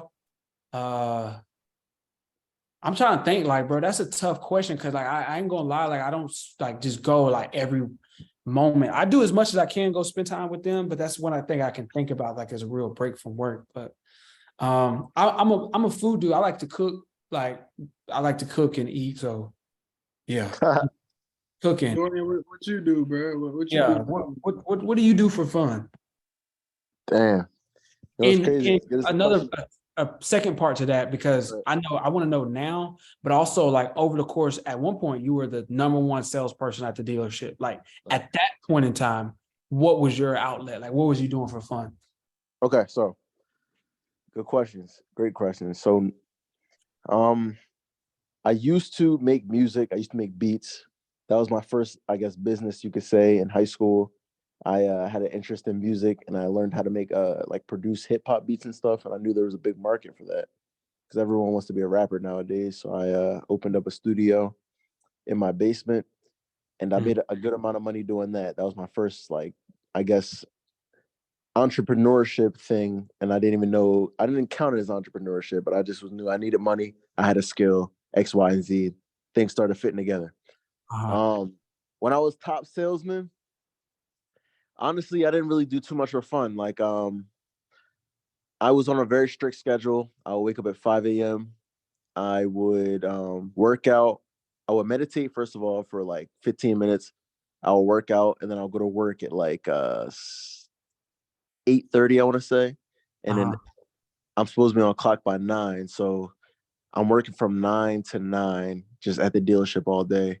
Then I'll go home for about an hour, eat food, and probably just watch like a video or something like that. But I guess to answer your question, what I would do for fun when I was top salesman was Miracle Morning really played a difference because my whole lifestyle was built around being at the dealership making money.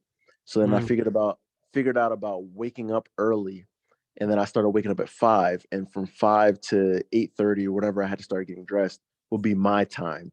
So I would start to learn more about car sales, work out, and just actually work on personal development in the morning. And that honestly is what I found fun. Because at that time, my mindset started to switch between what everyone else found fun and what I found fun.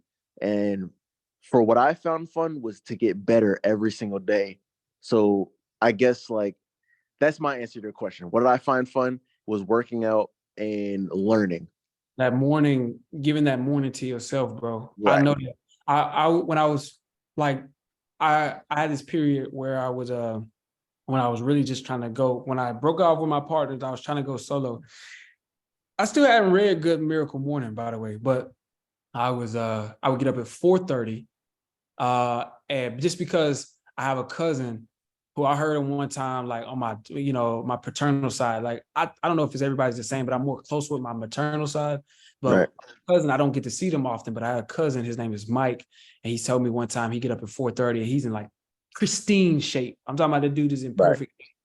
And I was just like, man, I ain't never got up that early, but Mike said he get up at 4:30. I'm gonna try at 4:30. You know Right. what I mean? So I got up at 4:30. I would go work out. But I switched a couple of years ago. I said I canceled my gym membership because I wanted to do calisthenics. So everything I do is like row work, push up. Like I do calisthenics, and I Right. really enjoy that. Like I ain't gonna lie, that's a thing that I've done a lot, or appreciated a lot since I made that decision. But when I would go work out, then like you said, like I would meditate for like 15 minutes, anywhere from 10 to 15 minutes. I would say a prayer. I would read. I would just focus. Facts. I forgot all Give that. myself time to myself, and that's low key really an enjoyable time. Like after For sure. get that workout in first though. If I don't get up at 4:30 before I can meditate, like my brain's still gonna be sleepy. I'm not gonna be able to focus. Yeah, facts. Stuff, my blood running, and then I meditate after the workout. But I see why you would say like that's like that. Like I didn't need to do nothing else enjoyable. That I would be looking for. Like I would go to sleep like, man, I can't wait till tomorrow to have that Right. morning to myself. Right.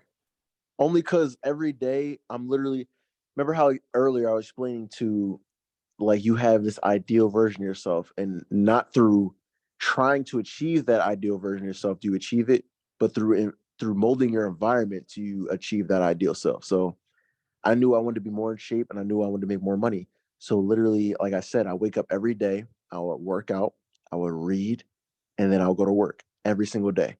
And I wasn't chasing the fact that I wanted to be more smart, read more books, work out more, but instead I just formatted my everyday routine to result in that being me. So every day I'm working out, every day I'm reading, every day I'm working. As long as I stuck to that, after 6 months, 12 months, whatever it is, I'm becoming that person Yeah. through my routine. Is the doing. Ultimately, Right. we talk about that a lot in the mastermind that I told y'all I was in, is like that too is the ultimate distinguishment, is the doing, like, because it's good to, we could talk about it all day long. A lot of people, and I've interacted over the years, I've interacted with a lot of people who say, oh yeah, I'm wholesale such and such and such, and I'm like, but they're not doing, they just think talking about it. Like this conversation, this is a good conversation, but ultimately we're not getting any deals locked up or closed or anything like that on this one. But I think this conversation is like stupid valuable, like crazy valuable. Yeah, no cap. But still, if it were just the wholesale, like people would walk away from this conversation feeling good. But if you haven't done any deals whatsoever, then don't have this conversation and feel accomplished. But your goal is to get deals closed. It's like you got to start doing. So that means changing your environment around. Like every day I cold call for this many hours. Right. Every day I follow up with this many leads, because the difference between prospecting and cold calling and lead follow-up, those are two different things. And I know you know that. I love to hammer that because it took me 2 years to figure that out myself. Right. And so every day I'm gonna cold call this much. I'm gonna lead follow up with this much. I'm gonna spend this much time on coaching with my VAs. I'm gonna spend this much time on the phone interacting with buyers. I'm gonna spend this much time doing this, and create a system, a routine around this. Is just what I do from this hour to this hour. I'm doing this. And it took me a long time, not only doing that and just doing, but staying consistent to it, because you be doing it and be like, man, I feel like I need to be doing something else. Right. Because I need to be closing deals, not I need to be following up with leads. Right. The small stuff. The like you said, but just making that the habit though. It's like instead of trying to change, what do you like you said, changing your environment around you, or shifting your schedule around who you want it to be, and then continuing to do it consistently and just focusing on that. And that's the difference. I'm thinking like, bro, I need to be doing something else because I need to be making power moves. I need to be closing deals. Cold calling, following up, Right. Talking to buyers, cold call, Right. dispo, transactional coordinator, talking to buyers, cold call, follow up leads. Right. Come on, That's it. bro. It's nothing special. It ain't nothing special. That's why we're like, Nothing. we can talk about whoop de woo wop and all of these things. And I'm gonna try this. I'm gonna try this type of marketing. That do it. Follow up. It doesn't matter if you do cold calling or you do online leads, inbound leads, or door knocking, door driving for dollars, or bandit signs. As long as you're staying consistent what you do and you're constantly following up with the leads, follow up with Right. calling buyers, and it will come back to you. That energy is going to come back to you, and just trust it and believe in it and have faith in it. And so just like the same way as if like, I don't have to say I want to be smarter and like, I need to be smarter. I just need to make myself smarter. How do I read every day? Right. Exactly. Or I need to be stronger. I need to be, well, just work out every day. That's all you got to do. Just make that time, work out every day, read every day, work out every day, read every day. You get Right. smart. You know what I mean? So, but yeah, bro, I really, really appreciate y'all. I really appreciate you, Dorian. Obviously, I appreciate you, Johnny. Johnny, I appreciate you from the outset, from the very beginning, for saying, man, I'm gonna start a YouTube channel, and then it resulted into this. So Yeah, Uh, man. I My appreciate bad for popping in and out a bunch of times. I'm pretty sure I got a buyer for that house in Eads. So I'm lit about that. I already sent brother details. He said the numbers look good. He'll just take a look at it tomorrow. So I'm lit about that. But yeah, that was kind of what it was. My mind was over here on other shit. I was hearing y'all, but I wasn't really active tonight because I was just thinking about some other shit. But I appreciate y'all boys, like hellers, man. Hellers. real talk, bro. And also on top of that, send me that Atlanta deal, bro. I mean, unless you have a buyer, I feel you, but send me that. No, I'll send it to you. I just don't want to send it to you because this is not. He hasn't Locked up. sent the email yet. He hasn't signed it and sent it back to me yet. So if I don't receive it first thing in the morning, I'm calling him. Like, hey, Mr. 70-year-old man, we agreed to a price. Go ahead and jot your name down on this thing. Let me get your signature. But yeah, I mean, and like I said, he hasn't even opened it yet. So I don't know if he was working in the yard hella late and decided to, go to sleep right after. But One thing I've learned too is at the beginning I used to always be like, oh man, he ghosted me. But after a couple years, there's been a few sellers that hit me back. You send it today, hit you back a week later. Oh, my bad. This came up. Like, oh dang, I thought you ghosted me. I don't tell them that. I don't tell them that. Right. I'm like, dang, I thought he ghosted me. He like, no, let's go. And then he assigned that on the spot. I'm like, oh. So ultimately, whatever I think it is, that's not what it is. That's who I think it is. So it could have been anything. So, and I know you know that, but I'm just saying, I used to think. And it's a 70-year-old man who I feel like he's not in the rush. I feel like he probably forgot about it. So he'll get a ring from me tomorrow. Hit him up. Say, hey man, just wanted to check and see if did you receive it? I just wanted to confirm that you actually received the email. Oh yeah. I mean, such and such and such. Okay. Do you have any questions? And if you can, once you got your foot in the door in that conversation, be like, hey, just start going over the purchase agreement. And then another thing that I would have asked already by now, which you might have, is like, hey man, if we can get you this number, is there any reason why you want to get the process started to like get them front loaded, get them already thinking about like, if we get this confirmed, can we get the number? Like, I mean, or can we get you to sign up? Right. Do we have a deal? From the beginning, Right. beginning of the conversation. I asked him like if he was the only one on the deed and everything. He's like, oh yeah, it's just me. Okay, smooth. And then I didn't find out he was in the yard until like 30 minutes go by and he still ain't opened it. So I give him a call back. I'm like, hey, did you get the email? He goes, oh, I haven't even checked for it. I've been in the yard all day, blah, blah, blah. But I'll get to it. All right, sounds good, man. Appreciate it. Yeah. He definitely gonna get a buzz tomorrow, man. Please. Dorian, I mean, you look good, Dorian. I ain't seen you all day, man. That's fun. No, I'm at my man's crib, bro. I stayed here for a week just to get out the house because I live with my parents. And I've been noticing like I'll be cold calling and then they'll walk down in the basement and start throwing in clothes and shit in the dryer. Now You I don't got gotta this. tell me. I know, like that was big, bro. And I had to thug it out. I had a roommate. I've had roommates before, and I had me and my cousin was roommates, bro. It's like, bro, he had 2 German shepherds that stayed in the house all times. And they, and he was younger. So I'd be like trying to cold call or follow up with the seller and sound all professional, like, hi, yeah, no, we could buy your property for 250,000. And next thing you know, Kodak Black is playing loud as all. Right. Hey, like Ray. Man, like you said, you had roommates.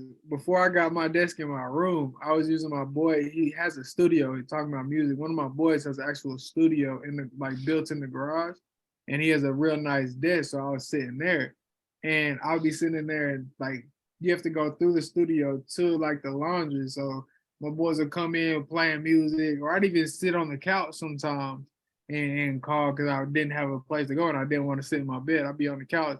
My boy would come in from fooling with his dogs and have, like Kodak Black blaring. I'm like, yeah, man. So this desk for my room, best investment I ever made, bro. Yeah. And it's just, it come with it and you thug it out, but stuff can get done. What I used to do, and I still like doing it sometimes just as a change of scenery, but I go out into the car, just take my laptop and hook it up to my hotspot, and I would go like to the lake or something. And it's good, bro. I used to get a lot of deals locked up by looking at the water, just like sitting there on my phone with my laptop. And I'm like, yeah, so how much you said you wanted? And it's just peaceful. You go out to like a peaceful place and I'm looking at the water, I'm looking at the scenery, and I'm like, bro, I can get a lot of deals when the environment is not crowded. Because your mind already gonna be cluttered and crowded if you're not intentional about getting rid of that clutter. But get your environment to be like calm and still, then you got that, then you can do it. But you can still get deals locked. I got stuff locked up with a nosy roommate too. So like I ain't gonna take it from y'all. We can all still get it knocked off.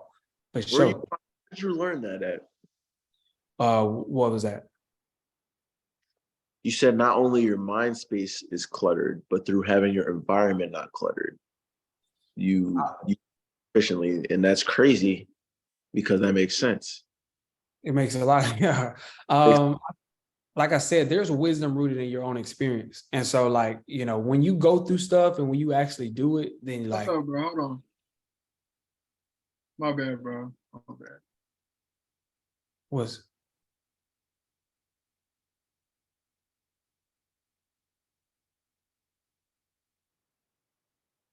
I think he's talking to his roommate. okay. Okay. My bad. I didn't mean to stop the whole conversation. I had a knock on the door.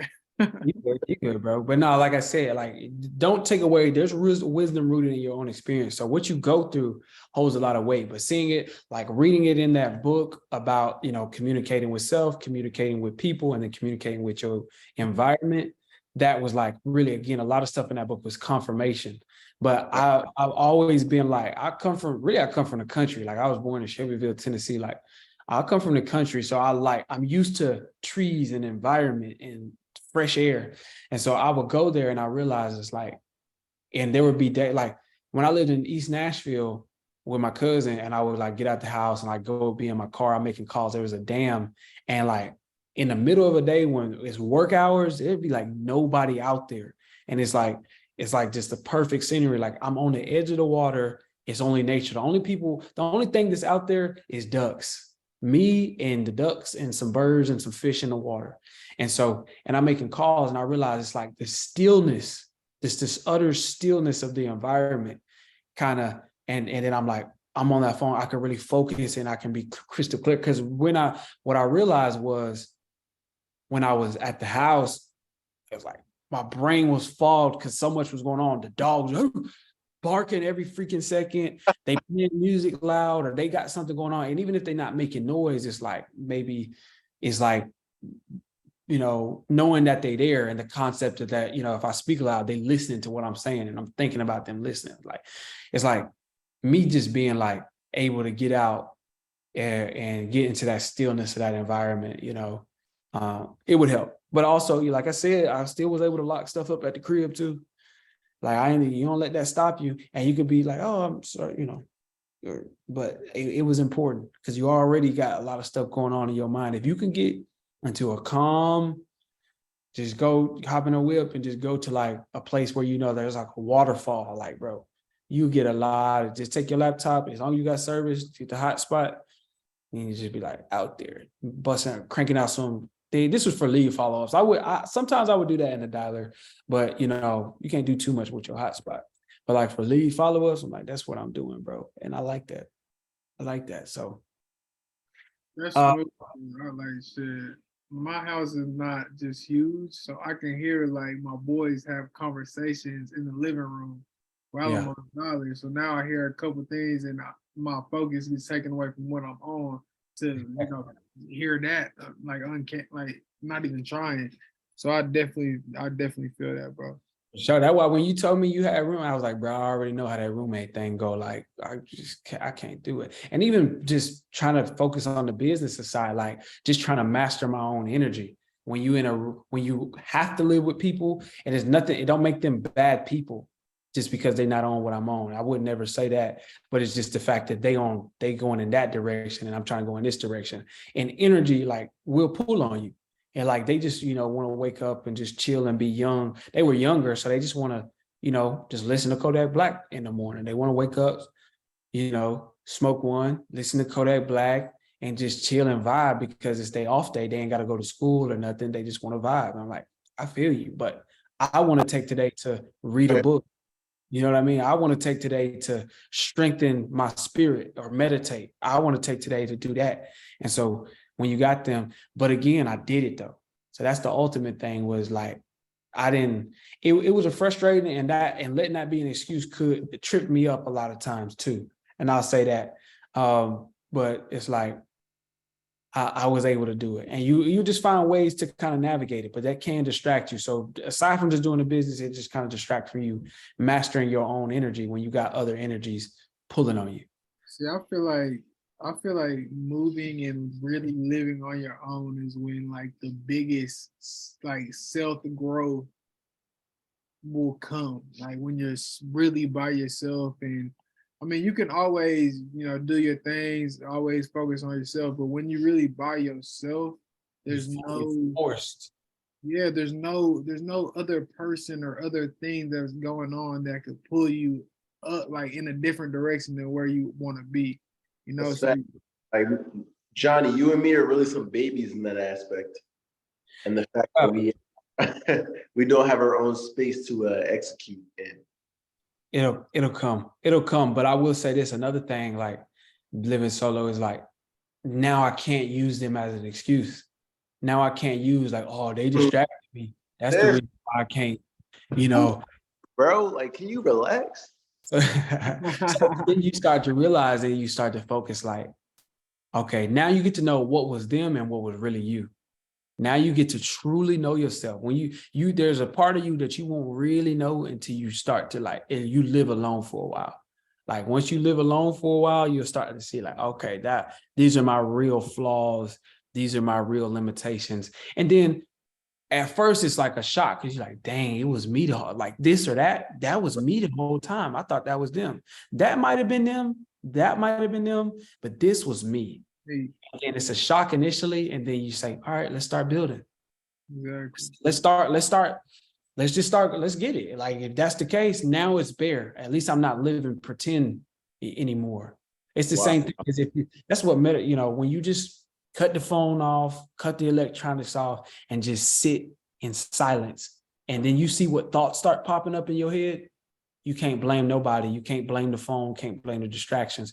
It's your own mind is doing this. Now you got to fight to take control of it. Now you have to, because now you're seeing what's you and what's not you. And so living alone is, to whom much is given, much is tested. Because you get to be like, oh, I get to be free.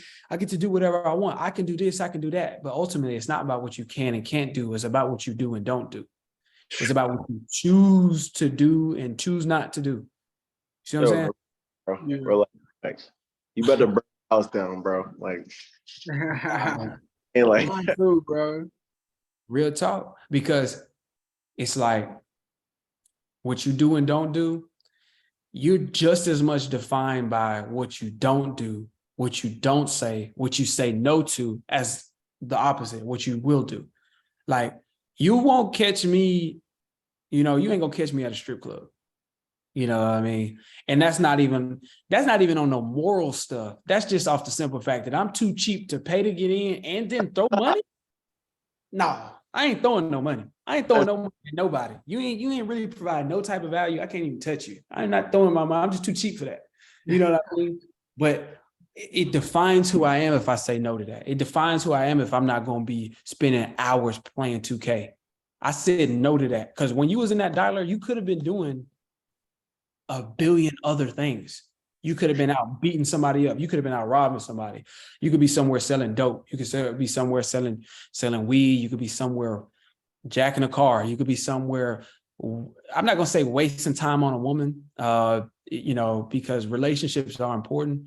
And if you're going to be serious and take that person into the next level of the relationship, but, you could be out there tricking it off on a whole bunch of different women, but you spent that time in the dialer. So what you don't do and what you don't say, like, I'm defined by that's why I say I'm really working on, like, I don't cuss, and I'm really trying to get to a point where I don't cuss at all. You know what I mean? Because I saw that somebody who didn't do that, and I was just like, man, I think that's actually cool, because that's him. He the only one that I see that doesn't use that type of language, and it expanded his vocabulary. Like, I expand my vocabulary. So you're easily, that's another thing. That's a lesson that I'll teach my kids. It's like, it's not just about what you do. It's about what you don't do that make you a man. Like, I never hit a woman. I never put my hands on a woman, regardless. Ever. I'm not going to do that. That defines me as a person, as a man, as a human being, is I'm not going to put my hands on nobody just weaker than me anyway, like, and just abuse them like that. Like, I'm not going to do that. Through you thinking that you're strong enough to put your hands on someone that's weaker than you makes you weaker than them. Yeah, on so many levels, mentally, physically, but spiritually. But what I just said right there, but like, Say it again, bro. Say it again. you're gonna lay your hands on someone that's weaker than you makes you weaker than them. Bro. Like you really don't have any. They made you insecure to a certain amount to act on pure emotion, to the fact that you had to inflict physical harm to somebody. You see what I'm saying? Like, that is very weak. Bro, like, ever since ever, I have never, like, yelled at one of my girlfriends.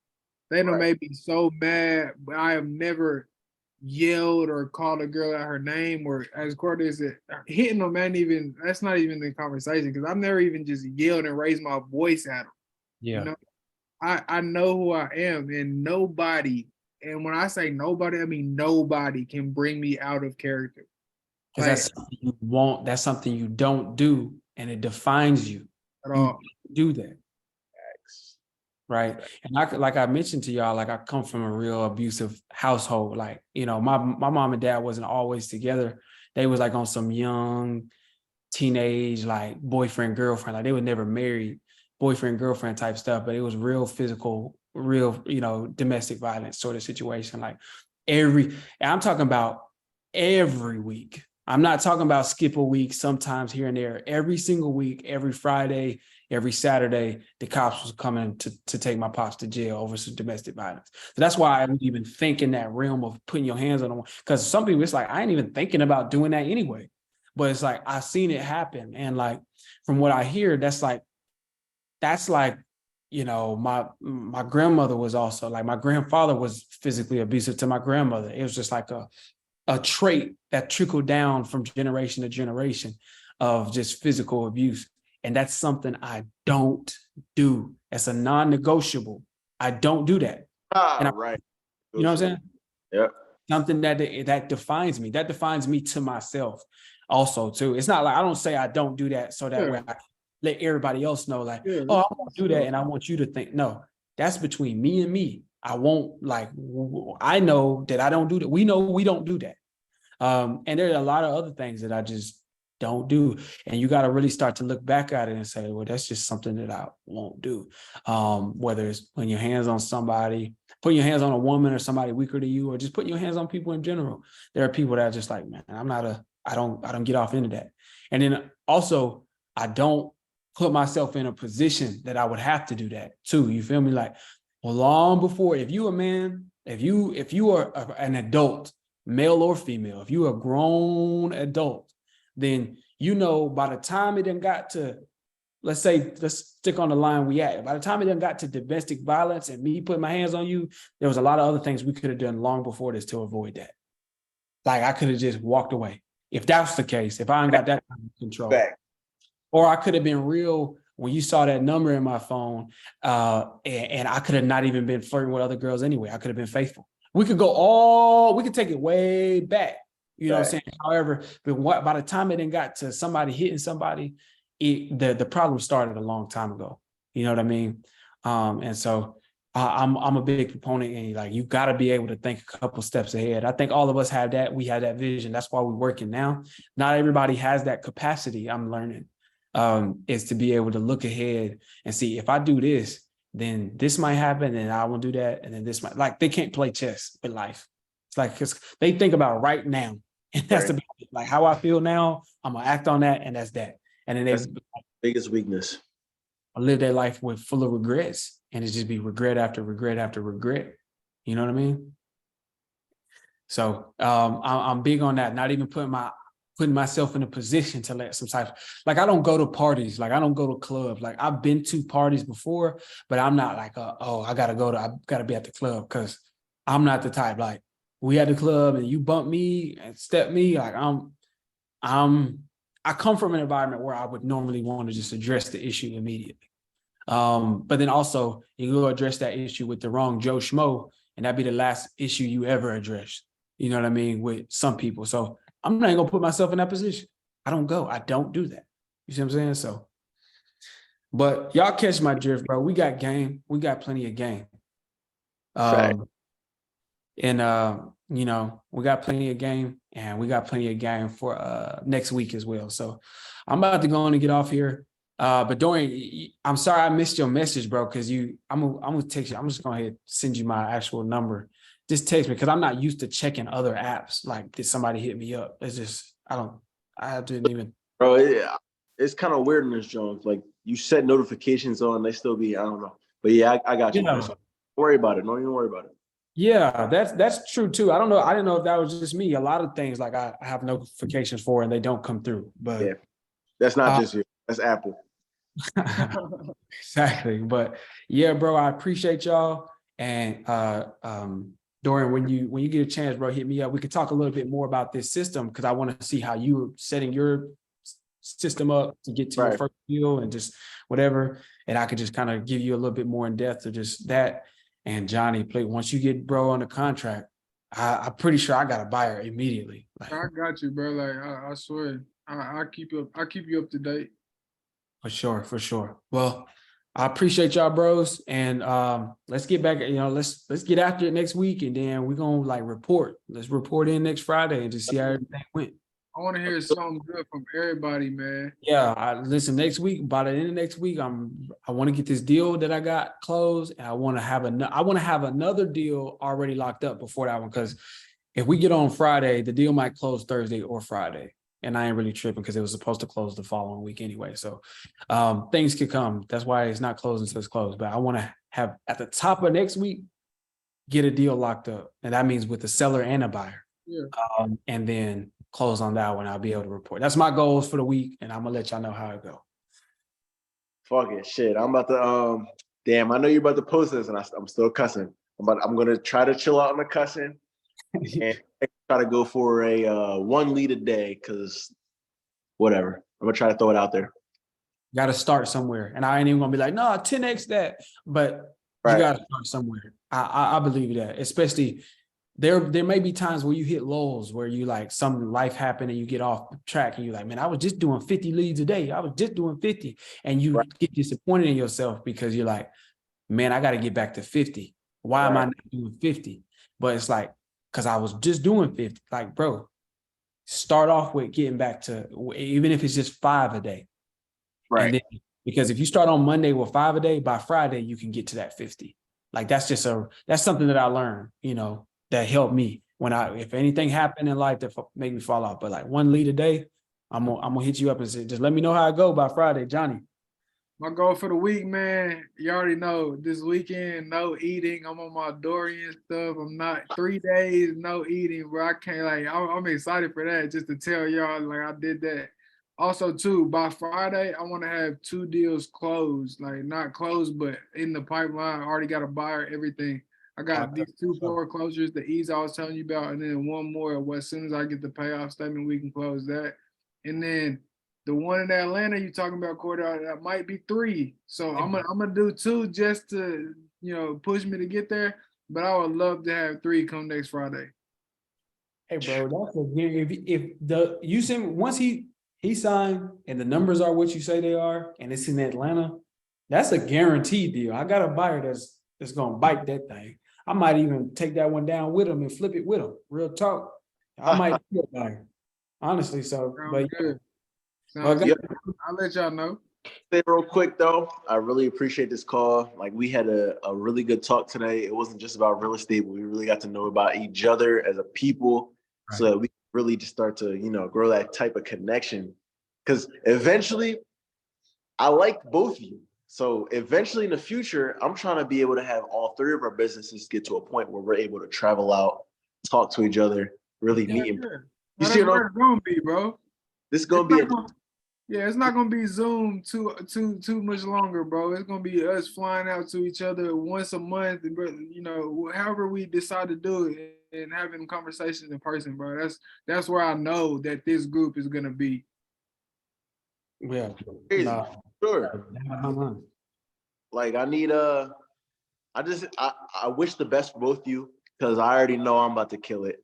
So that's no cockiness, but I know what I have expectations for myself. So when I'm there, I need to be able to have partners who are in other business ventures who I can trust, who I like, and who I know, where we can just throw some money into some type of investment. And we all have, you know what I mean? Like, Dorian, we're gonna talk about that. I got an investment group. It was $1,000 to set up, and it's $100 a month. It was just me, my brother, and then 3 of my friends. So it's just an investment group. We're actually gator lending, private lending on a real estate deal in Atlanta right now as we speak. It was $5,000 for a 12% return in 60 days. I should have negotiated way more than that, but I just kind of jumped at the opportunity. So we have an investment group going. We're just trying to build up that account, and that's just another idea that you're talking about. If you might want to form a group with a few people, and y'all just pool y'all money together just to invest in other things. Who knows? for sure, bro. I really appreciate it. We had a good talk today, man. Hey, y'all boys have a good one, man. I appreciate y'all. You posted still? Hold on. Before you end this. You want to say what's up to the people? I'm gonna post it, bro. What's up? Everybody follow me on YouTube, Dorian Opens Doors. Also on Instagram, Dorian Opens Doors. I'm trying to new people. We're trying to connect. So if you want new in the wholesaling experience, or an expert, just hit me up, hit Johnny up, hit Cordero up, and we in there. You know what I'm saying? And Dorian's YouTube is fire. I be watching his videos like, dang, like, look, I'ma steal that idea. Bro, the trends, like, bro, got it going on. Cordero, you want a little shout out, bro? Hey, shout out to the people.